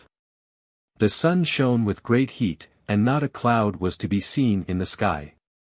The road was very dusty, for many people, all going to the fair, were driving, riding, or walking upon it. There was no shelter anywhere from the hot sun. Among the crowd a man came trudging along, driving a cow to the fair. The cow was as beautiful a creature as any cow could be. "She gives good milk, I am certain," said the peasant to himself. That would be a very good exchange, the cow for the horse. "Halloo there! You with the cow," he said. "I tell you what, I dare say a horse is of more value than a cow, but I don't care for that. A cow will be more useful to me, so if you like we'll exchange." "To be sure I will," said the man. Accordingly the exchange was made. When the matter was settled, the peasant might have turned back, for he had done the business he came to do. But having made up his mind to go to the fair, he determined to do so, if only to have a look at it. So on he went to the town with his cow. Leading the animal, he strode on sturdily, and, after a short time, overtook a man who was driving a sheep. It was a good fat sheep, with a fine fleece on its back. "I should like to have that fellow," said the peasant to himself. "There is plenty of grass for him by our palings, and in the winter we could keep him in the room with us. Perhaps it would be more profitable to have a sheep than a cow. Shall I exchange?" The man with the sheep was quite ready, and the bargain was quickly made. And then our peasant continued his way on the highroad with his sheep. Soon after this, he overtook another man, who had come into the road from a field, and was carrying a large goose under his arm. "What a heavy creature you have there," said the peasant. "It has plenty of feathers and plenty of fat, and would look well tied to a string, or paddling in the water at our place. That would be very useful to my old woman, she could make all sorts of profit out of it. How often she has said, if we only had a goose. Now here is an opportunity, and, if possible, I will get it for her. Shall we exchange? I will give you my sheep for your goose, and thanks into the bargain." The other had not the least objection, and accordingly the exchange was made, and our peasant became possessor of the goose. By this time he had arrived very near the town. The crowd on the highroad had been gradually increasing, and there was quite a rush of men and cattle. The cattle walked on the path and by the palings, and at the turnpike gate they even walked into the toll-keeper's potato field, where one fowl was strutting about with a string tied to its leg, lest it should take fright at the crowd and run away and get lost. The tail feathers of this fowl were very short, and it winked with both its eyes, and looked very cunning as it said, "Cluck, cluck." What were the thoughts of the fowl as it said this I cannot tell you, but as soon as our good man saw it, he thought, "Why, that's the finest fowl I ever saw in my life, it's finer than our parson's brood hen, upon my word. I should like to have that fowl." Fowls can always pick up a few grains that lie about, and almost keep themselves. I think it would be a good exchange if I could get it for my goose. "Shall we exchange?" he asked the toll-keeper. "Exchange?" repeated the man. Well, it would not be a bad thing. So they made an exchange. The toll-keeper at the turnpike gate kept the goose, and the peasant carried off the fowl. Now he really had done a great deal of business on his way to the fair, and he was hot and tired. He wanted something to eat, and a glass of ale to refresh himself, so he turned his steps to an inn. He was just about to enter, when the ostler came out, and they met at the door. The ostler was carrying a sack. "What have you in that sack?" asked the peasant. "Rotten apples," answered the ostler, "a whole sackful of them. They will do to feed the pigs with." "Why, that will be terrible waste," the peasant replied. "I should like to take them home to my old woman. Last year the old apple tree by the grass plot bore only one apple, and we kept it in the cupboard till it was quite withered and rotten. It was property, my old woman said. Here she would see a great deal of property, a whole sackful. I should like to show them to her." "What will you give me for the sackful?" asked the ostler. "What will I give?" "Well, I will give you my fowl in exchange." So he gave up the fowl and received the apples, which he carried into the inn parlor. He leaned the sack carefully against the stove, and then went to the table. But the stove was hot, and he had not thought of that. Many guests were present, horse dealers, cattle drovers, and 2 Englishmen. The Englishmen were so rich that their pockets bulged and seemed ready to burst, and they could bet too, as you shall hear. Hiss, s, s, hiss, s, s. What could that be by the stove? The apples were beginning to roast. "What is that?" asked one. "Why, do you know," said our peasant, and then he told them the whole story of the horse, which he had exchanged for a cow, and all the rest of it, down to the apples. "Well, your old woman will give it to you when you get home," said one of the Englishmen. "Won't there be a noise?" "What? Give me what?" said the peasant. "Why, she will kiss me, and say, what the goodman does is always right." "Let us lay a wager on it," said the Englishman.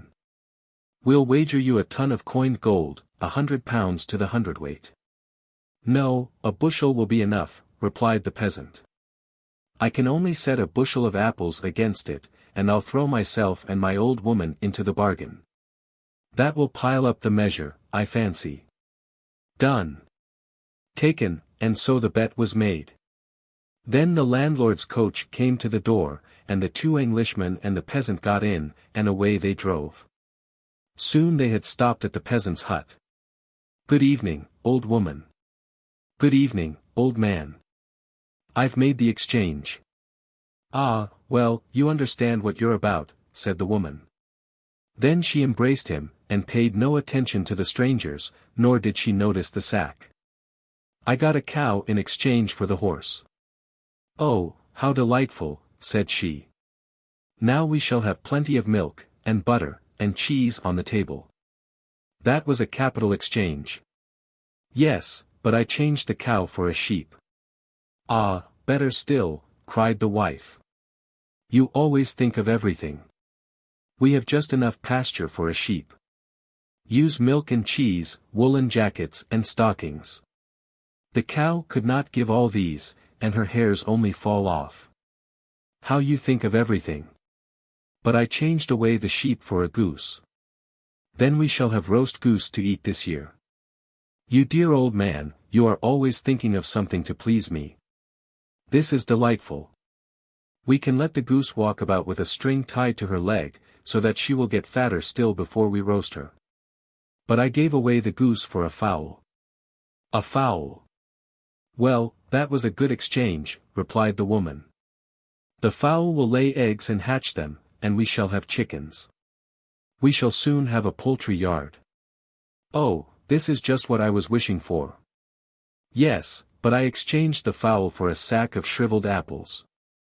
"What? I must really give you a kiss for that," exclaimed the wife. "My dear, good husband, now I'll tell you something. Do you know, almost as soon as you left me this morning, I began thinking of what I could give you nice for supper this evening, and then I thought of fried eggs and bacon, with sweet herbs. I had eggs and bacon but lacked the herbs, so I went over to the schoolmaster's. I knew they had plenty of herbs, but the schoolmistress is very mean, although she can smile so sweetly. I begged her to lend me a handful of herbs." "Lend?" she exclaimed, "I have nothing to lend. I could not even lend you a shriveled apple, my dear woman. But now I can lend her 10, or a whole sackful, for which I'm very glad. It makes me laugh to think of it." Then she gave him a hearty kiss. "Well, I like all this," said both the Englishmen, "always going down the hill and yet always merry. It's worth the money to see it." So they paid 1 hundredweight of gold to the peasant who, whatever he did, was not scolded but kissed. Yes, it always pays best when the wife sees and maintains that her husband knows best and that whatever he does is right. This is a story which I heard when I was a child. And now you have heard it, too, and know that, what the goodman does is always right. The Old Street Lamp. Did you ever hear the story of the old street lamp? It is not remarkably interesting, but for once you may as well listen to it. It was a most respectable old lamp, which had seen many, many years of service and now was to retire with a pension. It was this very evening at its post for the last time, giving light to the street. Its feelings were something like those of an old dancer at the theatre who is dancing for the last time and knows that on the morrow she will be in her garret, alone and forgotten. The lamp had very great anxiety about the next day, for it knew that it had to appear for the first time at the town hall to be inspected by the mayor and the council, who were to decide whether it was fit for further service. Whether it was good enough to be used to light the inhabitants of one of the suburbs, or in the country, at some factory. If the lamp could not be used for one of these purposes, it would be sent at once to an iron foundry to be melted down. In this latter case it might be turned into anything, and it wondered very much whether it would then be able to remember that it had once been a street lamp. This troubled it exceedingly.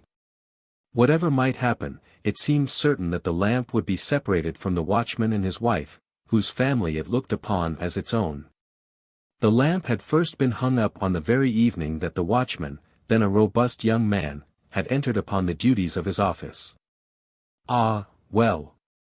It was a very long time since one became a lamp and the other a watchman.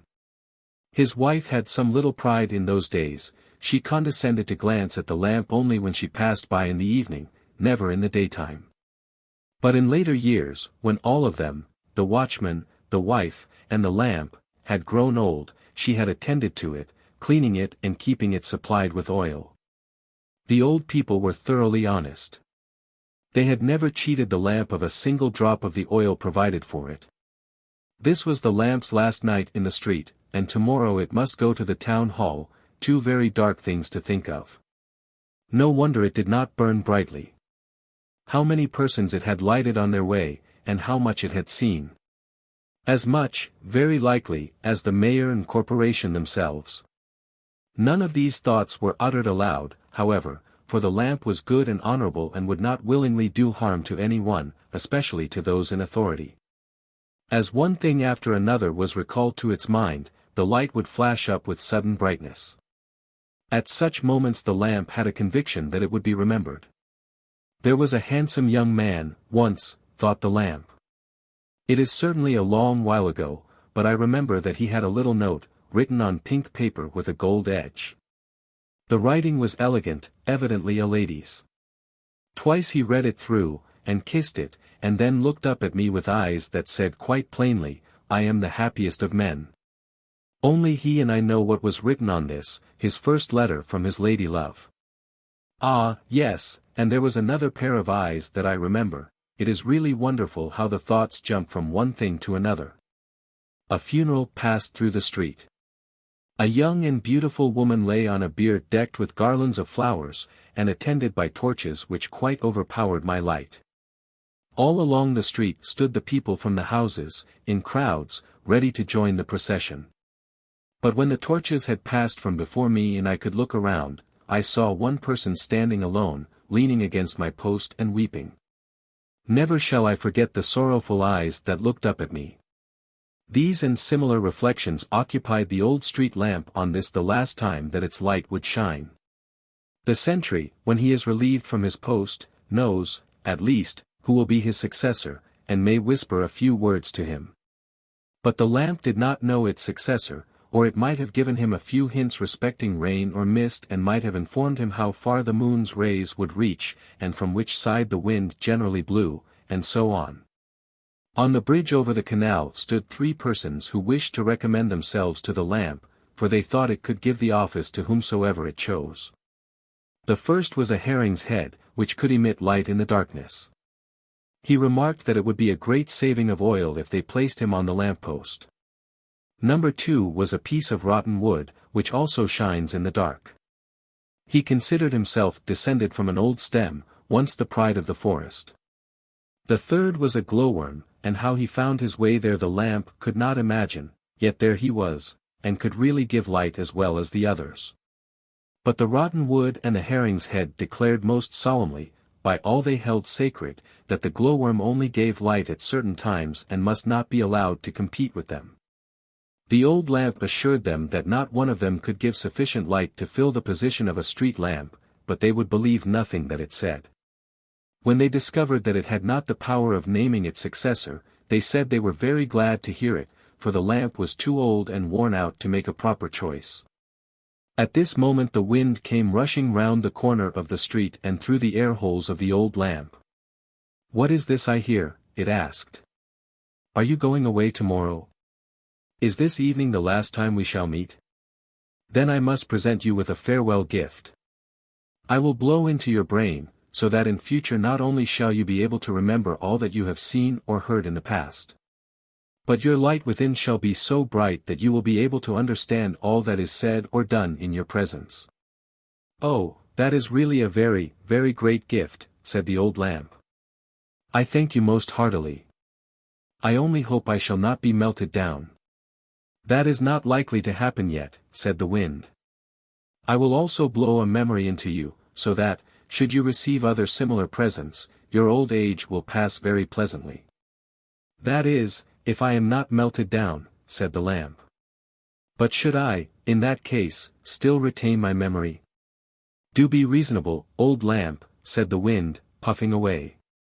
At this moment the moon burst forth from the clouds. What will you give the old lamp? Asked the wind. I can give nothing, she replied. I am on the wane, and no lamps have ever given me light, while I have frequently shone upon them. With these words the moon hid herself again behind the clouds, that she might be saved from further importunities. Just then a drop fell upon the lamp from the roof of the house, but the drop explained that it was a gift from those grey clouds, and perhaps the best of all gifts. I shall penetrate you so thoroughly, it said, that you will have the power of becoming rusty, and, if you wish it, can crumble into dust in one night. But this seemed to the lamp a very shabby present, and the wind thought so, too. Does no one give any more? Will no one give any more? Shouted the breath of the wind, as loud as it could. Then a bright, falling star came down, leaving a broad, luminous streak behind it. What was that? Cried the herring's head. Did not a star fall? I really believe it went into the lamp. Certainly, when such high-born personages try for the office we may as well go home. And so they did, all three, while the old lamp threw a wonderfully strong light all around. This is a glorious gift, it said. The bright stars have always been a joy to me and have always shone more brilliantly than I ever could shine, though I have tried with my whole might. Now they have noticed me, a poor old lamp, and have sent me a gift that will enable me to see clearly everything that I remember, as if it still stood before me, and to let it be seen by all those who love me. And herein lies the truest happiness, for pleasures which we cannot share with others are only half enjoyed. That sentiment does you honor, said the wind, but for this purpose wax lights will be necessary. If these are not lighted in you, your peculiar faculties will not benefit others in the least. The stars have not thought of this. They suppose that you and every other light must be a wax taper. But I must go down now. So it laid itself to rest. Wax tapers, indeed, said the lamp, I have never yet had these, nor is it likely I ever shall. If I could only be sure of not being melted down. The next day, well, perhaps we had better pass over the next day. The evening had come, and the lamp was resting in a grandfather's chair, and guess where? Why, at the old watchman's house. He had begged as a favor that the mayor and corporation would allow him to keep the street lamp in consideration of his long and faithful service, as he had himself hung it up and lighted it on the day he first commenced his duties. 24 years ago. He looked upon it almost as his own child. He had no children, so the lamp was given to him.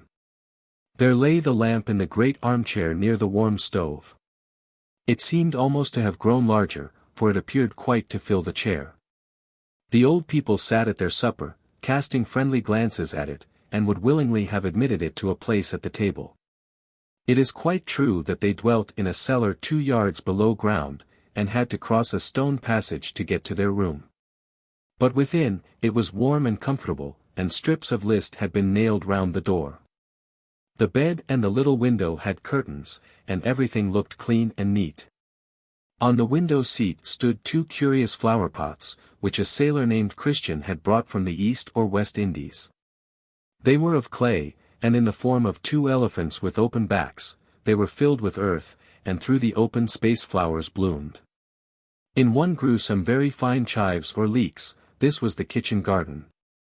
The other, which contained a beautiful geranium, they called their flower garden.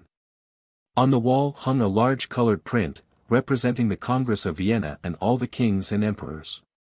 A clock with heavy weights hung on the wall and went tick, tick, steadily enough, yet it was always rather too fast, which, however, the old people said was better than being too slow.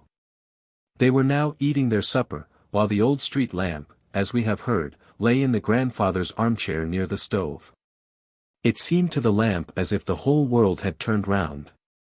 But after a while the old watchman looked at the lamp and spoke of what they had both gone through together, in rain and in fog, during the short, bright nights of summer or in the long winter nights.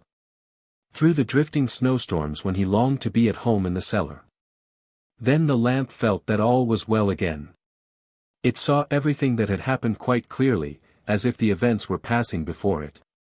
Surely the wind had given it an excellent gift. The old people were very active and industrious. They were never idle for even a single hour. On Sunday afternoons they would bring out some books, generally a book of travels which they greatly liked. The old man would read aloud about Africa, with its great forests and the wild elephants, while his wife would listen attentively, stealing a glance now and then at the clay elephants which served as flowerpots. "I can almost imagine I am seeing it all," she said. Ah! How the lamp wished for a wax taper to be lighted in it, for then the old woman would have seen the smallest detail as clearly as it did itself. The lofty trees, with their thickly entwined branches, the naked negroes on horseback, and whole herds of elephants treading down bamboo thickets with their broad, heavy feet. "What is the use of all my capabilities," sighed the old lamp, "when I cannot obtain any wax lights? They have only oil and tallow here, and these will not do." One day a great heap of wax candle ends found their way into the cellar. The larger pieces were burned, and the smaller ones the old woman kept for waxing her thread. So there were now candles enough, but it never occurred to anyone to put a little piece in the lamp. "Here I am now, with my rare powers," thought the lamp. "I have faculties within me, but I cannot share them. They do not know that I could cover these white walls with beautiful tapestry, or change them into noble forests or, indeed, to anything else they might wish." The lamp, however, was always kept clean and shining in a corner, where it attracted all eyes. Strangers looked upon it as lumber, but the old people did not care for that, they loved it. One day, it was the watchman's birthday, the old woman approached the lamp, smiling to herself, and said, "I will have an illumination today, in honor of my old man." The lamp rattled in its metal frame, for it thought, "Now at last I shall have a light within me." But, after all, no wax light was placed in the lamp, only oil, as usual. The lamp burned through the whole evening and began to perceive too clearly that the gift of the stars would remain a hidden treasure all its life. Then it had a dream, for to one with its faculties, dreaming was not difficult. It dreamed that the old people were dead and that it had been taken to the iron foundry to be melted down. This caused the lamp quite as much anxiety as on the day when it had been called upon to appear before the mayor and the council at the town hall. But though it had been endowed with the power of falling into decay from rust when it pleased, it did not make use of this power. It was therefore put into the melting furnace and changed into as elegant an iron candlestick as you could wish to see, one intended to hold a wax taper. The candlestick was in the form of an angel holding a nosegay, in the center of which the wax taper was to be placed. It was to stand on a green writing table in a very pleasant room, where there were many books scattered about and splendid paintings on the walls. The owner of the room was a poet and a man of intellect. Everything he thought or wrote was pictured around him. Nature showed herself to him sometimes in the dark forests, sometimes in cheerful meadows where the storks were strutting about, or on the deck of a ship sailing across the foaming sea, with the clear, blue sky above. Or at night in the glittering stars. "What powers I possess," said the lamp, awaking from its dream. "I could almost wish to be melted down, but no, that must not be while the old people live.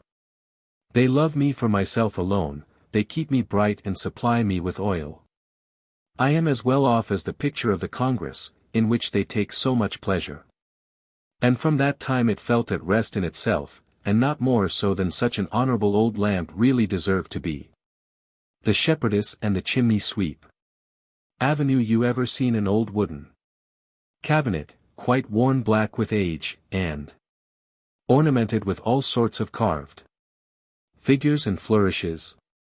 Just such a one stood in a certain parlor. It was a legacy from the great-grandmother, and was covered from top to bottom with carved roses and tulips. The most curious flourishes were on it, too, and between them peered forth little stags' heads, with their zigzag antlers. On the door panel had been carved the entire figure of a man, a most ridiculous man to look at, for he grinned, you could not call it smiling or laughing, in the drollest way. Moreover, he had crooked legs, little horns upon his forehead, and a long beard. The children used to call him the crooked-legged Field Marshal Major General Corporal Sergeant, which was a long, hard name to pronounce. Very few there are, whether in wood or in stone, who could get such a title. Surely to have cut him out in wood was no trifling task. However, there he was. His eyes were always fixed upon the table below, and toward the mirror, for upon this table stood a charming little porcelain shepherdess, her mantle gathered gracefully about her and fastened with a red rose. Her shoes and hat were gilded, and her hand held a shepherd's crook. She was very lovely. Close by her stood a little chimney sweep, also of porcelain. He was as clean and neat as any other figure. Indeed, he might as well have been made a prince as a sweep, since he was only make-believe, for though everywhere else he was as black as a coal, his round, bright face was as fresh and rosy as a girl's. This was certainly a mistake, it ought to have been black. There he stood so prettily, with his ladder in his hand, quite close to the shepherdess. From the first he had been placed there, and he always remained on the same spot. For they had promised to be true to each other. They suited each other exactly, they were both young, both of the same kind of porcelain, and both equally fragile. Close to them stood another figure 3 times as large as themselves. It was an old Chinaman, a mandarin, who could nod his head.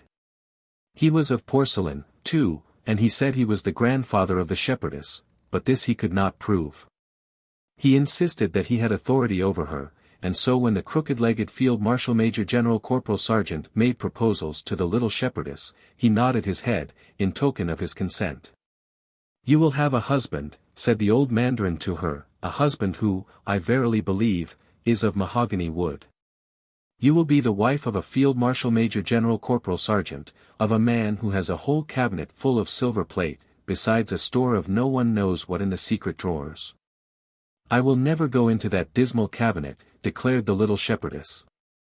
"I have heard it said that there are 11 porcelain ladies already imprisoned there."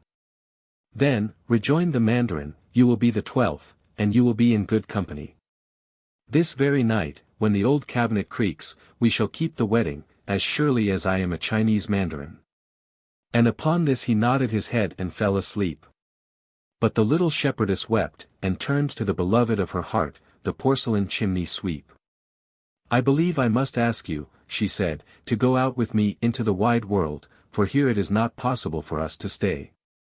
"I will do in everything as you wish," replied the little chimney sweep. "Let us go at once. I am sure I can support you by my trade." "If we were only down from the table," said she. "I shall not feel safe till we are far away out in the wide world and free." The little chimney sweep comforted her, and showed her how to set her little foot on the carved edges, and on the gilded foliage twining round the leg of the table, till at last they both reached the floor. But, turning for a last look at the old cabinet, they saw that everything was in commotion. All the carved stags stretched their heads farther out than before, raised their antlers, and moved their throats, while the crooked-legged Field Marshal Major General Corporal Sergeant sprang up and shouted to the old Chinese mandarin, "Look! They are eloping! They are eloping!" They were not a little frightened at this, and jumped quickly into an open drawer in the window seat. Here lay 3 or 4 packs of cards that were not quite complete, and a little doll's theatre, which had been set up as nicely as could be. A play was going on, and all the queens sat in the front row, and fanned themselves with the flowers which they held in their hands, while behind them stood the knaves, each with 2 heads, one above and one below, as playing cards have. The play was about 2 persons who were not allowed to marry, and the shepherdess cried, for it seemed so like her own story. "I cannot bear this," she said. "Let us leave the drawer." But when she had again reached the floor she looked up at the table and saw that the old Chinese mandarin was awake, and that he was rocking his whole body to and fro with rage. "The old mandarin is coming!" cried she, and down she fell on her porcelain knees, so frightened was she. "I have thought of a plan," said the chimney sweep. Suppose we creep into the jar of perfumes, the potpourri vase which stands in the corner. There we can rest upon roses and lavender, and throw salt in his eyes if he comes near. That will not do at all, she said. Besides, I know that the old mandarin and the potpourri vase were once betrothed. And no doubt some slight friendship still exists between them. No, there is no help for it, we must wander forth together into the wide world. Have you really the courage to go out into the wide world with me? Asked the chimney sweep. Have you considered how large it is, and that if we go, we can never come back? I have, replied she. And the chimney sweep looked earnestly at her and said, My way lies through the chimney. Have you really the courage to go with me through the stove, and creep through the flues and the tunnel? Well, do I know the way? We shall come out by the chimney, and then I shall know how to manage. We shall mount so high that they can never reach us, and at the top there is an opening that leads out into the wide world. And he led her to the door of the stove. Oh, how black it looks, she said. Still she went on with him, through the stove, the flues, and the tunnel, where it was as dark as pitch. Now we are in the chimney, said he, and see what a lovely star shines above us. There actually was a star in the sky, that was shining right down upon them, as if to show them the way. Now they climbed and crept, a frightful way it was, so steep and high. But he went first to guide, and to smooth the way as much as he could. He showed her the best places on which to set her little china foot, till at last they came to the edge of the chimney and sat down to rest, for they were very tired, as may well be supposed. The sky and all its stars were above them, and below lay all the roofs of the town. They saw all around them the great, wide world. It was not like what the poor little shepherdess had fancied it, and she leaned her little head upon her chimney sweep's shoulder and wept so bitterly that the gilding was washed from her golden sash. This is too much, said she. It is more than I can bear. The world is too large. I wish I were safe back again upon the little table under the mirror. I shall never be happy till I am there once more. I have followed you out into the wide world. Surely, if you really love me, you will follow me back. The chimney sweep tried to reason with her. He reminded her of the old mandarin, and the crooked-legged field marshal major general corporal sergeant, but she wept so bitterly, and kissed her little chimney sweep so fondly, that he could not do otherwise than as she wished, foolish as it was. So they climbed down the chimney, though with the greatest difficulty, crept through the flues, and into the stove, where they paused to listen behind the door, to discover what might be going on in the room. All was quiet, and they peeped out. Alas! There on the floor lay the old mandarin. He had fallen from the table in his attempt to follow the runaways, and had broken into 3 pieces. His whole back had come off in a single piece, and his head had rolled into a corner. The crooked-legged field marshal major general corporal sergeant stood where he had always stood, reflecting upon what had happened. This is shocking, said the little shepherdess. My old grandfather is broken in pieces, and we are the cause of it, and she wrung her little hands. He can be riveted, said the chimney sweep, he can certainly be riveted. Do not grieve so. If they cement his back and put a rivet through his neck, he will be just as good as new, and will be able to say as many disagreeable things to us as ever. Do you really think so? Asked she. Then they climbed again up to the place where they had stood before. How far we have been, observed the chimney sweep, and since we have got no farther than this, we might have saved ourselves all the trouble. I wish grandfather were mended, said the shepherdess, I wonder if it will cost very much. Mended he was.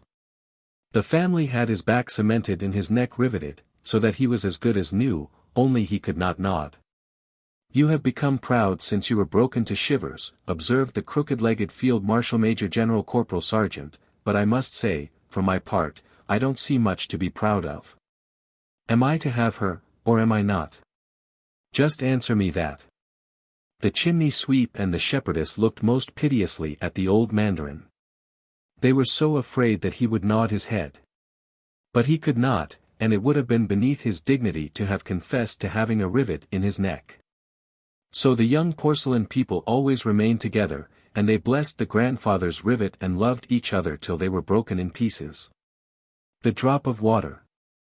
Oh, you know, surely, what the microscope is, that wonderful little glass which makes everything appear 100 times larger than it really is. If you look through a microscope at a single drop of ditch water, you will see 1,000 odd-looking creatures, such as you never could imagine dwelled in water. They do not look unlike a whole plateful of shrimps, all jumping and crowding upon each other. So fierce are these little creatures that they will tear off each other's arms and legs without the least mercy, and yet after their fashion they look merry and happy. Now there was once an old man, whom his neighbors called Cribbly Crabbly, a curious name, to be sure, which meant something like creep and crawl. He always liked to make the most of everything, and when he could not manage it in the ordinary way, he tried magic. One day he sat looking through his microscope at a drop of water that had been brought from a neighboring ditch. What a scene of scrambling and swarming it was, to be sure. All the thousands of little imps in the water jumped and sprang about, devouring each other, or tearing each other to bits. Upon my word, this is really shocking. There must surely be some way to make them live in peace and quiet, so that each attends only to his own concerns. And he thought and thought, but still could not hit upon any plan, so he must needs have recourse to conjuring. I must give them color so that they may be seen more plainly, said he. Accordingly he poured something that looked like a drop of red wine, but which in reality was witch's blood, upon the drop of water. Immediately all the strange little creatures became red all over, and looked for all the world like a whole town full of naked red Indians. Why, what have you here? Asked another old magician, who had no name at all, which made him even more remarkable than Cribbly Crabbly. If you can find out what it is, replied Cribbly Crabbly, I will give it you, but I warn you you'll not do so easily.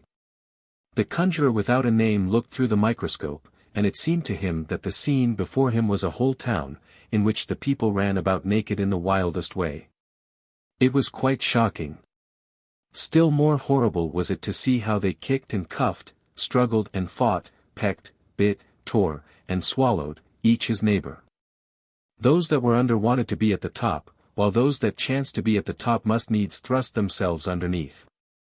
And now look, his leg is longer than mine, so off with it, one seemed to be saying. Another had a little lump behind his ear, an innocent little lump enough, but it seemed to pain him, and therefore the others seemed determined that it should pain him more. So they hacked at it, and dragged the poor thing about, and at last ate him up, all on account of the little lump. One only of the creatures was quiet, a modest little maid, who sat by herself evidently wishing for nothing but peace and quietness. The others would not have it so, however. They soon pulled the little damsel forward, cuffed and tore her, and then ate her up. This is uncommonly droll and amusing, said the nameless magician. Yes. But what do you think it is? Asked Cribbly Crabbly. Can you make it out? It is easy enough to guess, to be sure, was the reply of the nameless magician, easy enough. It is either Paris or Copenhagen, or some other great city, I don't know which, for they are all alike. It is some great city, of course. It is a drop of ditch water, said Cribbly Crabbly. The swineherd. Here was once a poor prince who had a kingdom, but it was a very small one. Still it was quite large enough to admit of his marrying, and he wished to marry. It was certainly rather bold of him to say, as he did, to the emperor's daughter, will you have me? But he was renowned far and wide, and there were 100 princesses who would have answered, yes, and, thank you kindly. We shall see what this princess said. Listen. It happened that where the prince's father lay buried there grew a rose tree, a most beautiful rose tree, which blossomed only once in 5 years, and even then bore only one flower. Ah, but that was a rose. It smelled so sweet that all cares and sorrows were forgotten by those who inhaled its fragrance. Moreover, the prince had a nightingale that could sing in such a manner that it seemed as if all sweet melodies dwelt in her little throat. Now the princess was to have the rose and the nightingale, and they were accordingly put into large silver caskets and sent to her. The emperor had them brought into a large hall, where the princess and the ladies of the court were playing at visiting. When she saw the caskets with the presents, the princess clapped her hands for joy. "Ah, if it should be a little pussy cat," exclaimed she. Instead, the rose tree, with its beautiful rose, came to view. "Oh, how prettily it is made," said all the court ladies. "It is more than pretty," said the emperor, "it is charming." The princess touched it and was ready to cry.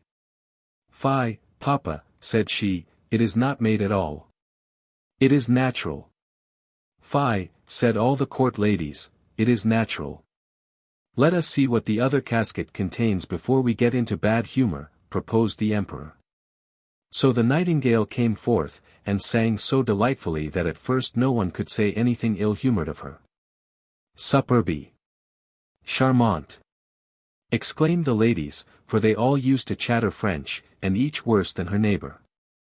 "How much the bird reminds me of the musical box that belonged to our blessed empress," remarked an old knight. "Oh! Yes, these are the same tunes, the same execution." "Yes, yes," said the emperor, and at the remembrance he wept like a child. "I still hope it is not a real bird," said the princess. "Yes, it is a real bird," said those who had brought it. "Well, then, let the bird fly," returned the princess. And she positively refused to see the prince. However, he was not to be discouraged. He stained his face brown and black, pulled his cap over his ears, and knocked at the door of the castle. "Good day to my lord the emperor," said he. "Can I have employment here at the palace?" "Why, yes," said the emperor. "It just occurs to me that I want someone to take care of the pigs, there are so many of them." So the prince came to be the imperial swineherd. He had a miserable little room, close by the pigsty, and here he was obliged to stay, and he sat the whole day long and worked. By evening he had made a pretty little saucepan. Little bells were hung all around it, and when the pot was boiling, the bells tinkled in the most charming manner, and played the old melody. "Ach, du lieber Augustin. Alles ist weg, weg, weg." But what was still more curious, whoever held his finger in the smoke of this saucepan, at once smelled all the dishes that were cooking on every hearth of the city. This, you see, was something quite different from the rose. Now the princess happened to walk that way with her court ladies, and when she heard the tune she stood quite still and seemed pleased, for she could play "Dearest Augustine." It was the only piece she knew, and she played it with one finger. "Why, that is the piece that I play on the piano," said the princess. "That swineherd must certainly have been well educated. Go in and ask him the price of the instrument." So one of the court ladies had to go in, but she drew on wooden slippers first. "What will you take for the saucepan?" inquired the lady. "I must have 10 kisses from the princess," said the swineherd. "Heaven preserve us!" exclaimed the maid of honor. "I cannot sell it for less," answered the swineherd. "Well, what does he say?" asked the princess. "I cannot tell you, really," replied the lady. "It is too dreadful." "Then you may whisper it." So the lady whispered it. "He is an impudent fellow," said the princess, and she walked on. But when she had gone a little way, the bells again tinkled prettily. "Ah! Thou dearest Augustine! All is gone, gone, gone." "Stay," said the princess. "Ask him if he will have 10 kisses from the ladies of my court." "No, thank you," answered the swineherd. 10 kisses from the princess, or I keep the saucepan myself." "How tiresome." "That must not be either," said the princess. "But do you all stand before me, that no one may see us." The court ladies placed themselves in front of her, and spread out their dresses. So the swineherd got 10 kisses, and the princess got the saucepan. That was delightful. The saucepan was kept boiling all the evening and the whole of the following day. They knew perfectly well what was cooking on every hearth in the city, from the chamberlains to the cobblers. The court ladies danced and clapped their hands. "We know who has soup, and who has pancakes for dinner today, who has cutlets, and who has eggs. How interesting! Yes, but keep my secret, for I am an emperor's daughter." The prince, that is, the swineherd, for no one knew that he was other than an ill-favored swineherd, let not a day pass without working at something. At last he constructed a rattle, which, when it was swung round and round, played all the waltzes and jig tunes which have been heard since the creation of the world. "Ah, that is superbe," said the princess, when she passed by. "I have never heard prettier compositions. Go in and ask him the price of the instrument. But mind, he shall have no more kisses." "He will have 100 kisses from the princess," said the lady who had been to ask. "He is not in his right senses," said the princess, and walked on. But when she had gone a little way she stopped again.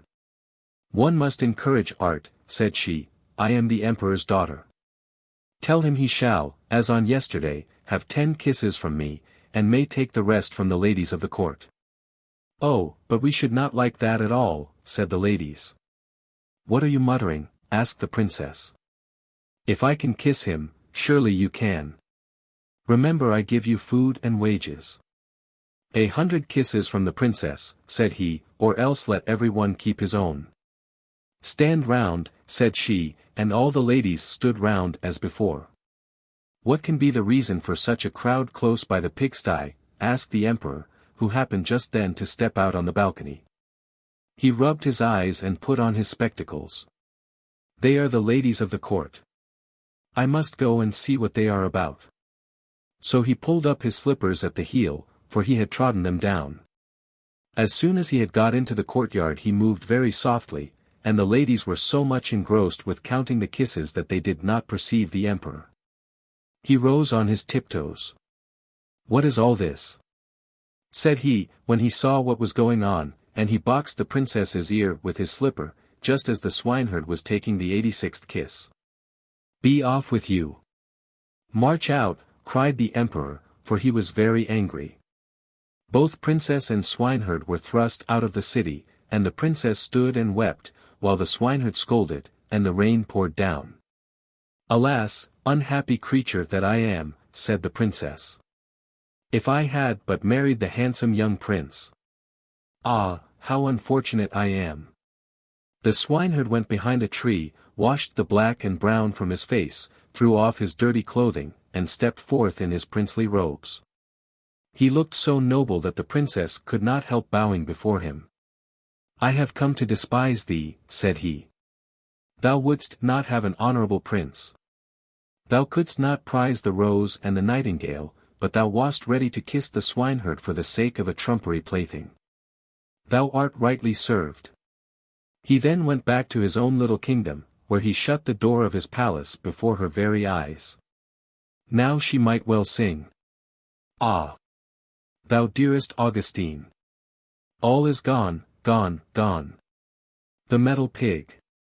And the city of Florence, not far from the Piazza del Granduca, runs a little cross street, called Porta Rosa. In this street, just in front of the marketplace where vegetables are sold, stands a pig, made of brass and curiously formed. The color has been changed by age to dark green. But clear, fresh water pours from the snout, which shines as if it had been polished, and so indeed it has. 400 of poor people and children seize it in their hands as they place their mouths close to the mouth of the animal to drink. It is quite a picture to see a half-naked boy clasping the well-formed creature by the head as he presses his rosy lips against its jaws. Every one who visits Florence can very quickly find the place. He has only to ask the first beggar he meets for the metal pig, and he will be told where it is. It was late on a winter evening. The mountains were covered with snow, but the moon shone brightly, and moonlight in Italy is as good as the light of grey winter's day in the north. Indeed, it is better, for the clear air seems to raise us above the earth. While in the north a cold, grey, leaden sky appears to press us down to earth, even as the cold, damp earth shall one day press on us in the grave. In the garden of the Grand Duke's palace, under the roof of one of the wings, where 1,000 roses bloom in winter, a little ragged boy had been sitting the whole day long. The boy might serve as a type of Italy, lovely and smiling, and yet suffering. He was hungry and thirsty, but no one gave him anything, and when it became dark and they were about to close the gardens, the porter turned him out. A long time he stood musing on the bridge which crosses the Arno and looking at the glittering stars that were reflected in the water which flowed between him and the wonderful marble bridge Delia Trinita. He then walked away towards the metal pig, half knelt down, clasped it with his arms, and, putting his mouth to the shining snout, drank deep draughts of the fresh water. Close by lay a few salad leaves and 2 chestnuts, which were to serve for his supper. No one was in the street but himself. It belonged only to him. He boldly seated himself on the pig's back, leaned forward so that his curly head could rest on the head of the animal, and, before he was aware, fell asleep. It was midnight. The metal pig raised himself gently, and the boy heard him say quite distinctly, "Hold tight, little boy, for I am going to run," and away he started for a most wonderful ride. First they arrived at the Piazza del Granduca, and the metal horse which bears the Duke's statue neighed aloud. The painted coats of arms on the old council house shone like transparent pictures, and Michelangelo's David swung his sling. It was as if everything had life. The metallic groups of figures, among which were Perseus and the Rape of the Sabines, looked like living persons, and cries of terror sounded from them all across the noble square. By the Palazzo degli Uffizi, in the arcade where the nobility assembled for the carnival, the metal pig stopped. "Hold fast," said the animal, "hold fast, for I am going upstairs." The little boy said not a word. He was half pleased and half afraid. They entered a long gallery, where the boy had been before. The walls were resplendent with paintings, and here and there stood statues and busts, all in a clear light as if it were day. The grandest sight appeared when the door of a side room opened. The little boy could remember what beautiful things he had seen there, but tonight everything shone in its brightest colors. Here stood the figure of a beautiful woman, as radiantly beautiful as nature and the art of one of the great masters could make her. Her graceful limbs appeared to move, dolphins sprang at her feet, and immortality shone from her eyes. The world called her the Venus de Medici. By her side were statues of stone, in which the spirit of life breathed, figures of men, one of whom whetted his sword and was named the Grinder. Fighting gladiators, for whom the sword had been sharpened, and who strove for the goddess of beauty. The boy was dazzled by so much glitter, for the walls were gleaming with bright colors. Life and movement were in everything. As they passed from hall to hall, beauty showed itself in whatever they saw, and, as the metal pig went step by step from one picture to another, the little boy could see it all plainly. One glory eclipsed another. Yet there was one picture that fixed itself on the little boy's memory more especially, because of the happy children it represented, for these the little boy had seen in daylight. Many passed this picture with indifference, and yet it contains a treasure of poetic feeling. It represents Christ descending into Hades. It is not those who are lost that one sees, but the heathen of olden times. The Florentine, Angiolo Bronzino, painted this picture. Most beautiful is the expression on the faces of 2 children who appear to have full confidence that they shall reach heaven at last.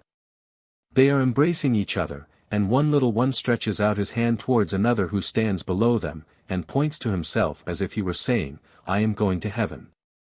The older people stand as if uncertain yet hopeful, and bow in humble adoration to the Lord Jesus.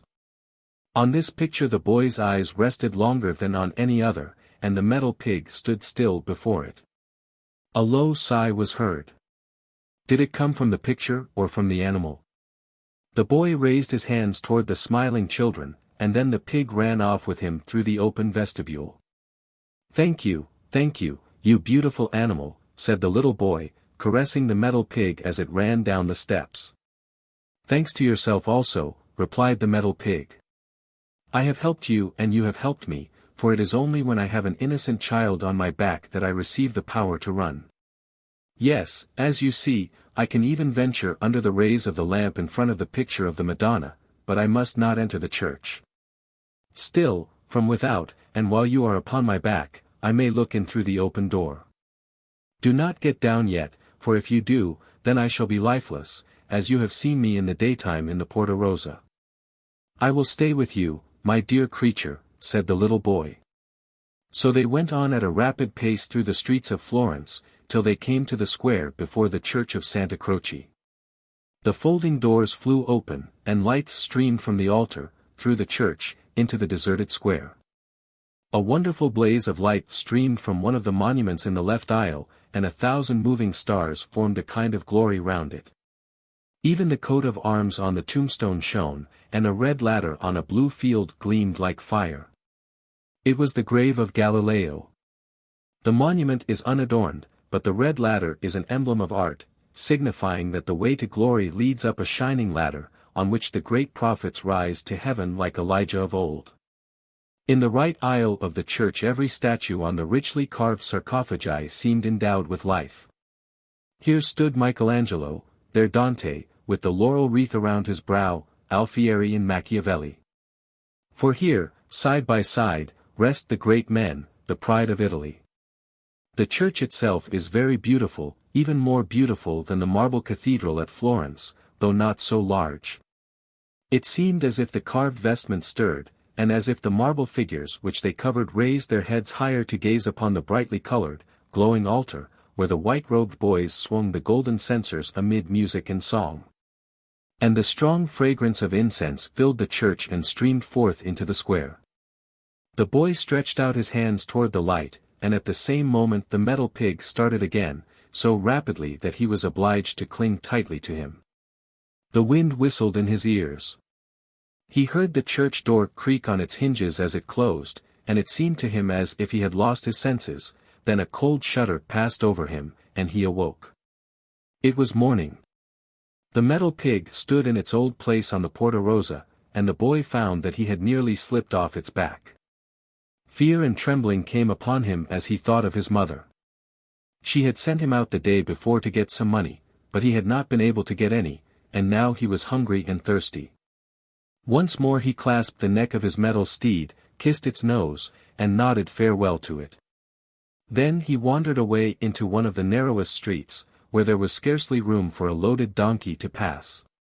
A great iron-bound door stood ajar.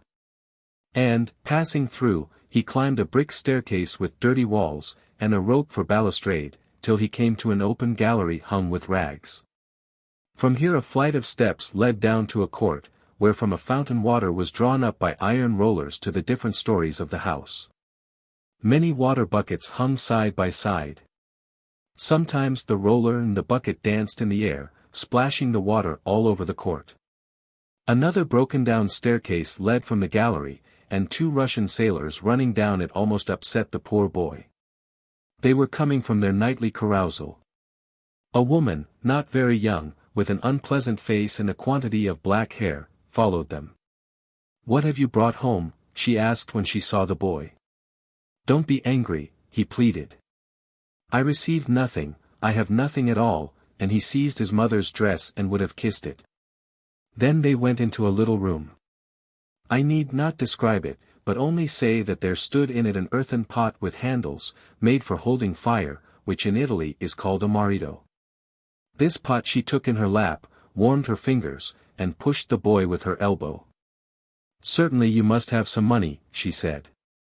The boy began to cry, and then she struck him till he cried aloud. "Be quiet, or I'll break your screaming head." She swung about the fire pot which she held in her hand, while the boy crouched to the earth and screamed.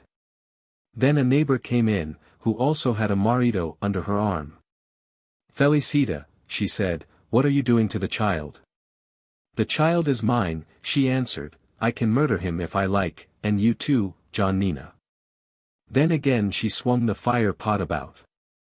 The other woman lifted hers up to defend herself, and the two pots clashed so violently that they were dashed to pieces and fire and ashes flew about the room.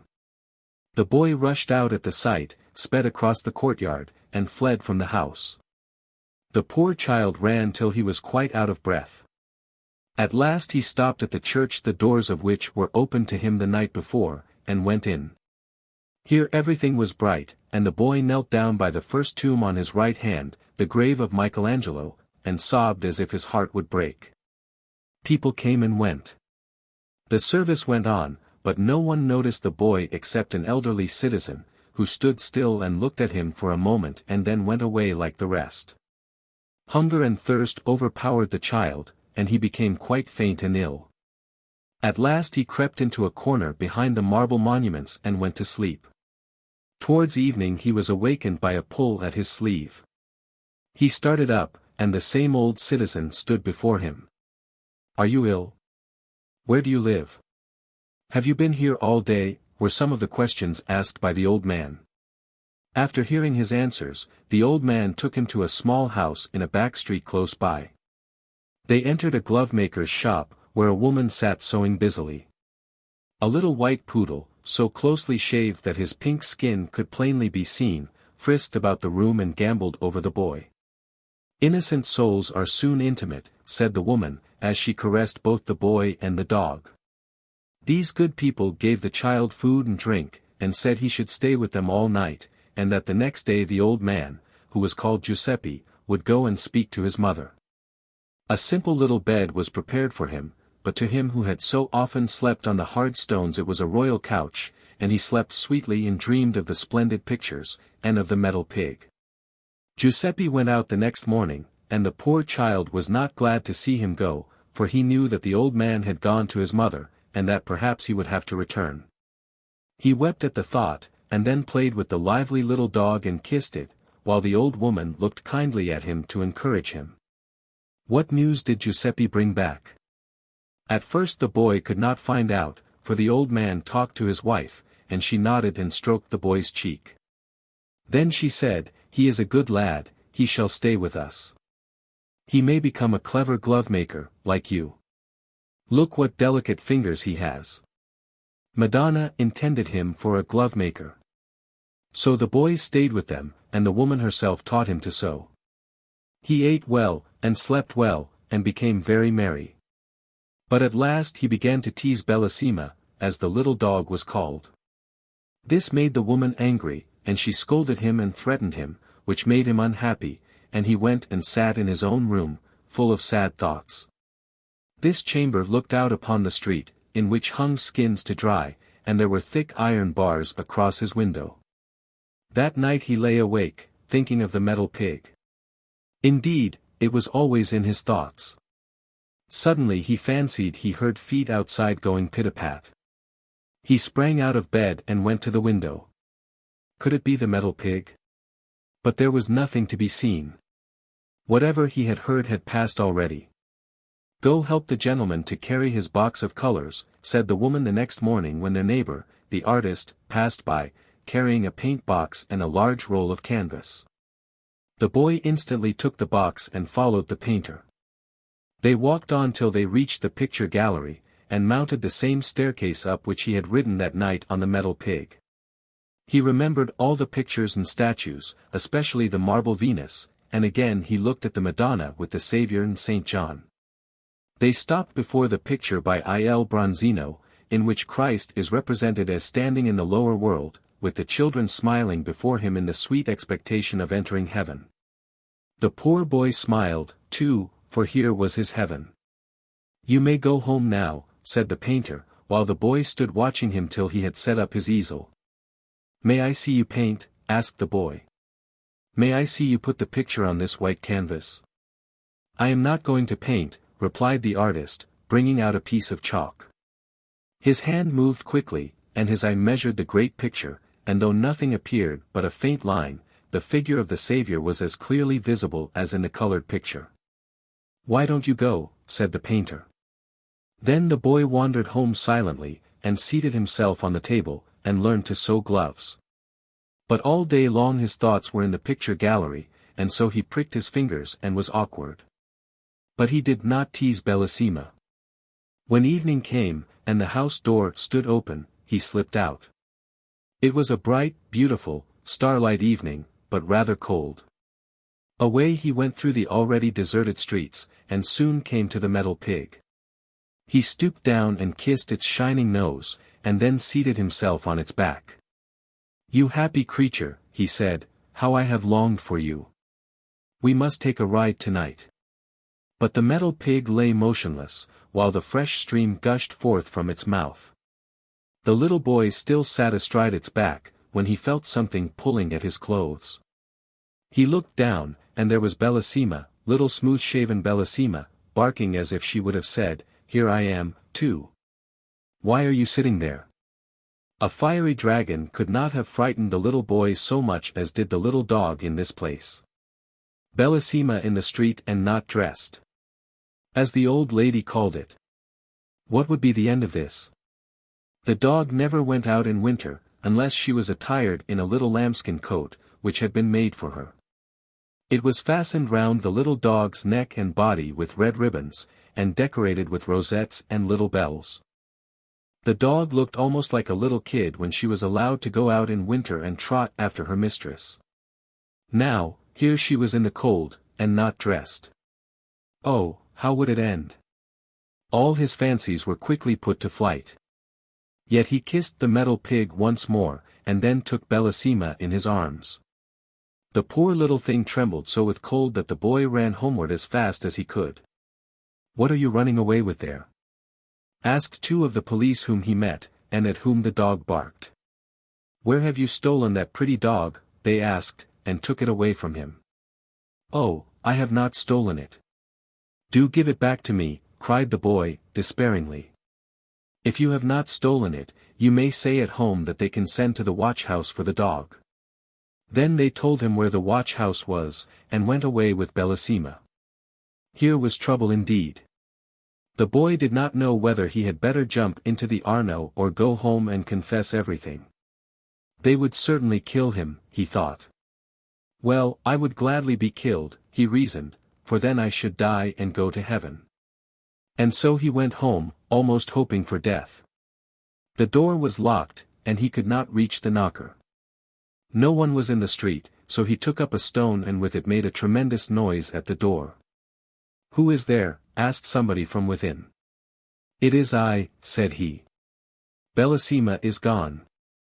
Open the door, and then kill me."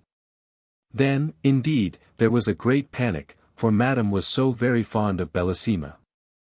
She immediately looked at the wall where the dog's dress usually hung. And there was the little lambskin. "Bellissima in the watch-house," she cried. "You bad boy! How did you entice her out? Poor little delicate thing, with those rough policemen. And she'll be frozen with cold." Giuseppe went off at once, while his wife lamented and the boy wept. Several of the neighbors came in, and among them the painter. He took the boy between his knees and questioned him. Soon he heard the whole story, told in broken sentences, and also about the metal pig and the wonderful ride to the picture gallery, which was certainly rather incomprehensible. The painter, however, consoled the little fellow, and tried to soften the woman's anger, but she would not be pacified till her husband returned from the police with Bellissima. Then there was great rejoicing, and the painter caressed the boy and gave him a number of pictures. Oh, what beautiful pictures those were, figures with funny heads. And, best of all, the metal pig was there, too. Nothing could be more delightful. By means of a few strokes it was made to appear on the paper, and even the house that stood behind it had been sketched. Oh, if he could only draw and paint! He who could do this could conjure all the world before him. The first leisure moment during the next day the boy got a pencil, and on the back of one of the other drawings he attempted to copy the drawing of the metal pig, and he succeeded.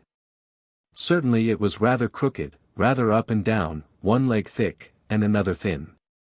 Still it was like the copy, and he was overjoyed at what he had done. The pencil would not go quite as it ought, he had found, but the next day he tried again. A second pig was drawn by the side of the first, and this looked 100 times better. The third attempt was so good that everybody could see what it was meant to represent. And now the glove-making went on but slowly.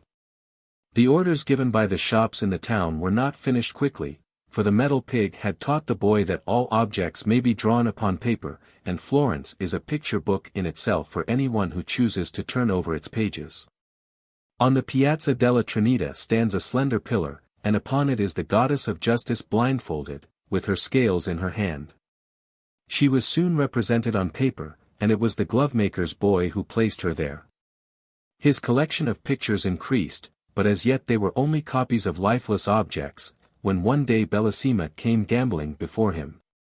"Stand still," cried he, "and I will draw you beautifully, to put in my collection." Bellissima would not stand still, so she must be bound fast in one position. He tied her head and tail, but she barked and jumped and so pulled and tightened the string that she was nearly strangled. And just then her mistress walked in. "You wicked boy!" "The poor little creature," was all she could utter. She pushed the boy from her, thrust him away with her foot, called him a most ungrateful, good-for-nothing, wicked boy, and forbade him to enter her house again. Then she wept, and kissed her little half-strangled Bellissima. At this moment the painter entered the room, and here is the turning point of the story. In the year 1834 there was an exhibition in the Academy of Arts at Florence. 2 pictures, placed side by side, attracted many people. The smaller of the 2 represented a little boy sitting at a table drawing. Before him was a little white poodle, curiously shaven, but as the animal would not stand still, its head and tail had been fastened with a string, to keep it in one position. The truthfulness and life in this picture interested every one. The painter was said to be a young Florentine, who had been found in the streets when a child by an old glove-maker, who had brought him up. The boy had taught himself to draw. It was also said that a young artist, now famous, had discovered this talent in the child just as he was about to be sent away for having tied up Madame's favorite little dog to use as a model. The glove-maker's boy had become a really great painter, as the picture proved, but the larger picture by its side was a still greater proof of his talent. It represented a handsome boy asleep, clothed in rags and leaning against the metal pig, in the street of the Porta Rosa. All the spectators knew the spot well. The child's arms were round the neck of the pig, and he was in a deep sleep. The lamp before the picture of the Madonna threw a strong light on the pale, delicate face of the child. It was a beautiful picture. A large gilt frame surrounded it, and on one corner of the frame a laurel wreath had been hung. But a black band, twined unseen among the green leaves, and a streamer of crape hung down from it, for within the last few days the young artist had died. The flying trunk.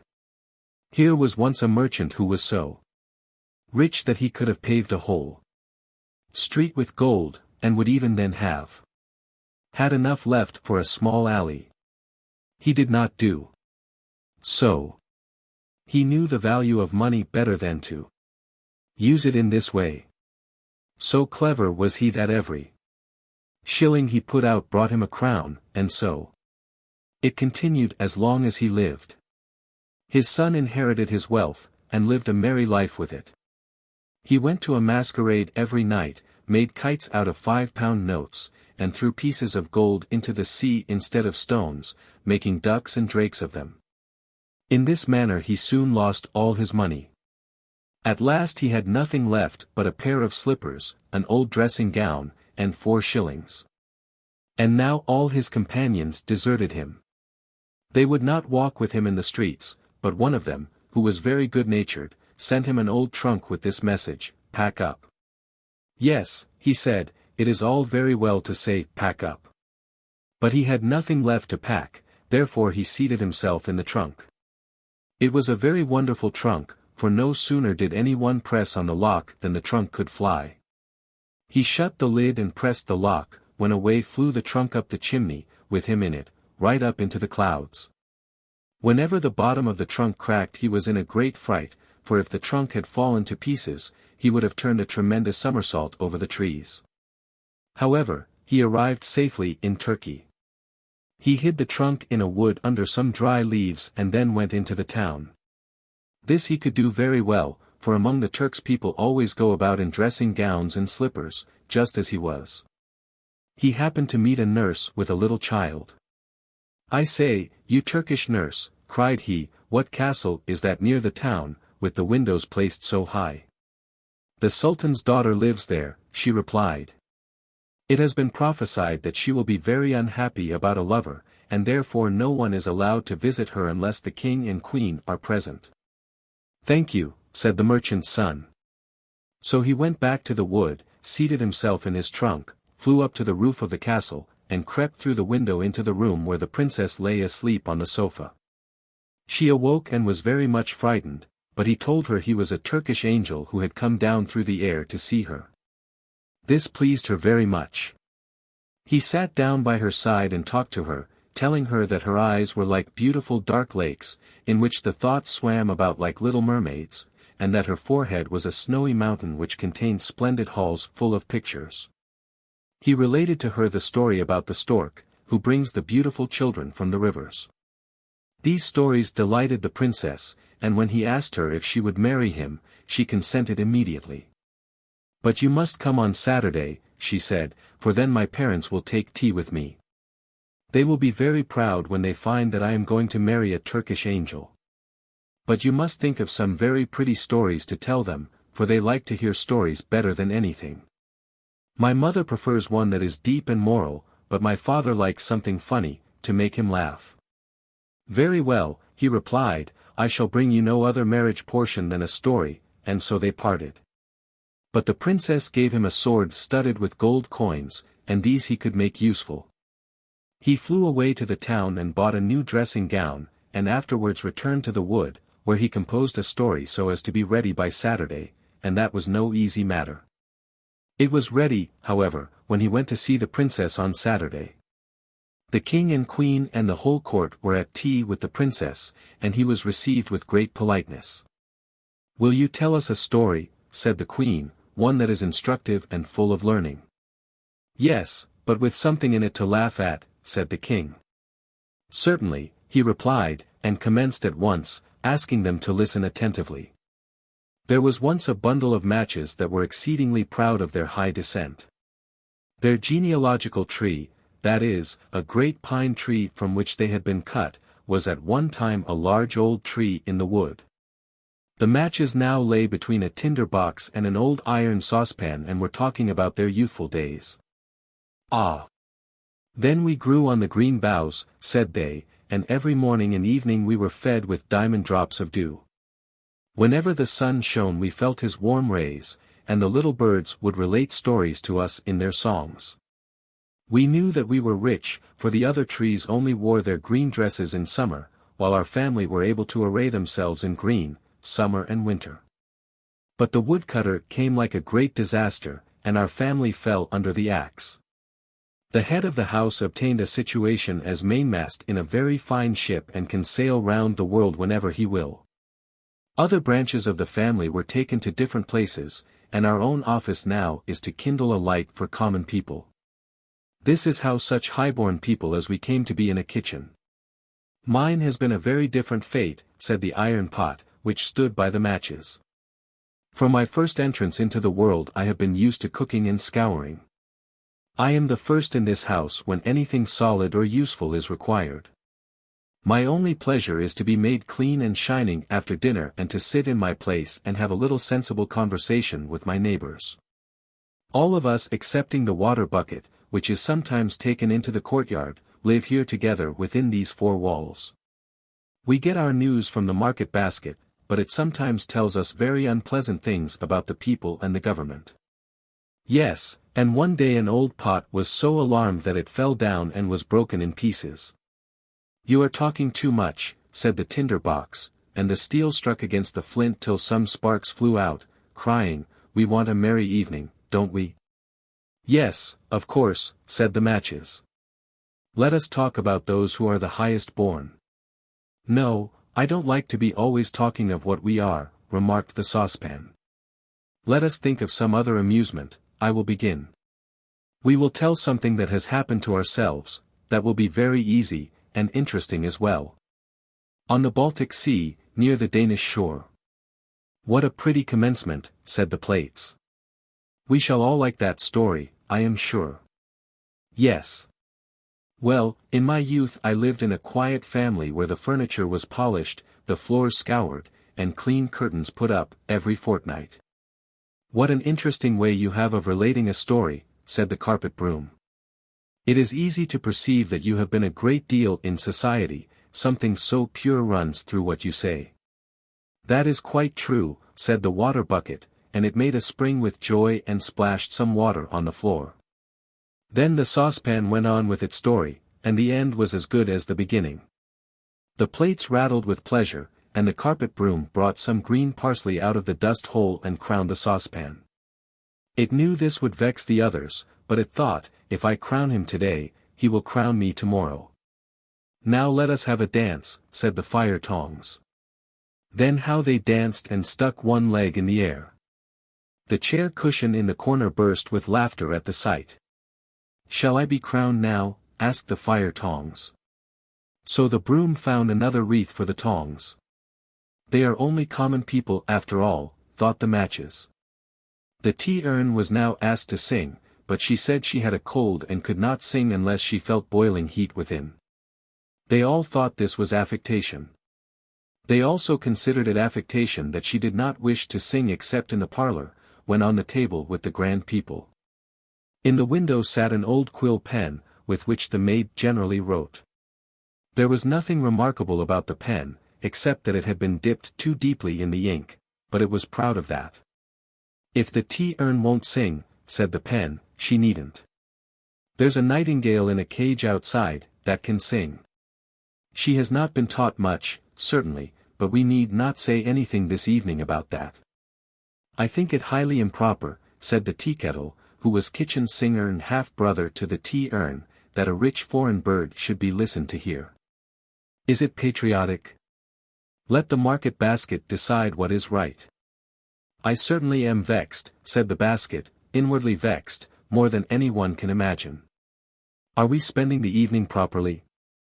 Would it not be more sensible to put the house in order? If each were in his own place, I would lead a game. This would be quite another thing. Let us act a play, said they all. At the same moment the door opened and the maid came in. Then not one stirred. They remained quite still, although there was not a single pot among them that had not a high opinion of himself and of what he could do if he chose. Yes, if we had chosen, each of them thought, we might have spent a very pleasant evening. The maid took the matches and lighted them, and dear me, how they spluttered and blazed up. Now then, they thought, every one will see that we are the first. How we shine! What a light we give! But even while they spoke their lights went out. What a capital story, said the Queen. I feel as if I were really in the kitchen and could see the matches. Yes, you shall marry our daughter. Certainly, said the King, thou shalt have our daughter. The King said, thou, to him because he was going to be one of the family. The wedding day was fixed, and on the evening before, the whole city was illuminated. Cakes and sweetmeats were thrown among the people. The street boys stood on tiptoe and shouted, hurrah, and whistled between their fingers. Altogether it was a very splendid affair. I will give them another treat, said the merchant's son. So he went and bought rockets and crackers and every kind of fireworks that could be thought of, packed them in his trunk, and flew up with it into the air. What a whizzing and popping they made as they went off. The Turks, when they saw the sight, jumped so high that their slippers flew about their ears. It was easy to believe after this that the princess was really going to marry a Turkish angel. As soon as the merchant's son had come down to the wood after the fireworks, he thought, I will go back into the town now and hear what they think of the entertainment. It was very natural that he should wish to know. And what strange things people did say, to be sure. Every one whom he questioned had a different tale to tell, though they all thought it very beautiful. I saw the Turkish angel myself, said one. He had eyes like glittering stars and a head like foaming water. He flew in a mantle of fire, said another, and lovely little cherubs peeped out from the folds. He heard many more fine things about himself and that the next day he was to be married. After this he went back to the forest to rest himself in his trunk. It had disappeared. A spark from the fireworks which remained had set it on fire. It was burned to ashes. So the merchant's son could not fly any more, nor go to meet his bride. She stood all day on the roof, waiting for him, and most likely she is waiting there still, while he wanders through the world telling fairy tales, but none of them so amusing as the one he related about the matches. The butterfly. Here was once a butterfly who wished for a bride, and, as may be supposed, he wanted to choose a very pretty one from among the flowers. He glanced with a very critical eye at all the flower beds and found that the flowers were seated quietly and demurely on their stalks, just as maidens should sit. But there was a great number of them, and it appeared as if making his choice would become very wearisome. The butterfly did not like to take too much trouble, so he flew off on a visit to the daisies. The French call this flower marguerite and say that it can prophesy. Lovers pluck off the leaves, and as they pluck each leaf they ask a question about their sweethearts, thus, does he or she love me? Dearly? Distractedly? Very much? A little? Not at all, and so on. Each one speaks these words in his own language. The butterfly came, also, to Marguerite to inquire, but he did not pluck off her leaves. He pressed a kiss on each of them, for he thought there was always more to be done by kindness. Darling Marguerite Daisy, he said to her, you are the wisest woman of them all. Pray tell me which of the flowers I shall choose for my wife. Which will be my bride? When I know, I will fly directly to her and propose. But Marguerite did not answer him. She was offended that he should call her a woman when she was only a girl. There is a great difference. He asked her a second time, and then a third, but she remained dumb, answering him not at all. Then he would wait no longer, but flew away to commence his wooing at once. It was in the early spring, when the crocus and the snowdrop were in full bloom. They are very pretty, thought the butterfly, charming little lasses, but they are rather stiff and formal. Then, as young lads often do, he looked out for the older girls. He next flew to the anemones, but these were rather sour to his taste. The violet was a little too sentimental. The lime blossoms were too small, and, besides, there was such a large family of them. The apple blossoms, though they looked like roses, bloomed today, but might fall off tomorrow with the first wind that blew. And he thought a marriage with one of them might last too short a time. The pea blossom pleased him most of all. She was white and red, graceful and slender, and belonged to those domestic maidens who have a pretty appearance, yet can be useful in the kitchen. He was just about to make her an offer when, close by her, he saw a pod, with a withered flower hanging at the end. Who is that? He asked. That is my sister, replied the pea blossom. Oh, indeed. And you will be like her some day, said he. And at once he flew away, for he felt quite shocked. A honeysuckle hung forth from the hedge, in full bloom, but there were so many girls like her, with long faces and sallow complexions. No, he did not like her. But which one did he like? Spring went by, and summer drew toward its close. Autumn came, but he had not decided. The flowers now appeared in their most gorgeous robes, but all in vain, they had not the fresh, fragrant air of youth. The heart asks for fragrance even when it is no longer young, and there is very little of that to be found in the dahlias or the dry chrysanthemums. Therefore the butterfly turned to the mint on the ground. This plant, you know, has no blossom, but is sweetness all over. It is full of fragrance from head to foot, with the scent of a flower in every leaf. I will take her, said the butterfly, and he made her an offer. But the mint stood silent and stiff as she listened to him. At last she said, I can give you friendship if you like, nothing more. I am old, and you are old, but we may live for each other just the same. As to marrying, however, no. That would appear ridiculous at our age. And so it happened that the butterfly got no wife at all. He had been too long choosing, which is always a bad plan, and became what is called an old bachelor. It was late in the autumn, with rainy and cloudy weather. The cold wind blew over the bowed backs of the willows, so that they creaked again. It was not the weather for flying about in summer clothes, but fortunately the butterfly was not out in it. By a happy chance he had got a shelter. It was in a room heated by a stove and as warm as summer. He could live here, he said, well enough. But it is not enough merely to exist, said he.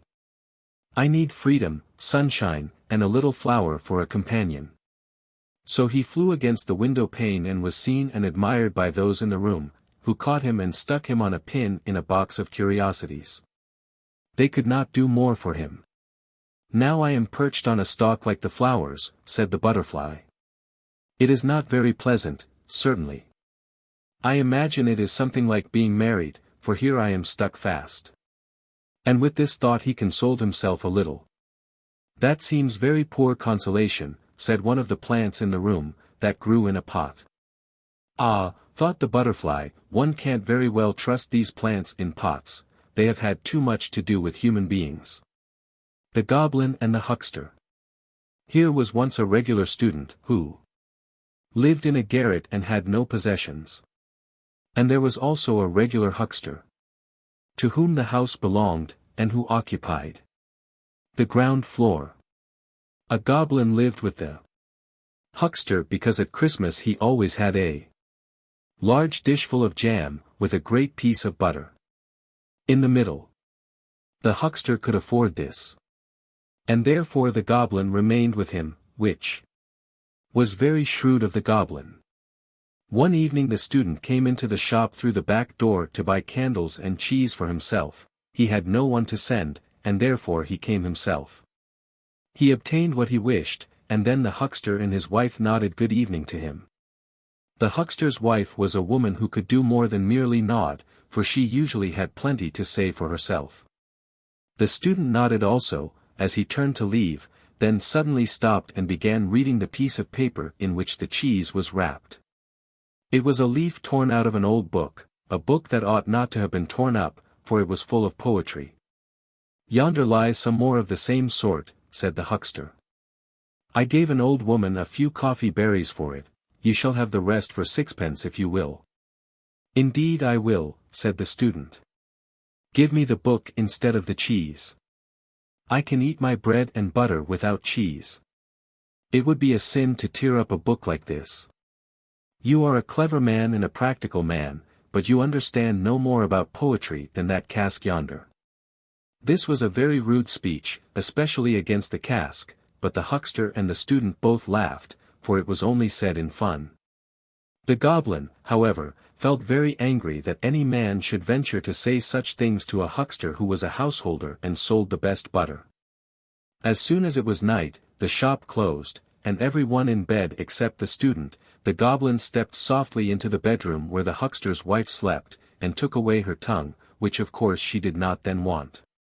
Whatever object in the room he placed this tongue upon, immediately received voice and speech and was able to express its thoughts and feelings as readily as the lady herself could do. It could only be used by one object at a time, which was a good thing, as a number speaking at once would have caused great confusion. The goblin laid the tongue upon the cask, in which lay a quantity of old newspapers. Is it really true, he asked, that you do not know what poetry is? Of course I know, replied the cask. Poetry is something that always stands in the corner of a newspaper and is sometimes cut out. And I may venture to affirm that I have more of it in me than the student has, even if I am only a poor tub of the huckster's. Then the goblin placed the tongue on the coffee mill, and how it did go, to be sure. Then he put it on the butter tub, and the cash box, and they all expressed the same opinion as the waste paper tub. A majority must always be respected. Now I shall go and tell the student, said the goblin. With these words he went quietly up the back stairs to the garret, where the student lived. The student's candle was burning still, and the goblin peeped through the keyhole and saw that he was reading in the torn book which he had bought out of the shop. But how light the room was! From the book shot forth a ray of light which grew broad and full like the stem of a tree, from which bright rays spread upward and over the student's head. Each leaf was fresh, and each flower was like a beautiful female head, some with dark and sparkling eyes and others with eyes that were wonderfully blue and clear. The fruit gleamed like stars, and the room was filled with sounds of beautiful music. The little goblin had never imagined, much less seen or heard of, any sight so glorious as this. He stood still on tiptoe, peeping in, till the light went out. The student no doubt had blown out his candle and gone to bed, but the little goblin remained standing there, listening to the music which still sounded, soft and beautiful, a sweet cradle song for the student who had lain down to rest. "This is a wonderful place," said the goblin, "I never expected such a thing. I should like to stay here with the student." Then the little man thought it over, for he was a sensible sprite. At last he sighed, "But the student has no jam." So he went downstairs again to the huckster's shop, and it was a good thing he got back when he did, for the cask had almost worn out the lady's tongue. He had given a description of all that he contained on one side, and was just about to turn himself over to the other side to describe what was there, when the goblin entered and restored the tongue to the lady. From that time forward, the whole shop, from the cash box down to the pinewood logs, formed their opinions from that of the cask. They all had such confidence in him and treated him with so much respect that when, in the evening, the huckster read the criticisms on theatricals and art, they fancied it must all come from the cask. After what he had seen, the goblin could no longer sit and listen quietly to the wisdom and understanding downstairs. As soon as the evening light glimmered in the garret, he took courage, for it seemed to him that the rays of light were strong cables, drawing him up and obliging him to go and peep through the keyhole. While there, a feeling of vastness came over him, such as we experience by the ever-moving sea when the storm breaks forth, and it brought tears into his eyes. He did not himself know why he wept, yet a kind of pleasant feeling mingled with his tears. How wonderfully glorious it would be to sit with the student under such a tree. But that was out of the question. He must be content to look through the keyhole and be thankful for even that. There he stood on the cold landing, with the autumn wind blowing down upon him through the trapdoor. It was very cold, but the little creature did not really feel it till the light in the garret went out and the tones of music died away. Then how he shivered and crept downstairs again to his warm corner, where he felt at home and comfortable. And when Christmas came again and brought the dish of jam and the great lump of butter, he liked the huckster best of all. Soon after, the goblin was waked in the middle of the night by a terrible noise and knocking against the window shutters and the house doors and by the sound of the watchman's horn. A great fire had broken out, and the whole street seemed full of flames. Was it in their house or a neighbor's? No one could tell, for terror had seized upon all. The huckster's wife was so bewildered that she took her gold earrings out of her ears and put them in her pocket, that she might save something at least. The huckster ran to get his business papers, and the servant resolved to save her black silk mantle, which she had managed to buy. All wished to keep the best things they had.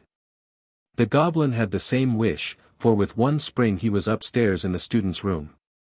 He found him standing by the open window and looking quite calmly at the fire, which was raging in the house of a neighbor opposite. The goblin caught up the wonderful book, which lay on the table, and popped it into his red cap, which he held tightly with both hands. The greatest treasure in the house was saved, and he ran away with it to the roof and seated himself on the chimney. The flames of the burning house opposite illuminated him as he sat with both hands pressed tightly over his cap, in which the treasure lay. It was then that he understood what feelings were really strongest in his heart and knew exactly which way they tended. Yet, when the fire was extinguished and the goblin again began to reflect, he hesitated, and said at last, "I must divide myself between the two, I cannot quite give up the huckster, because of the jam. This is a representation of human nature. We are like the goblin, we all go to visit the huckster, because of the jam. Everything in its right place. Or even 100 years ago, behind. The wood, and by a deep lake, stood an old baronial mansion. Round it lay a deep moat, in which grew reeds and rushes, and close by the bridge, near the entrance gate, stood an old willow that bent itself over the moat. From a narrow lane one day sounded the clang of horns and the trampling of horses. The little girl who kept the geese hastened to drive them away from the bridge before the hunting party came galloping up to it. They came, however, with such haste that the girl was obliged to climb up and seat herself on the parapet of the bridge, lest they should ride over her. She was scarcely more than a child, with a pretty, delicate figure, a gentle expression of face, and 2 bright blue eyes, all of which the Baron took no note of. But as he galloped past, he reversed the whip held in his hand, and in rough play gave the little goose-watcher such a push with the butt end that she fell backward into the ditch. "Everything in its right place," cried he. "Into the puddle with you," and then he laughed aloud at what he called his own wit, and the rest joined with him. The whole party shouted and screamed, and the dogs barked loudly. Fortunately for herself, the poor girl in falling caught hold of one of the overhanging branches of the willow tree, by which she was able to keep herself from falling into the muddy pool. As soon as the Baron, with his company and his dogs, had disappeared through the castle gate, she tried to raise herself by her own exertions. But the bough broke off at the top, and she would have fallen backwards among the reeds if a strong hand had not at that moment seized her from above. It was the hand of a peddler, who, at a short distance, had witnessed the whole affair and hastened up to give assistance. "Everything in its right place," he said, imitating the noble Baron, as he drew the little maiden up on dry ground. He would have restored the bough to the place from which it had been broken off, but "everything in its right place" is not always so easy to arrange, so he stuck the bough in the soft earth. "Grow and prosper as much as you can," said he, "till you produce a good flute for some of them over there. With the permission of the noble Baron and his family, I should like them to hear my challenge." So he betook himself to the castle, but not into the noble hall, he was too humble for that. He went to the servants' apartments, and the men and maids examined and turned over his stock of goods, while from above, where the company were at table, came sounds of screaming and shouting which they called singing, and indeed they did their best. Loud laughter, mingled with the howling of dogs, sounded through the open windows. All were feasting and carousing. Wine and strong ale foamed in the jugs and glasses, even the dogs ate and drank with their masters. The peddler was sent for, but only to make fun for them. The wine had mounted to their heads, and the sense had flown out. They poured wine into a stocking for him to drink with them, quickly, of course, and this was considered a rare jest and occasioned fresh bursts of laughter. At cards, whole farms, with their stock of peasants and cattle, were staked on a card and lost. "Everything in its right place," said the peddler, when he at last escaped from what he called the Sodom and Gomorrah up there. "The open highroad is my right place, that house did not suit me at all." As he stepped along, he saw the little maiden keeping watch over the geese, and she nodded to him in a friendly way.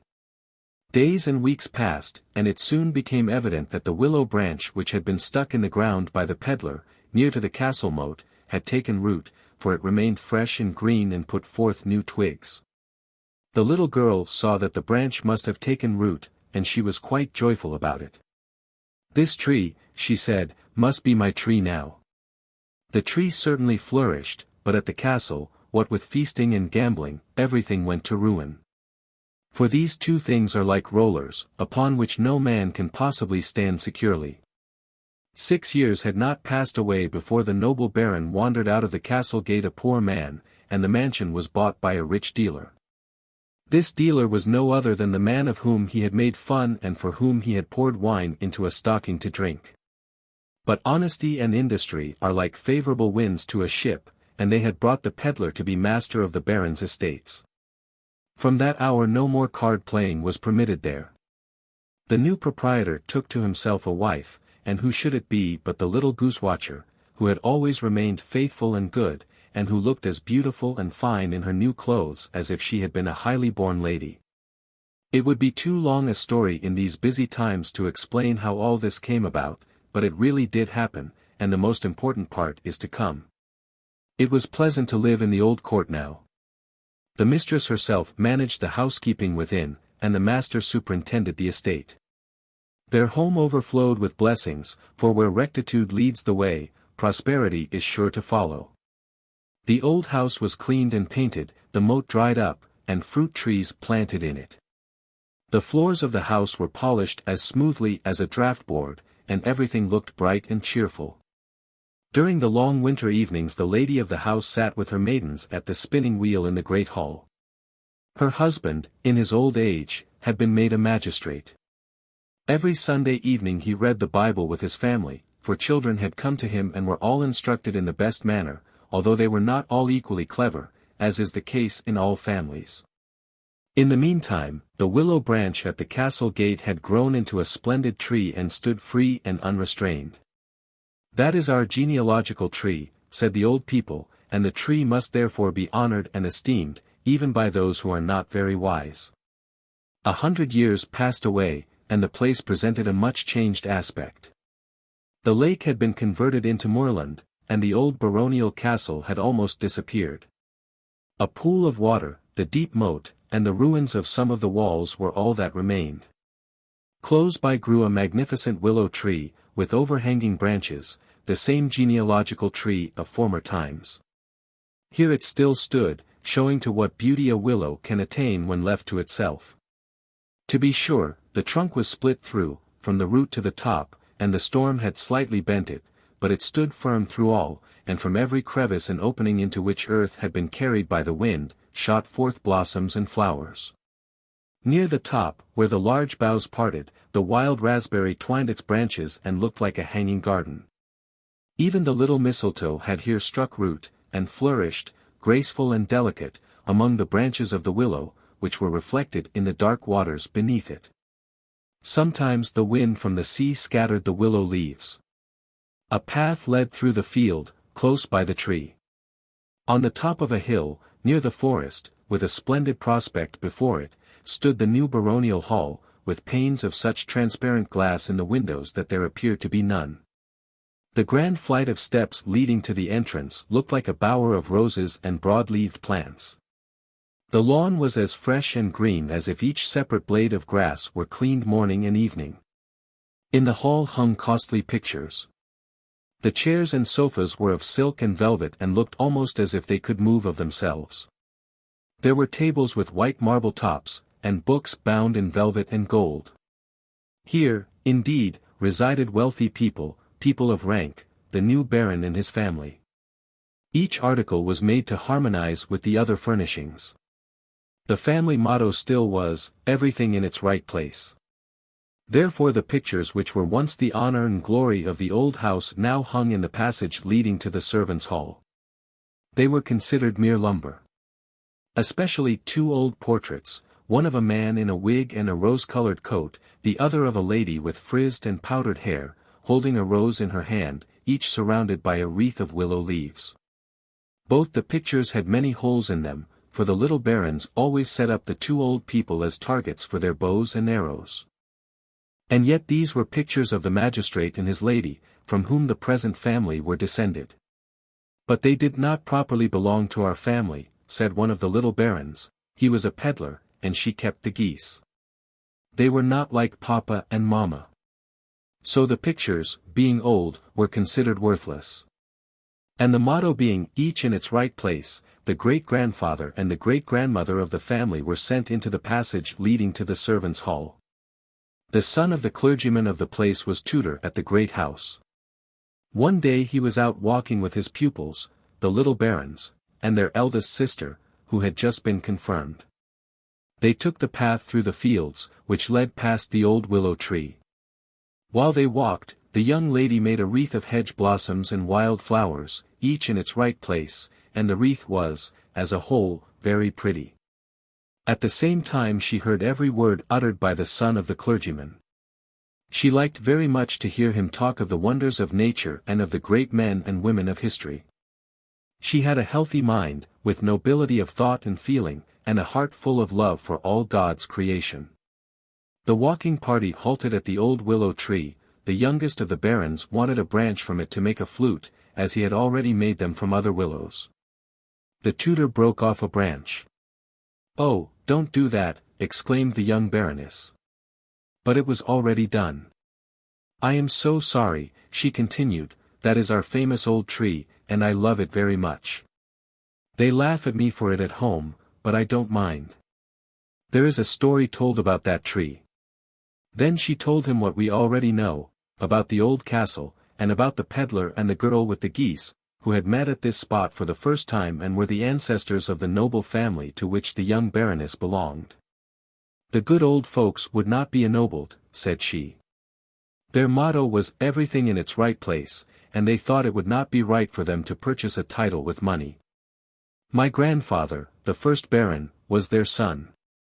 He was a very learned man, known and appreciated by princes and princesses, and was present at all the festivals at court. At home, they all love him best, but I scarcely know why. There seems to me something in the first old pair that draws my heart towards them. How sociable, how patriarchal, it must have been in the old house, where the mistress sat at the spinning wheel with her maids while her husband read aloud to them from the Bible. They must have been charming, sensible people," said the tutor, and then the conversation turned upon nobles and commoners. It was almost as if the tutor did not belong to an inferior class, he spoke so wisely upon the purpose and intention of nobility. It is certainly good fortune to belong to a family that has distinguished itself in the world, and to inherit the energy which spurs us on to progress in everything noble and useful. It is pleasant to bear a family name that is like a card of admission to the highest circles. True nobility is always great and honorable. It is a coin which has received the impression of its own value. It is a mistake of the present day, into which many poets have fallen, to affirm that all who are noble by birth must therefore be wicked or foolish, and that the lower we descend in society the oftener we find great and shining characters. I feel that this is quite false. In all classes can be found men and women possessing kindly and beautiful traits. My mother told me of one, and I could tell you of many more. She was once on a visit to a nobleman's house in the town. My grandmother, I believe, had been brought up in the family. One day, when my mother and the nobleman happened to be alone, an old woman came limping into the court on crutches. She was accustomed to come every Sunday and always carried away a gift with her. "Ah, there is the poor old woman," said the nobleman, "what pain it is for her to walk." And before my mother understood what he said, he had left the room and run downstairs to the old woman. Though 70 years old himself, the old nobleman carried to the woman the gift she had come to receive, to spare her the pain of walking any farther. This is only a trifling circumstance, but, like the 2 mites given by the widow in the Bible, it wakes an echo in the heart. These are subjects of which poets should write and sing, for they soften and unite mankind into one brotherhood. But when a mere sprig of humanity, because it has noble ancestors of good blood, rears up and prances like an Arabian horse in the street or speaks contemptuously of common people, then it is nobility in danger of decay, a mere pretense. Like the mask which Thespis invented. People are glad to see such persons turned into objects of satire. This was the tutor's speech, certainly rather a long one, but he had been busily engaged in cutting the flute while he talked. There was a large party at the hall that evening. The grand salon was crowded with guests, some from the neighborhood, some from the capital. There was a bevy of ladies richly dressed with, and without, taste. A group of the clergy from the adjoining parishes, in a corner together, as grave as though met for a funeral. A funeral party it certainly was not, however, it was meant for a party of pleasure, but the pleasure was yet to come. Music and song filled the rooms, first one of the party volunteering, then another. The little baron brought out his flute, but neither he nor his father, who tried it after him, could make anything of it. It was pronounced a failure. "But you are a performer, too, surely," said a witty gentleman, addressing the tutor. "You are of course a flute player as well as a flute maker. You are a universal genius, I hear, and genius is quite the rage nowadays, nothing like genius. Come now, I am sure you will be so good as to enchant us by playing on this little instrument. He handed it over, announcing in a loud voice that the tutor was going to favor the company with a solo on the flute. It was easy to see that these people wanted to make fun of him, and he refused to play. But they pressed him so long and so urgently that at last, in very weariness, he took the flute and raised it to his lips. It was a strange flute. A sound issued from it, loud, shrill, and vibrating, like that sent forth by a steam engine, nay, far louder. It thrilled through the house, through garden and woodland, miles out into the country. And with the sound came also a strong, rushing wind, its stormy breath clearly uttering the words, everything in its right place. Forthwith the Baron, the master of the hall, was caught up by the wind, carried out at the window, and was shut up in the porter's lodge in a trice. The porter himself was borne up, not into the drawing-room, no, for that he was not fit, but into the servants' hall, where the proud lackeys in their silk stockings shook with horror to see so low a person sit at table with them. But in the grand salon the young Baroness was wafted to the seat of honor, where she was worthy to sit, and the tutor's place was by her side. There they sat together, for all the world like bride and bridegroom. An old count, descended from one of the noblest houses in the land, retained his seat, not so much as a breath of air disturbing him, for the flute was strictly just. The witty young gentleman, who had been the occasion of all this tumult, was whirled out head foremost to join geese and ganders in the poultry yard. Half a mile out in the country the flute wrought wonders. The family of a rich merchant, who drove with 4 horses, were all precipitated from the carriage window. 2 farmers, who had of late grown too wealthy to know their nearest relations, were puffed into a ditch. It was a dangerous flute. Luckily, at the first sound it uttered, it burst and was then put safely away in the tutor's pocket. Everything in its right place. Next day no more was said about the adventure than as if it had never happened. The affair was hushed up, and all things were the same as before, except that the 2 old portraits of the peddler and the goose girl continued to hang on the walls of the salon, whither the wind had blown them. Here some connoisseur chanced to see them, and because he pronounced them to be painted by a master hand, they were cleaned and restored and ever after held in honor. Their value had not been known before. Everything in its right place. So shall it be, all in good time, never fear. Not in this world, perhaps. That would be expecting rather too much. The real princess. Here was once a prince who wanted to marry a princess.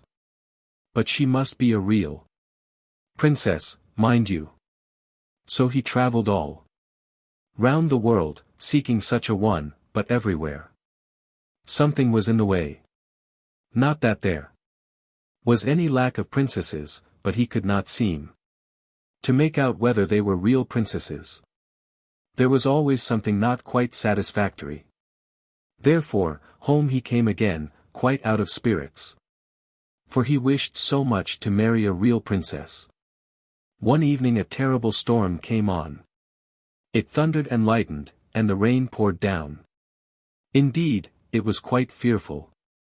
In the midst of it there came a knock at the town gate, and the old king went out to open it. It was a princess who stood outside. But oh dear, what a state she was in from the rain and bad weather. The water dropped from her hair and clothes, it ran in at the tips of her shoes and out at the heels, yet she insisted she was a real princess. Very well, thought the old queen, that we shall presently see.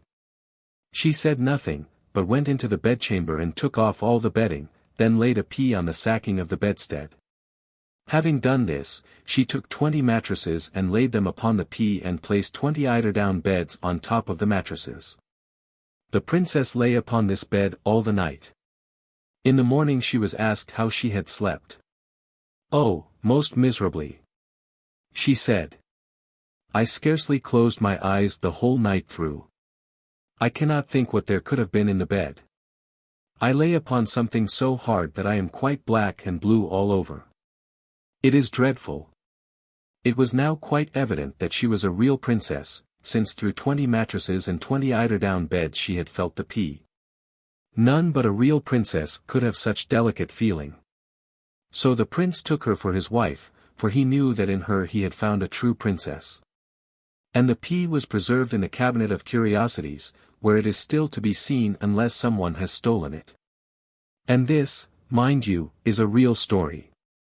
The emperor's new clothes. Any years ago there was an emperor who was so fond of new clothes that he spent all his money on them. He did not give himself any concern about his army. He cared nothing about the theater or for driving about in the woods, except for the sake of showing himself off in new clothes.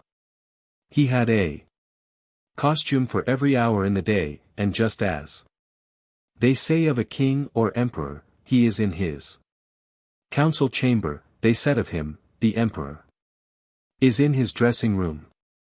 Life was merry and gay in the town where the emperor lived, and numbers of strangers came to it every day. Among them there came one day 2 rascals, who gave themselves out as weavers and said that they knew how to weave the most exquisite stuff imaginable. Not only were the colors and patterns uncommonly beautiful, but the clothes that were made of the stuff had the peculiar property of becoming invisible to every person who was unfit for the office he held or who was exceptionally stupid. Those must be valuable clothes, thought the emperor. By wearing them I should be able to discover which of the men in my empire are not fit for their posts. I should distinguish wise men from fools. Yes, I must order some of the stuff to be woven for me directly. And he paid the swindlers a handsome sum of money in advance, as they required. As for them, they put up 2 looms and pretended to be weaving, though there was nothing whatever on their shuttles. They called for a quantity of the finest silks and of the purest gold thread, all of which went into their own bags, while they worked at their empty looms till late into the night. I should like to know how those weavers are getting on with the stuff, thought the emperor. But he felt a little queer when he reflected that those who were stupid or unfit for their office would not be able to see the material. He believed, indeed, that he had nothing to fear for himself, but still he thought it better to send someone else first, to see how the work was coming on. All the people in the town had heard of the peculiar property of the stuff, and every one was curious to see how stupid his neighbor might be. I will send my faithful old prime minister to the weavers, thought the emperor. He will be best capable of judging of this stuff, for he is a man of sense and nobody is more fit for his office than he. So the worthy old minister went into the room where the 2 swindlers sat working the empty looms.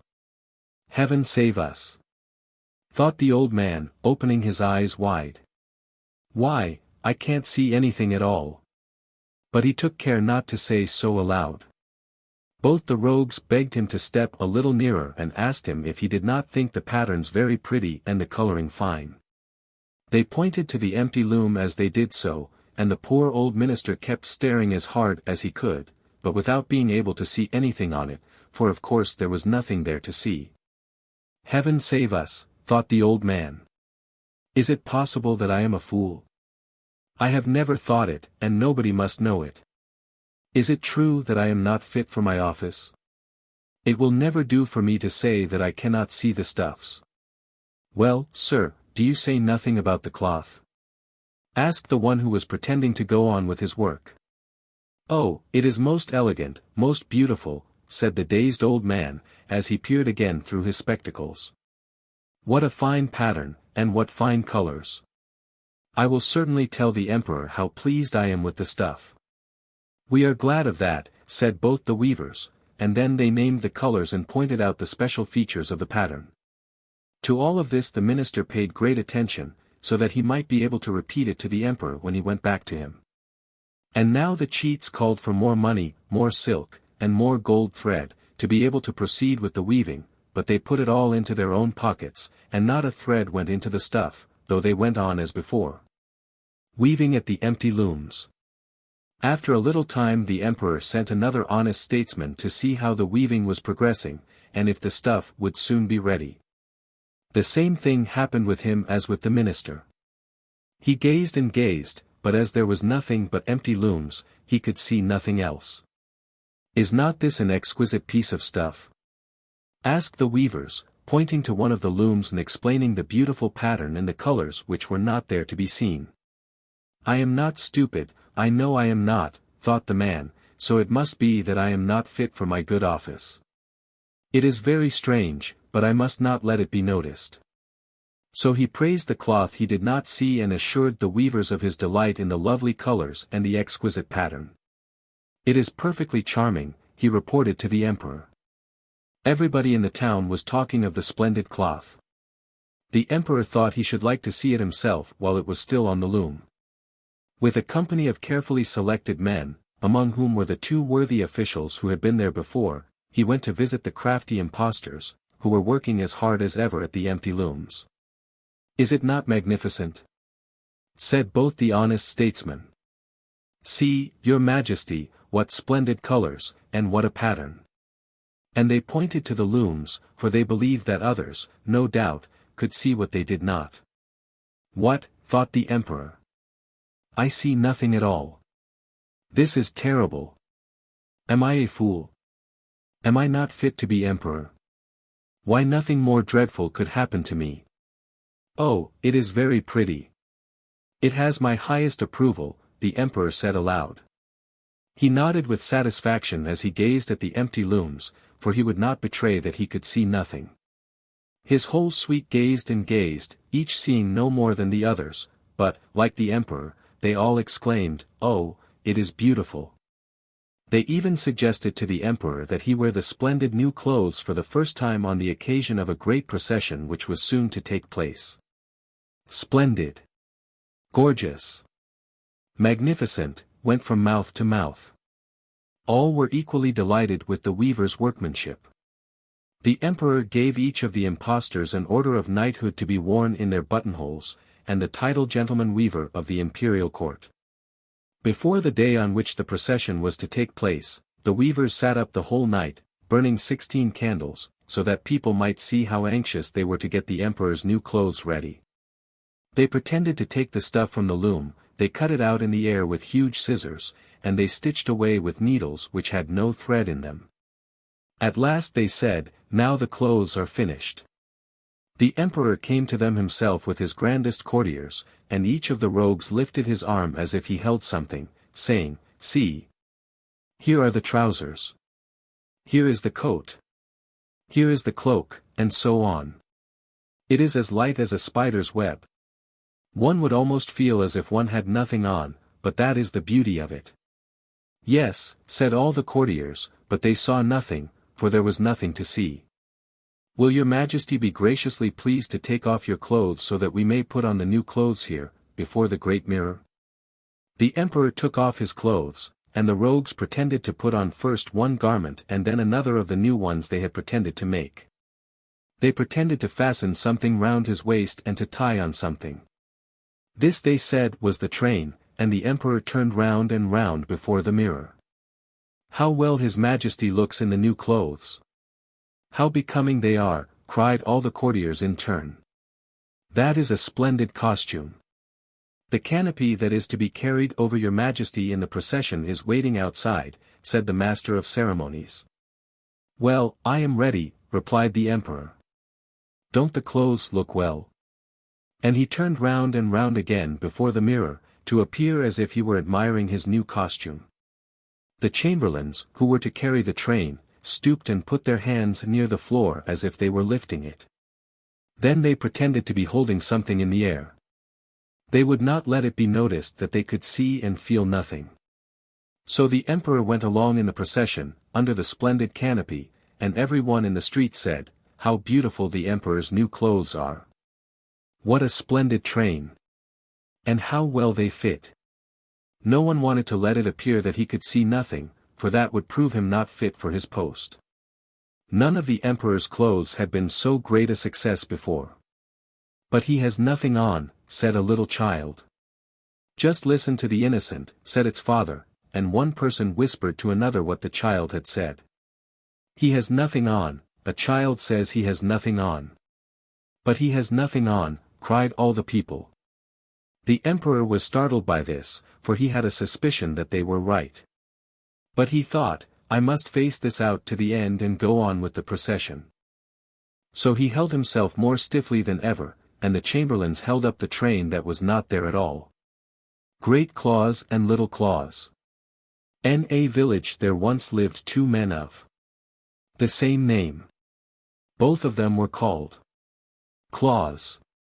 But because one of them owned 4 horses while the other had but one, people called the one who had the 4 horses big, or great Claus, and the one who owned but a single horse Little Claus. Now I shall tell you what happened to each of them, for this is a true story. All the days of the week Little Claus was obliged to plough for Great Claus and to lend him his 1 horse. Then once a week, on Sunday, Great Claus helped Little Claus with his 4 horses, but always on a holiday. Hurrah! How Little Claus would crack his whip over the 5, for they were as good as his own on that one day. The sun shone brightly, and the church bells rang merrily as the people passed by. The people were dressed in their best, with their prayer books under their arms, for they were going to church to hear the clergyman preach.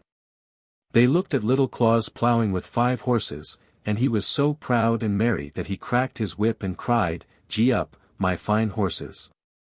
"You mustn't say that," said Great Claus, "for only one of them is yours."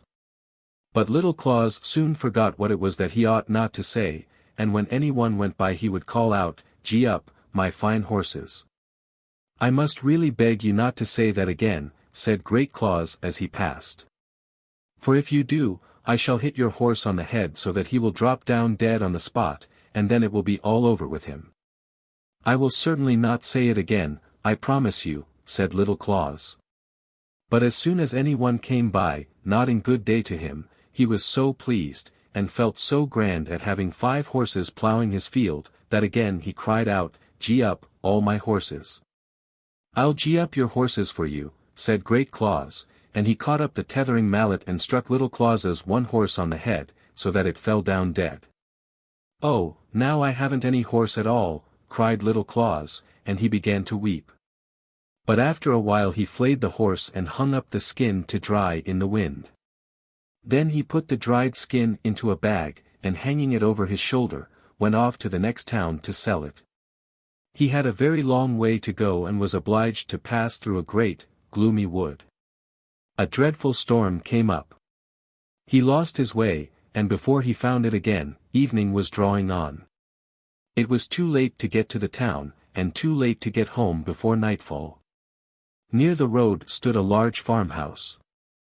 The shutters outside the windows were closed, but lights shone through the crevices and at the top. "They might let me stay here for the night," thought Little Claus. So he went up to the door and knocked. The door was opened by the farmer's wife, but when he explained what it was that he wanted, she told him to go away. Her husband, she said, was not at home, and she could not let any strangers in. "Then I shall have to lie out here," said Little Claus to himself, as the farmer's wife shut the door in his face. Close to the farmhouse stood a tall haystack, and between it and the house was a small shed with a thatched roof. "I can lie up there," said Little Claus, when he saw the roof. "It will make a capital bed, but I hope the stork won't fly down and bite my legs." A stork was just then standing near his nest on the house roof. So Little Claus climbed onto the roof of the shed and proceeded to make himself comfortable. As he turned round to settle himself, he discovered that the wooden shutters did not reach to the tops of the windows. He could look over them straight into the room, in which a large table was laid with wine, roast meat and a fine, great fish. The farmer's wife and the sexton were sitting at the table all by themselves, and she was pouring out wine for him, while his fork was in the fish, which he seemed to like the best. "If I could only get some too," thought Little Claus, and as he stretched his neck toward the window he spied a large, beautiful cake. Goodness! What a glorious feast they had before them! At that moment someone came riding down the road towards the farm. It was the farmer himself, returning. He was a good man enough, but he had one very singular prejudice: he could not bear the sight of a sexton, and if he came on one he fell into a terrible rage. This was the reason that the sexton had gone to visit the farmer's wife during his absence from home, and that the good wife had put before him the best she had. When they heard the farmer they were frightened, and the woman begged the sexton to creep into a large empty chest which stood in a corner. He did so with all haste, for he well knew how the farmer felt toward a sexton. The woman hid the wine and all the good things in the oven, for if her husband were to see them, he would certainly ask why they had been provided. "Oh dear," sighed little Claus, on the shed roof, as he saw the good things disappear. "Is anyone up there?" asked the farmer, looking up where little Claus was. "What are you doing up there? You had better come with me into the house." Then little Claus told him how he had lost his way, and asked if he might have shelter for the night. "Certainly," replied the farmer, "but the first thing is to have something to eat." The wife received them both in a friendly way, and laid the table, bringing to it a large bowl of porridge. The farmer was hungry and ate with a good appetite. But little Claus could not help thinking of the capital roast meat, fish, and cake, which he knew were hidden in the oven. He had put his sack with the hide in it under the table by his feet, for, we must remember, he was on his way to the town to sell it. He did not relish the porridge, so he trod on the sack and made the dried skin squeak quite loudly. "Hush!" said little Claus to his bag, at the same time treading upon it again, to make it squeak much louder than before. "Hollow! What's that you've got in your bag?" asked the farmer. "Oh, it's a magician," said little Claus, "and he says we needn't eat the porridge, for he has charmed the oven full of roast meat, fish, and cake." "What?" cried the farmer, and he opened the oven with all speed and saw all the nice things the woman had hidden, but which he believed the magician had conjured up for their special benefit. The farmer's wife did not say a word, but set the food before them, and they both made a hearty meal of the fish, the meat, and the cake. Little Claus now trod again upon his sack and made the skin squeak. "What does he say now?" inquired the farmer. "He says," promptly answered little Claus, "that he has conjured up 3 bottles of wine, which are standing in the corner near the stove." So the woman was obliged to bring the wine which she had hidden, and the farmer and little Claus became right merry. Would not the farmer like to have such a conjurer as little Claus carried about in his sack? "Can he conjure up the evil one?" inquired the farmer. "I shouldn't mind seeing him now, when I'm in such a merry mood." "Yes," said little Claus, "he will do anything that I please," and he trod on the bag till it squeaked. You hear him answer, "Yes, only the evil one is so ugly that you had better not see him." "Oh, I'm not afraid." "What will he look like?" "Well, he will show himself to you in the image of a sexton." "Nay, that's bad indeed. You must know that I can't abide a sexton. However, it doesn't matter, for I know he's a demon, and I shan't mind so much. Now my courage is up. Only he mustn't come too close." "I'll ask him about it," said little Claus, putting his ear down as he trod close to the bag. "What does he say?" "He says you can go along and open the chest in the corner, and there you'll see him cowering in the dark. But hold the lid tight, so that he doesn't get out." "Will you help me to hold the lid?" asked the farmer, going along to the chest in which his wife had hidden the sexton, who was shivering with fright. The farmer opened the lid a wee little way and peeped in. "Ha!" he cried, springing backward. "I saw him, and he looks exactly like our sexton." It was a shocking sight.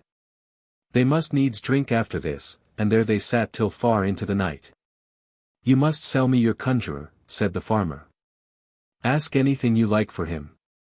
"Nay, I'll give you a bushel of money for him." "No, I can't do that," said little Claus. "You must remember how much benefit I can get from such a conjurer." "Oh, but I should so like to have him," said the farmer, and he went on begging for him. "Well," said little Claus at last, "since you have been so kind as to give me a night's shelter, I won't say nay. You must give me a bushel of money, only I must have it full to the brim." "You shall have it," said the farmer, "but you must take that chest away with you. I won't have it in the house an hour longer. You could never know that he might not still be inside." So little Claus gave his sack with the dried hide of the horse in it and received a full bushel of money in return, and the measure was full to the brim. The farmer also gave him a large wheelbarrow, with which to take away the chest and the bushel of money. "Goodbye," said Little Claus, and off he went with his money and the chest with the sexton in it. On the other side of the forest was a wide, deep river, whose current was so strong that it was almost impossible to swim against it. A large, new bridge had just been built over it, and when they came to the middle of the bridge Little Claus said in a voice loud enough to be heard by the sexton, "What shall I do with this stupid old chest? It might be full of paving stones, it is so heavy. I am tired of wheeling it. I'll just throw it into the river. If it floats down to my home, well and good, if not, I don't care. It will be no great matter." And he took hold of the chest and lifted it a little, as if he were going to throw it into the river. "No, no. Let be," shouted the sexton. "Let me get out." "Ho," said Little Claus, pretending to be frightened. "Why, he is still inside. Then I must heave it into the river to drown him."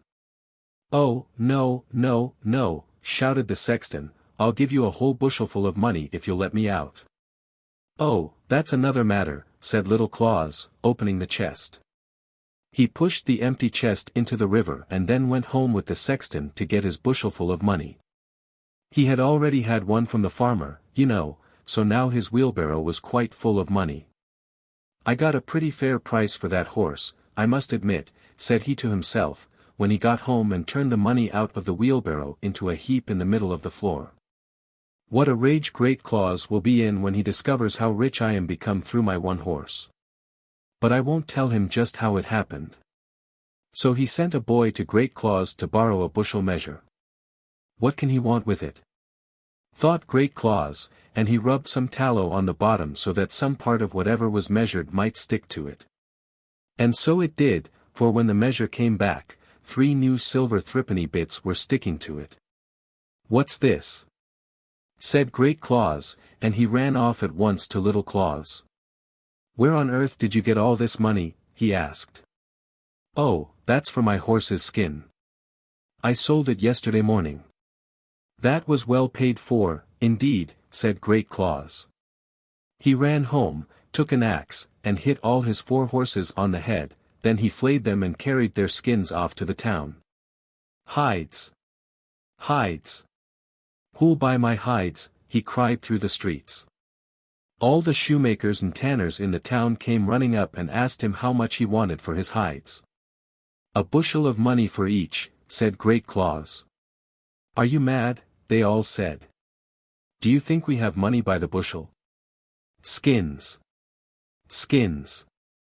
Who'll buy them?" he shouted again, and the shoemakers took up their straps, and the tanners their leather aprons, and began to beat Great Claus. "Hides! Hides!" they called after him. "Yes, we'll hide you and tan you." "Out of the town with him," they shouted. And Great Claus made the best haste he could to get out of the town, for he had never yet been thrashed as he was being thrashed now. "Little Claus shall pay for this," he said, when he got home. "I'll kill him for it." Little Claus's old grandmother had just died in his house. She had often been harsh and unkind to him, but now that she was dead he felt quite grieved. He took the dead woman and laid her in his warm bed to see if she would not come to life again. He himself intended to sit in a corner all night. He had slept that way before. As he sat there in the night, the door opened and in came Great Claus with his axe. He knew where Little Claus's bed stood, and he went straight to it and hit the dead grandmother a blow on the forehead, thinking it was Little Claus. "Just see if you'll make a fool of me again," said he, and then he went home. "What a bad, wicked man he is," said Little Claus. "He was going to kill me.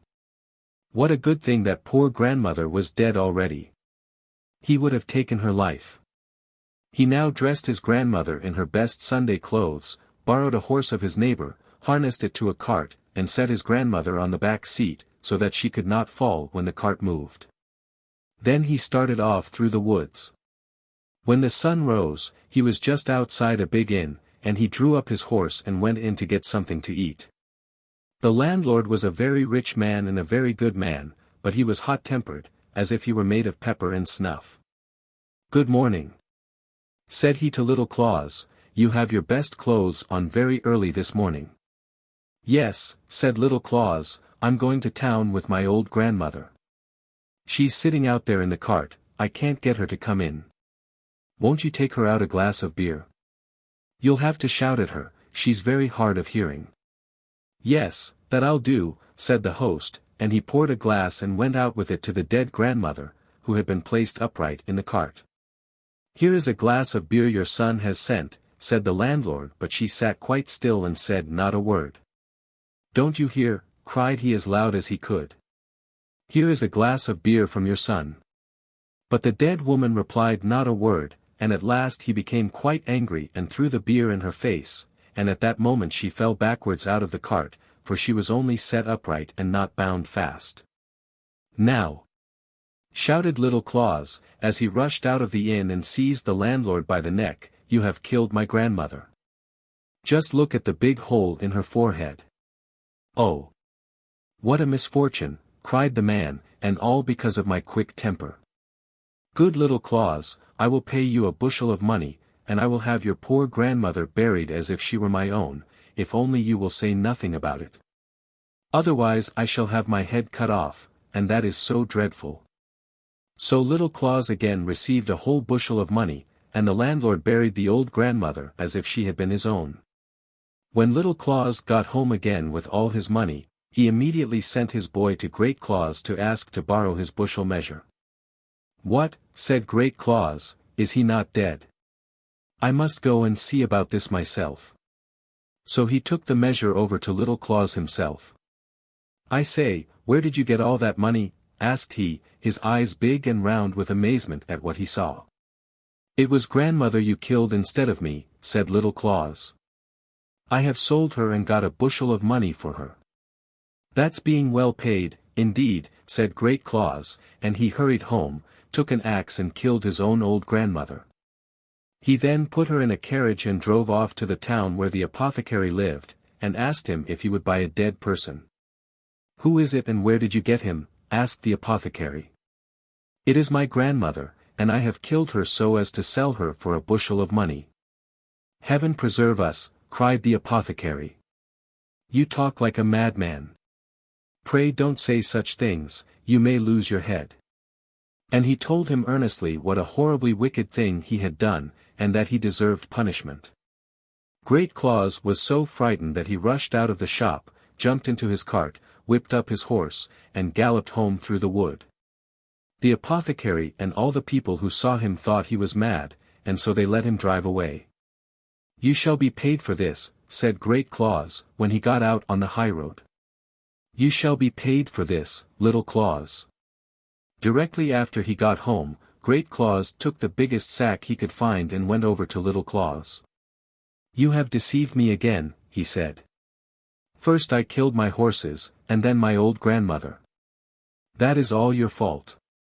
But you shall never have the chance to trick me again." And he seized Little Claus around the body and thrust him into the sack, then he threw the sack over his back, calling out to Little Claus, "Now I'm going to the river to drown you." It was a long way that he had to travel before he came to the river, and Little Claus was not light to carry. The road came close to the church, and the people within were singing beautifully. Great Claus put down his sack, with Little Claus in it, at the church door. He thought it would be a very good thing to go in and hear a psalm before he went further, for Little Claus could not get out. So he went in. "Oh dear! Oh dear!" moaned Little Claus in the sack, and he turned and twisted, but found it impossible to loosen the cord. Then there came by an old drover with snow-white hair and a great staff in his hand. He was driving a whole herd of cows and oxen before him, and they jostled against the sack in which Little Claus was confined, so that it was upset. "Oh dear," again sighed Little Claus, "I'm so young to be going directly to the kingdom of heaven." "And I, poor fellow," said the drover, "am so old already, and cannot get there yet."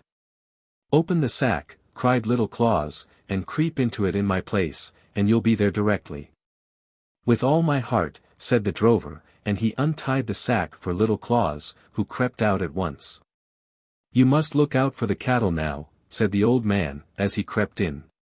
Then Little Claus tied it up and went his way, driving the cows and the oxen. In a little while Great Claus came out of the church.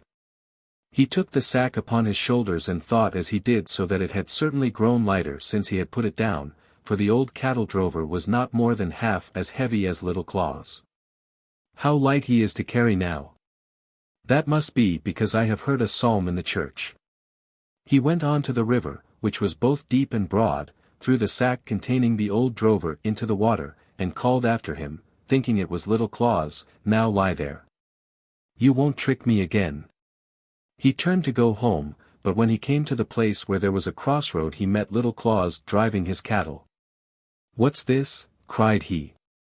"Haven't I drowned you?" "Yes," said Little Claus, "you threw me into the river, half an hour ago."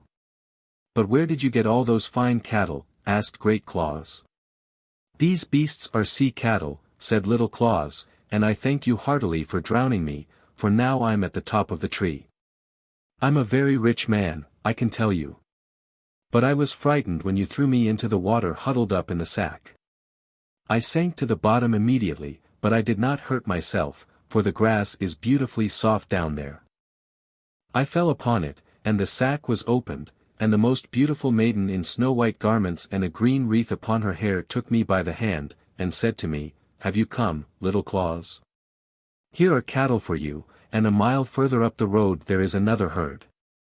Then I saw that she meant the river and that it was the highway for the sea folk.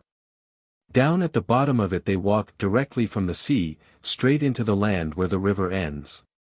Lovely flowers and beautiful fresh grass were there. The fishes which swam there glided about me like birds in the air. How nice the people were, and what fine herds of cattle there were, pasturing on the mounds and about the ditches." "But why did you come up so quickly then?" asked Great Claus. "I shouldn't have done that if it was so fine down there." "Why, that was just my cunning. You know, I told you that the mermaid said there was a whole herd of cattle for me a mile further up the stream. Well, you see, I know how the river bends this way and that, and how long a distance it would have been to go that way. If you can come up on the land and take the short cuts, driving across fields and down to the river again, you save almost half a mile and get the cattle much sooner." "Oh, you are a fortunate man," cried Great Claus. "Do you think I could get some sea cattle if I were to go down to the bottom of the river?" "I'm sure you would," said Little Claus. "But I cannot carry you. If you will walk to the river and creep into a sack yourself, I will help you into the water with a great deal of pleasure."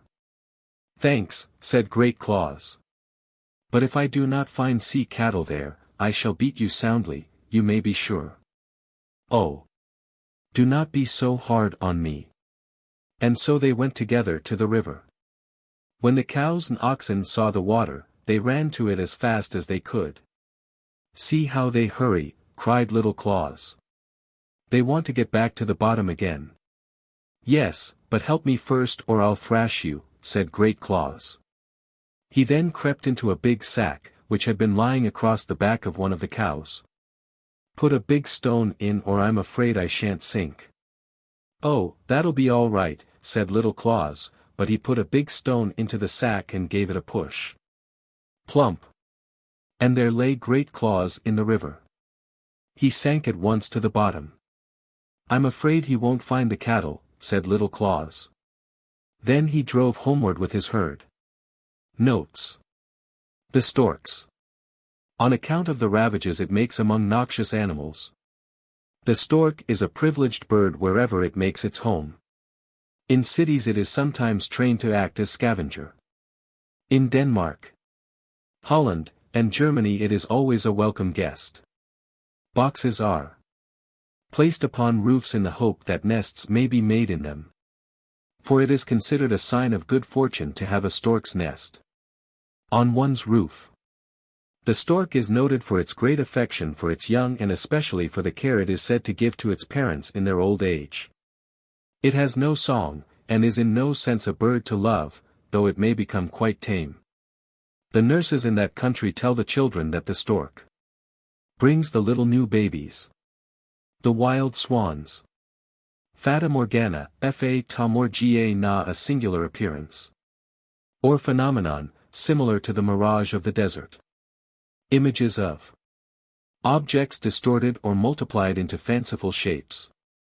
This phenomenon was so called because it was looked upon as the work of a fata, or fairy, called Morgana. The phenomenon has been remarked chiefly at the Strait of Messina, between Italy and Calabria. What the goodman does is always right. In the country, here means in Denmark. The swineherd. Ah! Thou dearest Augustine! All is gone, gone, gone. The metal pig. Piazza, P-E at S-A in Italy, a square, or open space, surrounded by buildings. Palazzo degli Uffizi, Palazzo degli Uffizi, one of the chief art galleries of the world. Palazzo is the Italian word for palace. Medici, med, plus e, ch the name of a Florentine family. Galileo is called the father of modern science. He made a number of most important scientific discoveries. To him is attributed the saying in regard to the earth, when under trial for the supposed heresy of believing in its motion, it moves. Nevertheless, Dante was the greatest of Italian poets. Alfieri and Machiavelli were authors. Opposite the grave of Galileo is the tomb of Michelangelo, on which stand his bust and 3 figures, representing sculpture, painting, and architecture. Close by is a monument to Dante, whose body is buried at Ravenna. On this monument Italy is represented as pointing to the colossal statue of Dante, while poetry mourns his loss. A few steps farther on is Alfieri's monument, which is adorned with laurel, the lyre, and dramatic masks. Italy weeps over his grave. Machiavelli is the last in this group of celebrated men. Everything in its right place. Thespis, a dramatic writer of the 6th century. He is called the father of the Greek drama. Transcriber's notes. Obvious punctuation errors repaired. Some of the diacritical marks represented in the notes section may not be available in all browsers. For the reader's convenience, the original page images have been made available for comparison of these 2 pages. Click on the page number in the margin to see these images.